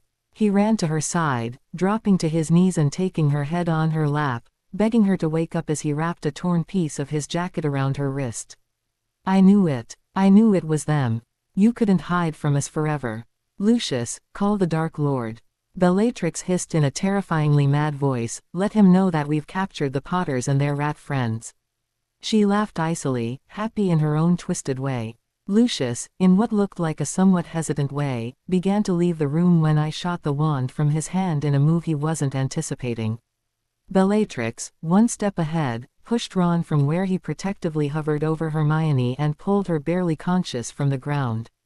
She whimpered as her wand was placed firmly against her temple, as though it was a gun and she was ready to pull the trigger. Not risking to harm Hermione any further, we did as she said and reluctantly dropped our wands at our feet, which Draco ran to collect. As Draco moved in front of me, I tried to beg, plead for him not to do this, to fall prey to this lifestyle, but he refused to look up. Refused to look me in the eye. I sure hoped someone had a plan B.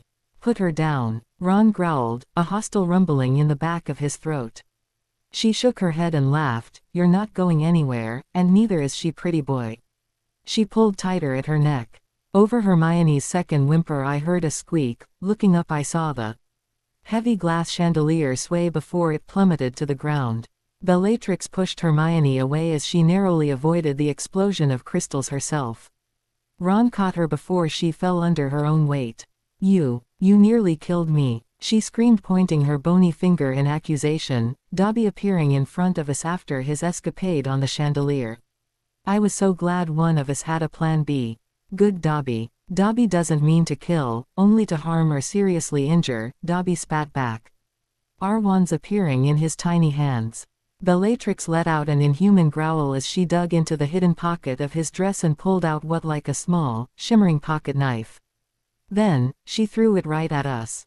The last thing I remember was the blood draining from my face as the knife edged closer and closer. It was just inches away, the seconds seeming to drag by, none of us could move, do anything to stop the danger that was inevitably coming.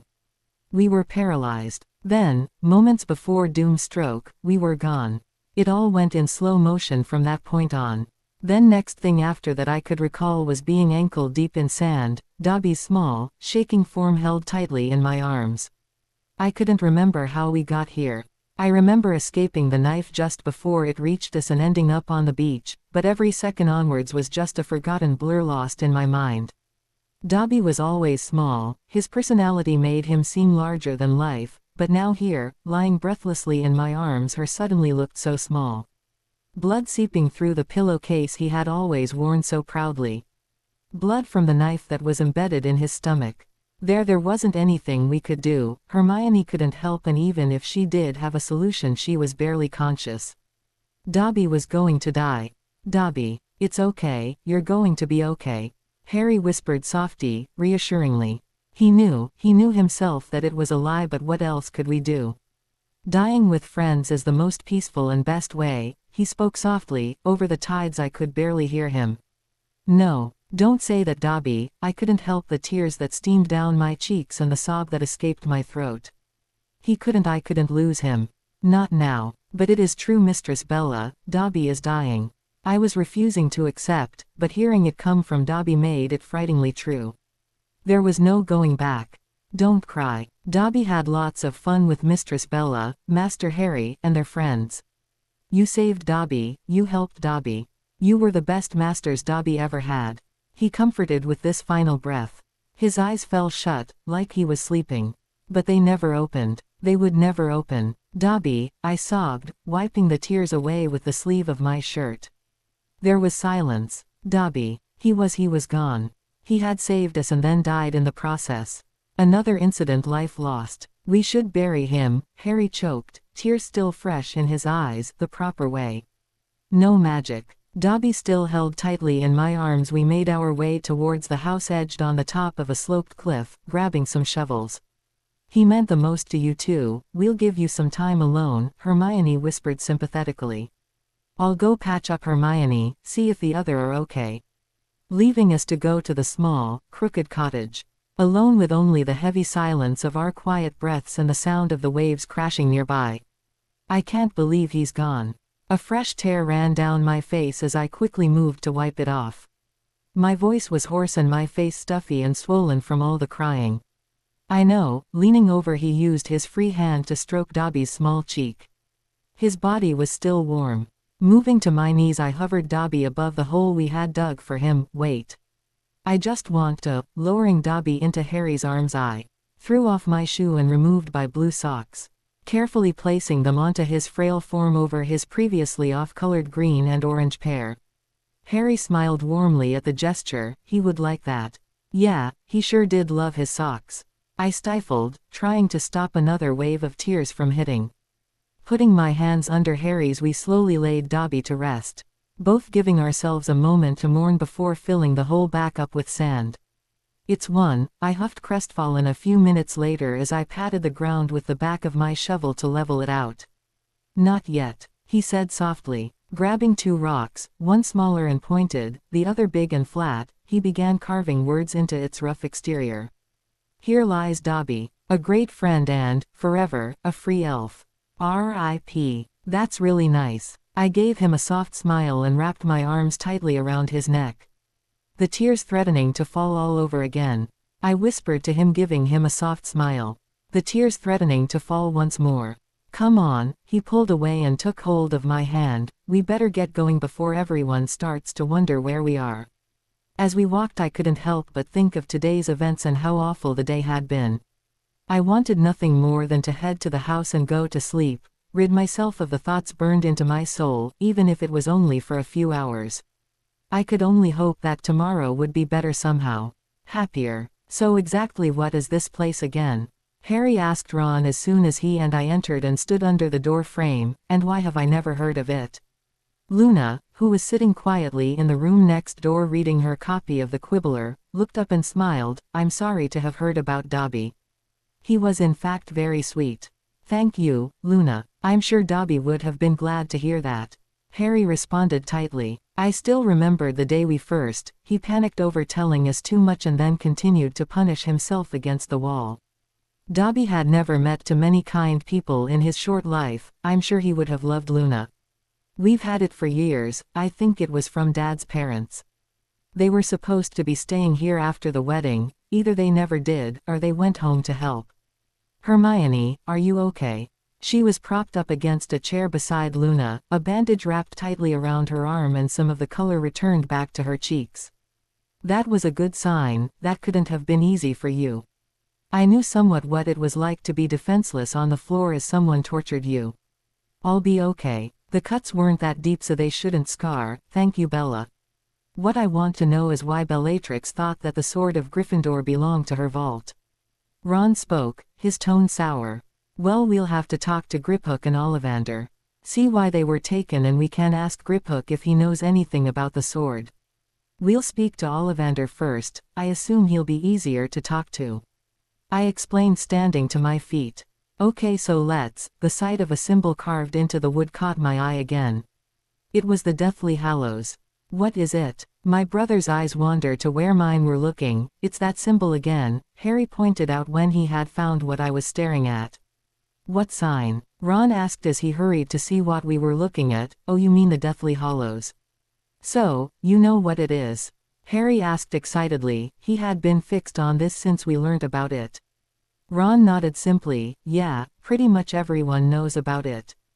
It's from a storybook Mum would read to me when I was little, The Tale. The Tale of the Three Brothers. Yeah, we know, we discussed it a while back. It was in the book Dumbledore left for me. What I want to know is what makes the symbol represent the 3 objects in the tale. The triangle. Ron moved so that he could trace the carvings along the wall as he spoke, as the cloak, the line the Elder Wand, and the circle as the Resurrection Stone. Why the sudden interest anyway?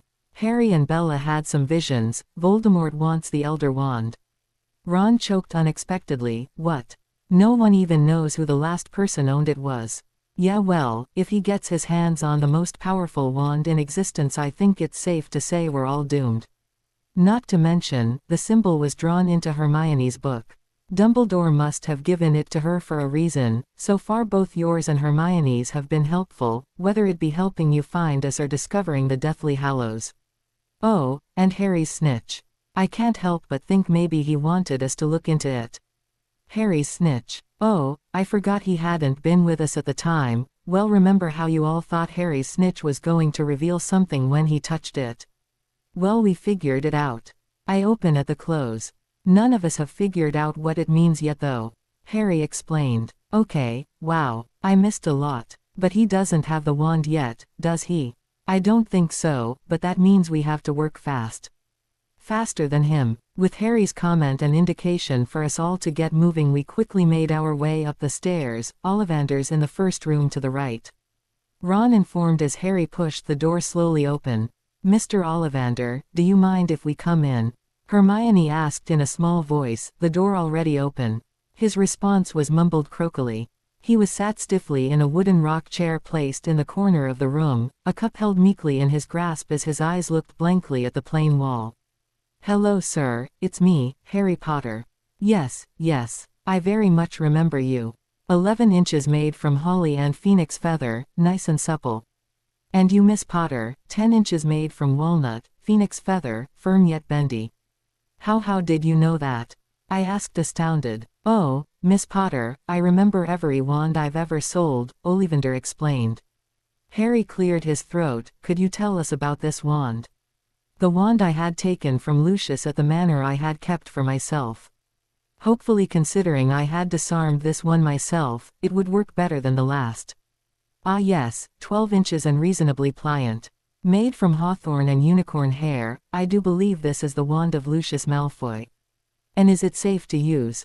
I had no trust in the Malfoys that it wouldn't blow my head off if I were to use it. Considerably so. Do other wizards' wands work any better if you disarm them first? I asked, desperately hoping the answer would be yes. The wand will work far better in another possession, yes. He nodded, though never as well as a wand chosen for them. Ollivander, would you mind, we need to ask you about the Elder Wand. His head snapped into attention. Ah yes, the most powerful wand. Beautiful yet deadly, its history bloody. I did make it my business to study its qualities in my time. I do believe it was Grigorovich himself who started the trend. And you know who? He knew that Grigorovich had the Elder Wand at some point. Hermione inquired. Ah yes, sadly. Do you know who has it now? Please say yes, please say yes. I do believe Albus Dumbledore was the last to be in its possession. Dumbledore. Thank you, Ollivander, for your time. You've been incredibly helpful. We must get going, please rest well. I ushered us out of the room and back into the corridor. Dumbledore last had the wand, which meant Snape's the owner of the Elder Wand. Do you think he knows? Wasn't Dumbledore buried with his wand? Ron asked. Ah, this was too much. So, in order for Voldemort to be the owner of the Elder Wand, he would have to kill Snape. Last I checked, he was still alive. Right now, I think we're good. Ron directed us to Griphook's room.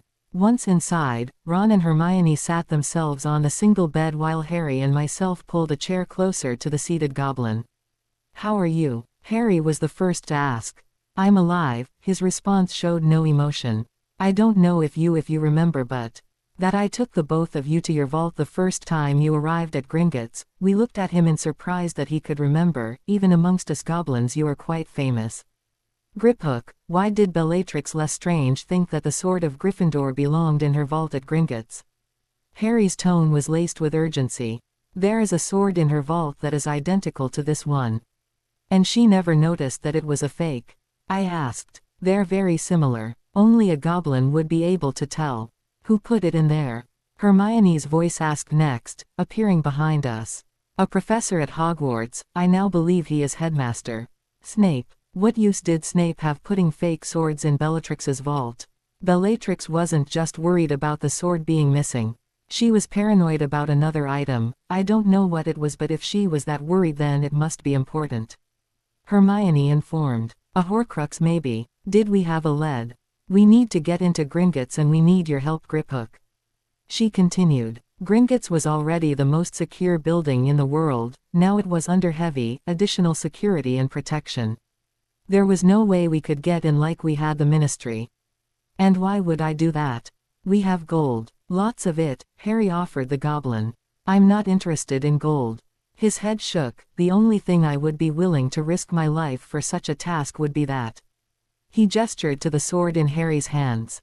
Harry and I turned to look at each other, then towards Hermione and Ron, who were giving us the same anxious look. "Okay," Harry spoke, "Griphook, would you mind giving us a minute?" With that we stepped from the room. "Hermione, are you sure? This is your lead." Hermione nodded surely. "Trust me, Harry," she was agitated. "Extremely. I really do believe she's hiding something in there." The three of us nodded. If Hermione was sure, then I trust her. "But the sword. We can't very well destroy the Horcrux if Griphook has the sword." Ron pointed out the gaping hole in our plan. We can promise Griphook the sword, promise to give it to him, just that we need it for a tiny while longer to destroy the other Horcruxes." I shrugged. "Look, we can figure it out as we go. Right now our main priority is finding those Horcruxes." We headed back towards the room when a thought occurred. Wait. We can't just Luna here, or Ollivander for that matter, with no explanation. "Give me a movement." I quickly sped down the stairs to where Luna was still sat with her quibbler. "Luna, we'll have to be leaving soon. Are you okay at making your way back?" "Don't worry about me, I'll be okay. And I'll make sure Mr. Ollivander has a place to go to." "Thank you so much, Luna, travel safe. Tell the others I say good luck." With that answer I went to join the others back upstairs. The plan was settled. We were going to break into Gringotts, into her vault, and find whatever Horcrux she was hiding. That would leave only 2 more objects left to find, and then Griphook could have the sword to his heart content. It was dangerous, but it was also our only way. We were going to be one step closer to killing Voldemort, and with that, our freedom. Each second that passed felt like an eternity. Christmas was fast approaching, and it didn't seem like she would be returning in time for the holidays. After being absent during the last one, I was hoping to ravish her with her gifts, to spoil her. She was worth every penny. Fate must hate me. The pain in my chest got worse with every second that passed by, and my mind was going frail. I had no idea how much longer I could go on like this for. Time after time I had spoke to Charlie, but he was still consistent, assured that Bella was in Phoenix with her mother. For every question I had, he had an answer on hand. She hadn't spoken to me personally because it was a last-minute decision. Renee had been in an accident and Bella had to return home to help her and Phil. She hadn't called or texted because her phone had broken, and she had yet to replace it. The letter he brushed aside, claiming Bella had her own reasons, but he could assure she was safe. Even his mind was indisputable in his assessments. There was no fault in his claims, but I still refused to accept them as true. Charlie was hiding something, Bella was hiding something, but I had no idea what. For months straight I had returned to question Charlie, staking out his house to try and catch him off guard in hope to see something in his mind. I had gone to Bella's room, searched it over to try and find something of use that would tell me where she was. At some point Carlisle had forbid me from returning back, claiming that I was exhausting myself in trying to find something that did not exist and that Bella would return when she was ready. He had a point. Rationally I knew there was truth in what he was saying, but I hadn't been thinking with a straight head since the night Bella left. With months passing since that fatal day, the family had tried continue on as usual, but no one had been quite right since she had left. Carlisle and Esme lost a daughter, Emmett and Jasper a sister figure. Alice a best friend, a shopping buddy, and I had lost my mate. We were all suffering, even Rosalie, who tried to brush it aside. She had become closer to Bella over previous months. They weren't exactly friends, but they had come to a mutual understanding of one another. All I could think about was Bella. The moments we had spent together, the quiet conversations in her room, her angelic face, dough-like chocolate eyes filled with so much love. "I can't believe he's gone." 2 teenagers sat close together on the sand of a beach, one boy and the other a girl. The girl had long, strawberry hair and a pale complexion, her big brown eyes emitting a sense of familiarity that I couldn't quite place. She cried, leaning to rest her head on the shoulder of the boy beside her. "I know." He placed his hand on a small figure being held in the arms of the girl. They sat momentarily silently, and as a minute passed by the girl got to her knees to place the figure in the body-deep hole. A dead animal. Well, not an animal I had ever seen before. Whatever the creature was, it was small, frail. A pale green skin tone, pointed ears and large, rounded eyes that were shut close. A decolorized pillowcase clothed over his body, splattered with crimson blood. Yeah, he sure did love his socks. The girl croaked, tearing off her blue socks to place them on the animal's body. Then, they lowered it into the ground.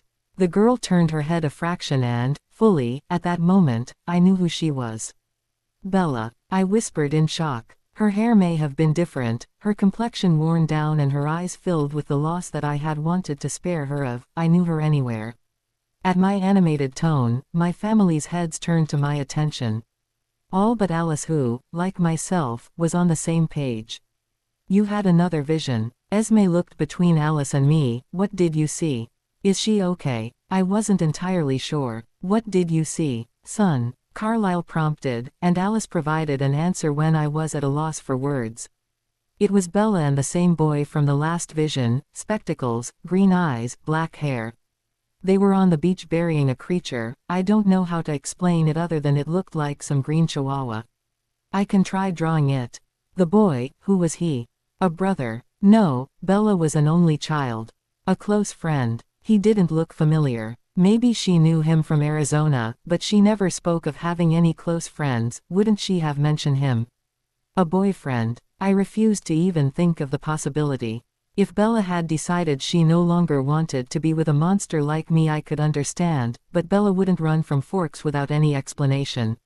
She was far too thoughtful for that. You said that you saw some sort of dead creature. Did it look like anything that you've seen before, Edward? I shook my head as Alice brought forward the image she had quickly sketched to almost perfection. Carlyle shook her head. There's a creature that exists that Carlyle has never seen. Then what the hell is it? Rose commented. Maybe she's cheating on you.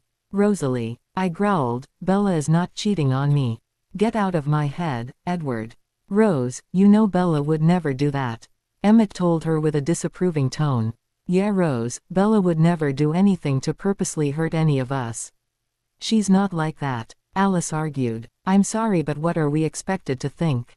She disappears without even a goodbye and only a letter to explain.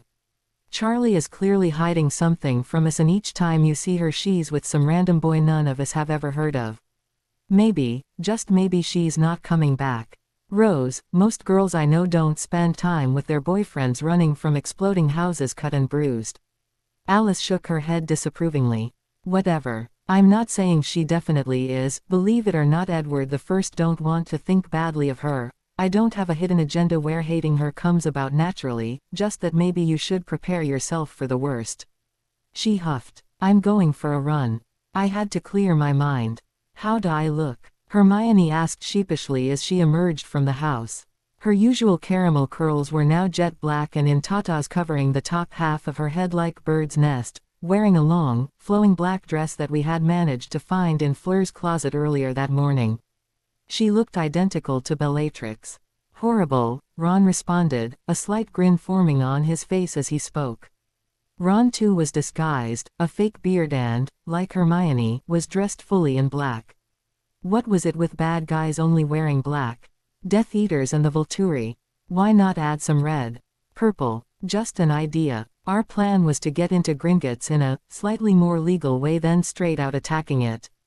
Hermione was going to play the part of her less strange counterpart with Ron at her side. Me and Harry would be close by, just not exactly there for people to see. We're counting on you, Griphook. Get us into her vault and the sword is all yours once we're done with it. Harry reminded the goblin. Nodding, he disappeared under Harry's cloak and me. I vanished from sight using my most prized possession, a necklace given to me by Dumbledore from my mother on our first Christmas as Hogwarts. It did just as Harry's cloak except far more portable. According to the deceased professor, it had been a family heirloom on my mother's side. Only working for those with pure intentions. Appearing not far from the bank, we stood hidden behind a stone wall as we waited to gather our balance. Come on, Hermione, you can do this. Hermione and Ron took the lead and began to head towards the huge, marble building. Our chance of succession, resting on the shoulders of their performance. Entering the bank, I was in awe at the crystal, expensive chandelier swaying securely from the ceiling. Goblins surrounding both sides of the walkway, scribbling away on parches of paper as they ignored everything around them. 6 years and this place hadn't changed in the slightest. Hermione strutted, unsteadily at first, Ron trailing right behind her, towards the front desk. This was it. I demand to see my vault. Hermione did her best to lower his voice, trying to keep it steady and sure. ID please. The goblin behind the desk responded without even glancing up. Ah, shit. I hardly think that will be necessary. Hermione snarled, causing the goblin to look from his desk. Oh, Madame Lestrange. We weren't expecting you. I still however will need some form of ID. My mind froze. Wait, I had Lucius's wand. Maybe a wand belonging to the Lestrange Malfoy family wand would count for something. Right. Slipping the wand from my back pocket, momentarily forgetting that I was invisible, and no one could actually see me, I fixed it into Hermione's hand hoping that she could put out a convincing performance. Well, I don't have my wand on hand, but I do happen to have Lucius's. He's family, I do hope that is ID enough for you. Please work, please work. The goblin quickly studied Hermione up and down wearily but couldn't argue with solid proof. This way. He led us to a worn-down, metal cart missing its sides. Unwillingly, I hopped into the cart beside Harry. This thing barely held 3 and it was hiding 3 additional bodies. This had to be breaking safety regulations. The cart sped along the tracks. There were multiple moments I thought I was going to fall, utterly possible in this death trap, the vast empty space below not looking promising. The journey dragged, my hands turning white from the death grip I had on the sides, when I noticed the trickling waterfall from the ceiling become wider and thicker as we approached, with no telltale signs of stopping. And it didn't. The water was cold, soaking my body and hair, clothes sticking uncomfortably to my skin. The tingling sensation I usually got when wearing my mother's necklace left my body like a gust of air. I got a quick glance to see Hermione back to looking like herself and Harry himself visible. Then, we were thrown overboard. I screamed the entire way down, the head-splitting sound caught somewhere between the others yelling in the wind as it slapped against my skin, burning my face. I waited for the pain to expel across my limbs as the ground got frightfully closer, but we halted just inches above the ground. Thankfully the pain was only somewhat agonizing. What in the devils are you doing down here? The goblin yelped in fury. Petrificus totalis. With his body paralyzed, his body fell frozen to the ground. Sorry, I panicked. Griphook, a little word of warning might have been nice. Ron growled sourly. That must be new, wiping any intruders of their enchantments. He explained. Though, the idea might work better before the cart ride, to stop them from coming through before they reach the vaults. Okay Griphook, show us her vault. That body hex won't last forever. Hermione requested. Her vault happened to hidden in the very corner. Locked between layers and layers of locks and security, all of which, luckily, Griphook was able to open. Lying inside were mountains of gold, piled on top of one another to reach halfway to the ceiling. Accio Horcrux, Hermione said, wand at front, but nothing happened. That type of magic doesn't work in here. With a sigh, she lowered her wand to her side. Okay, what are we looking for? She turned to us with an almost pleading look. Harry, I turned slowly. To face my brother. Do you happen to remember how Dumbledore theorized that maybe Voldemort had turned the Hufflepuff's cup into a Horcrux? You think it might be here? Well, Dumbledore never did know where it may have been kept. This seems as plausible an answer as anything. Okay, so the cup of Hufflepuff. What exactly does it look like? Ron asked, hindering on the edge of our muttered conversation. Small and gold, 2 curved handles and a badger engraved on it. Harry gave a detailed description. Quickly scanning the room, I saw what fit the description well settled on top of a high pile of other golden objects. There it is. I began to move towards it when the side of my foot knocked another gold cup. Before my eyes, it began to multiply until there was at least of the exact cup in front of my eyes. What the? Everything you touch will multiply, Griphook informed us before quickly backing out of the room. Well, that was another thing that would have been nice to know beforehand. Stay still. We'll have to. Harry completely ignored Hermione's shrill, instead choosing to dive head first towards the pile of gold. Clambering to the top of the golden objects as more and more came, reaching up to his neck, slowly pushing him under. Drowning him. Harry. Harry. What felt like an eternity passed, dread instantly filling my body to the core. A green blast of light shot from underneath, pushing piles of the gold aside as Harry, cup in hand, scrambled down the hill. Thank God. He was going to give me a heart attack one of these days. Griphook, I pleaded as the gold showed no sign of slowing down. Help. Before we were all buried alive. I said that I would help you get in, I never said anything about getting you out. Smirking an ugly grin in my face before apparating from the vault. Sword in hand, leaving us to fend for ourselves. That son of Griphook. Defodio. Hermione screamed, pointing at the vault door. It blasted off its hinges, landing several feet away.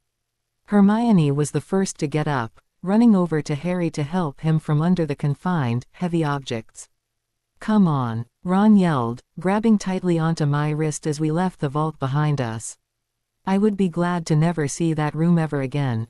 As we rounded the corner, I heard a loud roar, and froze dead in my tracks. A large, no humongous dragon was standing in the center of the room, pastel green scales, deadly sharp spikes trailing from the back of his head down to the beginning of his tailbone, huge glaring eyes, along with razor-sharp, pointed teeth. Okay, a dragon, we could handle a dragon, it surely wasn't the first time.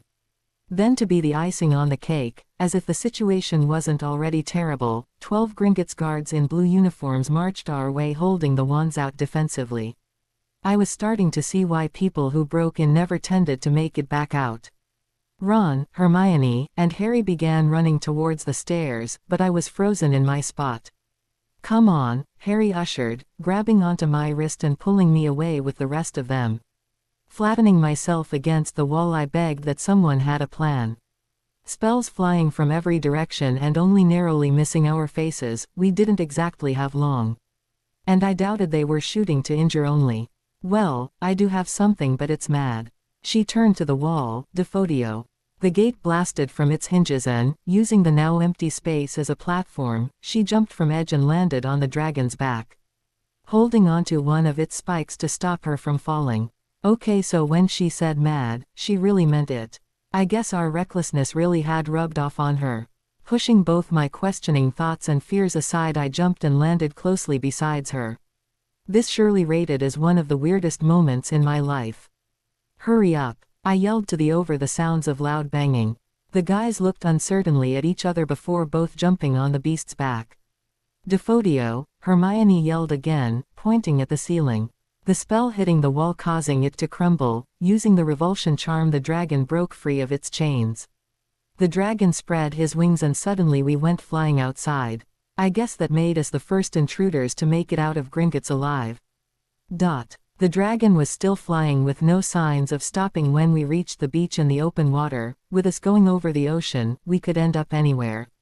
What do we do? I tightened my grip on the creature's spines, looking fearfully down at the crashing waves.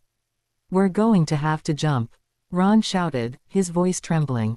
What? When? Hermione screamed in response, the wind making it hard to hear clearly.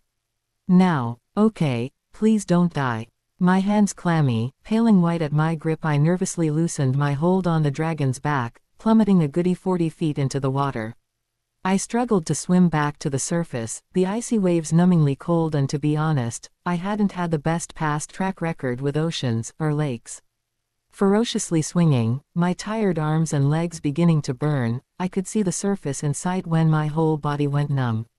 A burning sensation, starting small, intensifying across my head numbingly, my vision turning black, eyes drifting shut, falling into darkness.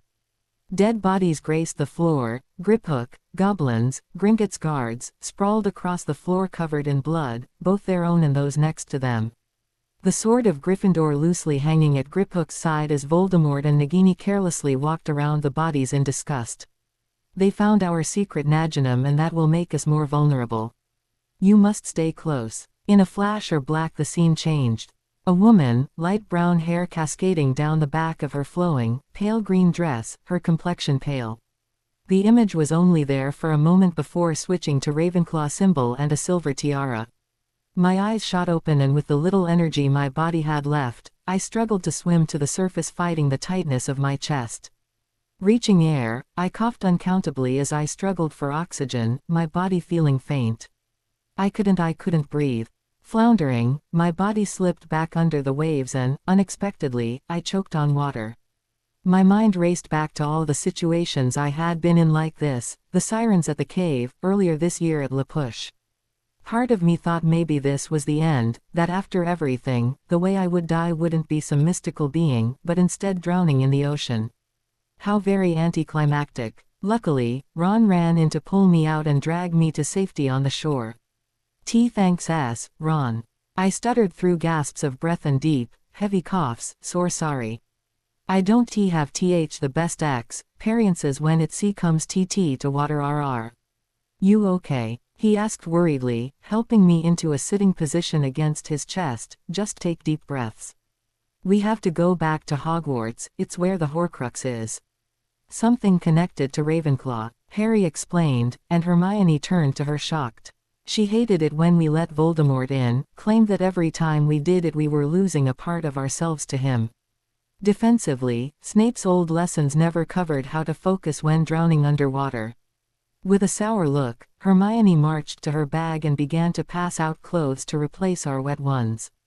She and I left the boys to change privately, dressing into a pair of dark skinny jeans, white Vans and purple flannel thrown over my white t-shirt, wet hair dripping over my dry shoulder. We should get going, Harry hurried, pulling a grey Henley over his head. What? We have to plot, we have to plan.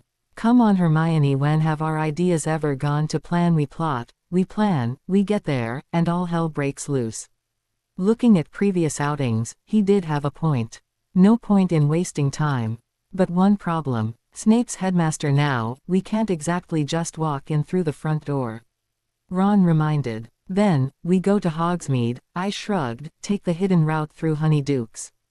It was late. The four of us making the track towards Hogsmeade, hiding in the shadows, trying to stay out of sight as much as possible. Thankfully for the most part, the streets were empty.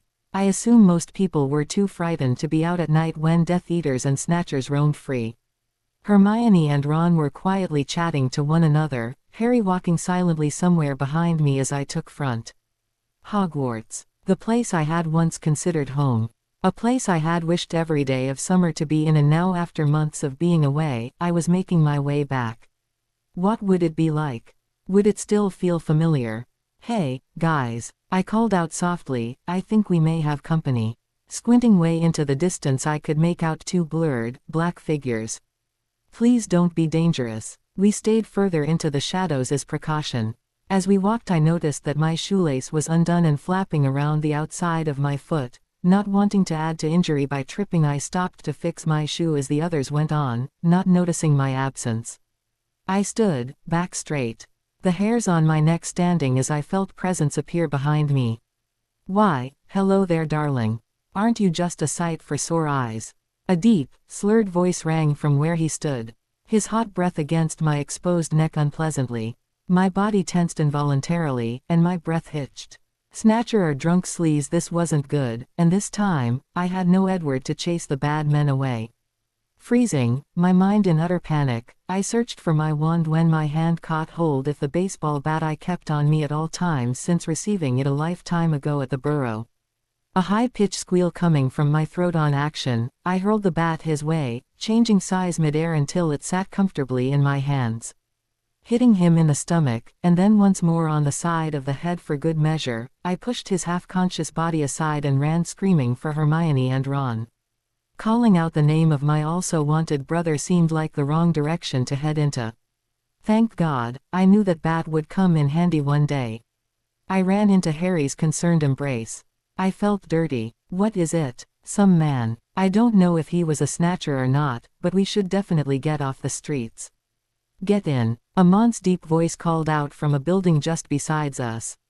His face, skin wrinkled and a long, gray beard obscuring his face, popped out from behind the wooden door. Running into a stranger's house was definitely against the rules of safety, but it also seemed like our best chance. If that man was a snatcher, more would surely soon follow. Harry was the first one to enter, then me, trailing behind as I held onto his wrist. Hermione and Ron followed. Once stepping into the lightly dimmed, foreign room, I was able to see the Mont's features in more detail. He looked so much like. "You're Aberforth, aren't you? Dumbledore's brother," Harry stated just as the thought passed my mind. After the wedding, Harry and I had searched for information regarding Dumbledore's past, desperate to know why he had hidden his past from us for 6 years. But there wasn't much to find. He nodded stiffly, yes. "Now, what were you thinking? Walking around Hogsmeade in the open when there are Death Eaters on every corner?" "Looking for you," his voice, rising in volume, as he started to yell. Okay, so he had a good point. Though, in our defense, we didn't have too much of an option. No matter where we went, there were bound to be Death Eaters on our trails. "Dumbledore gave us a mission," I explained, my voice low and neutral. "A mission," he scoffed, "an easy one, I hope. A fun one. Not even close." "Well, no, not really. I would hardly call Horcrux hunting fun." "Well then, why are you doing it? The old fool is dead now, never mind what he told you." Aberforth bellowed. At his sudden outburst, Harry replied with just as much anger fueled in his voice, "No. He trusted us, and this isn't just a mission for him, this is for all of us." "Really? If he trusted you so much, then why is it he never mentioned me? Did he ever mention her? All my elder brother ever cares for was power." He gestured towards an old painting hung on the wall of a young girl stood proudly in a meadow. "Why would he?" I asked him, confused. "The girl, who was she? Who was she to Dumbledore?"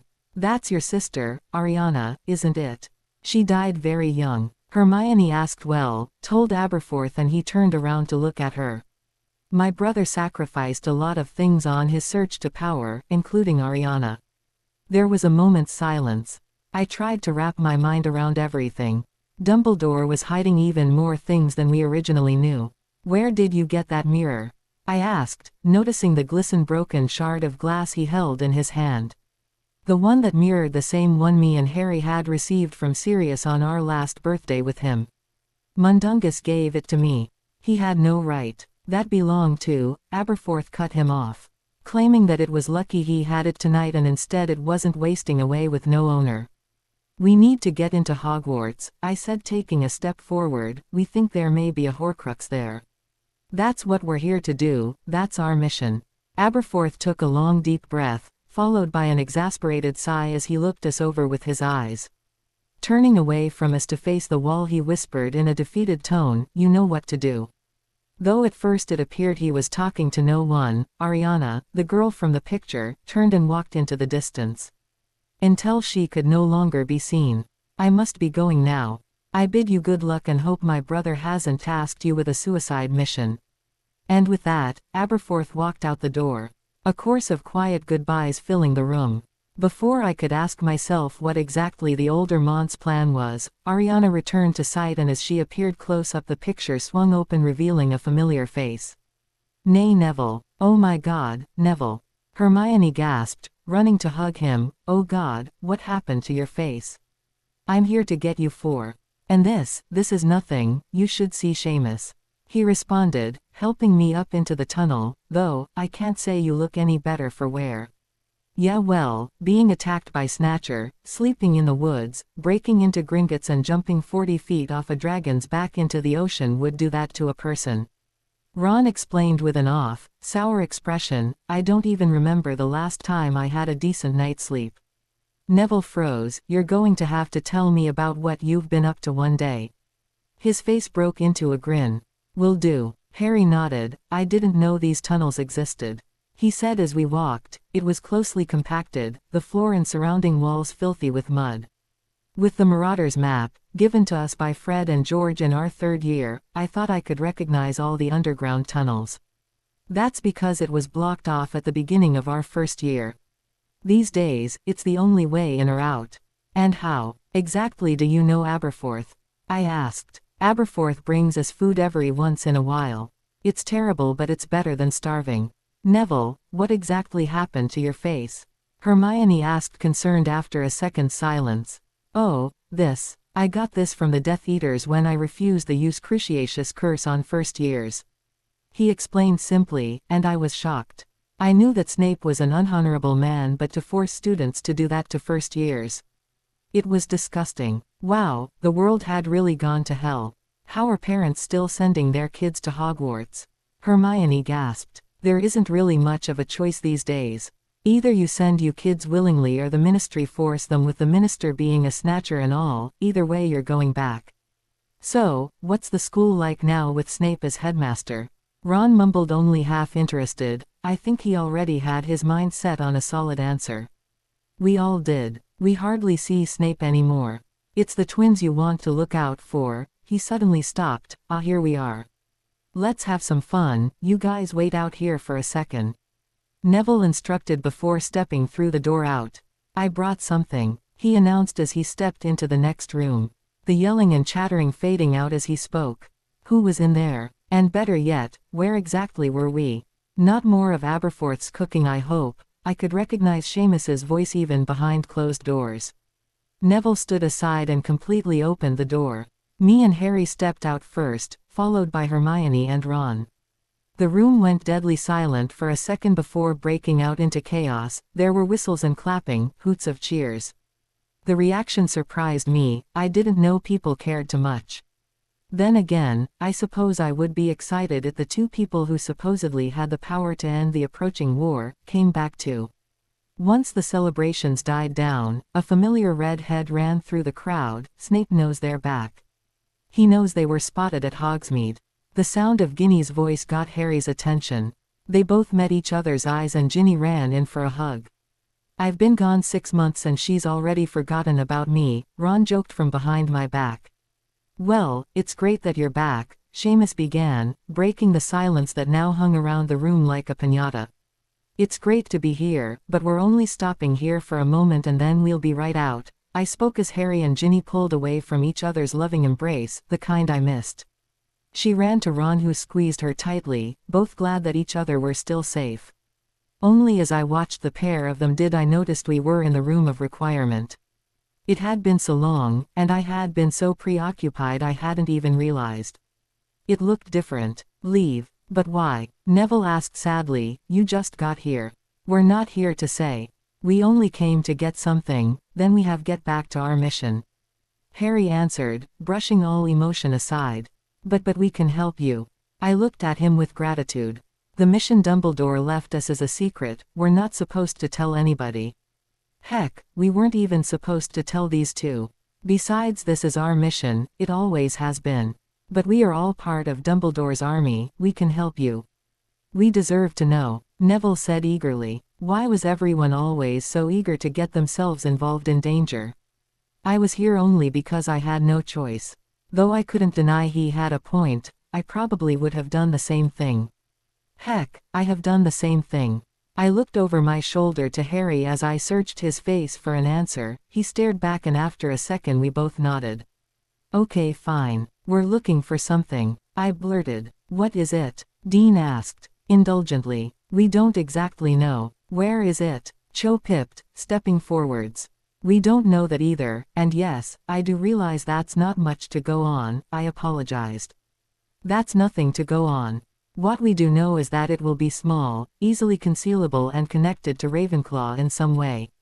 Harry announced, stepping beside us again with his arms around Ginny. Anyone got any ideas? Luna was the first one to speak. Well, how about the lost diadem of Ravenclaw? No one spoke. The diadem had belonged to Rowena Ravenclaw, one of the 4 founders of Hogwarts. It was said to enhance the wisdom of the wearer and was one of the house's more treasured attribute. That is of course until it was stolen by her daughter, Helena, and lost forever. You know, Rowena Ravenclaw's lost diadem. Haven't you ever heard of it? Luna asked in her dreamy voice, searching the room for a response. Yes, but it's been lost for centuries, Cho sighed. It would make sense. I mumbled into Harry's ear, he has used other houses' items in the past. First the locket, then the cup. But a lost locket. That wasn't going to be fun to find. Especially with the size of the school. Guys, we have to go. Snape knows that Harry and Bella are back, and he wants on as the Great Hall. A kid, maybe around 14, announced as he entered the room. Well, our secret entrance lasted maybe 5 minutes. I guess the Potters were going to make a reappearance, a dramatic grand entrance in the best way we knew. Time to get my robes back on, I guess.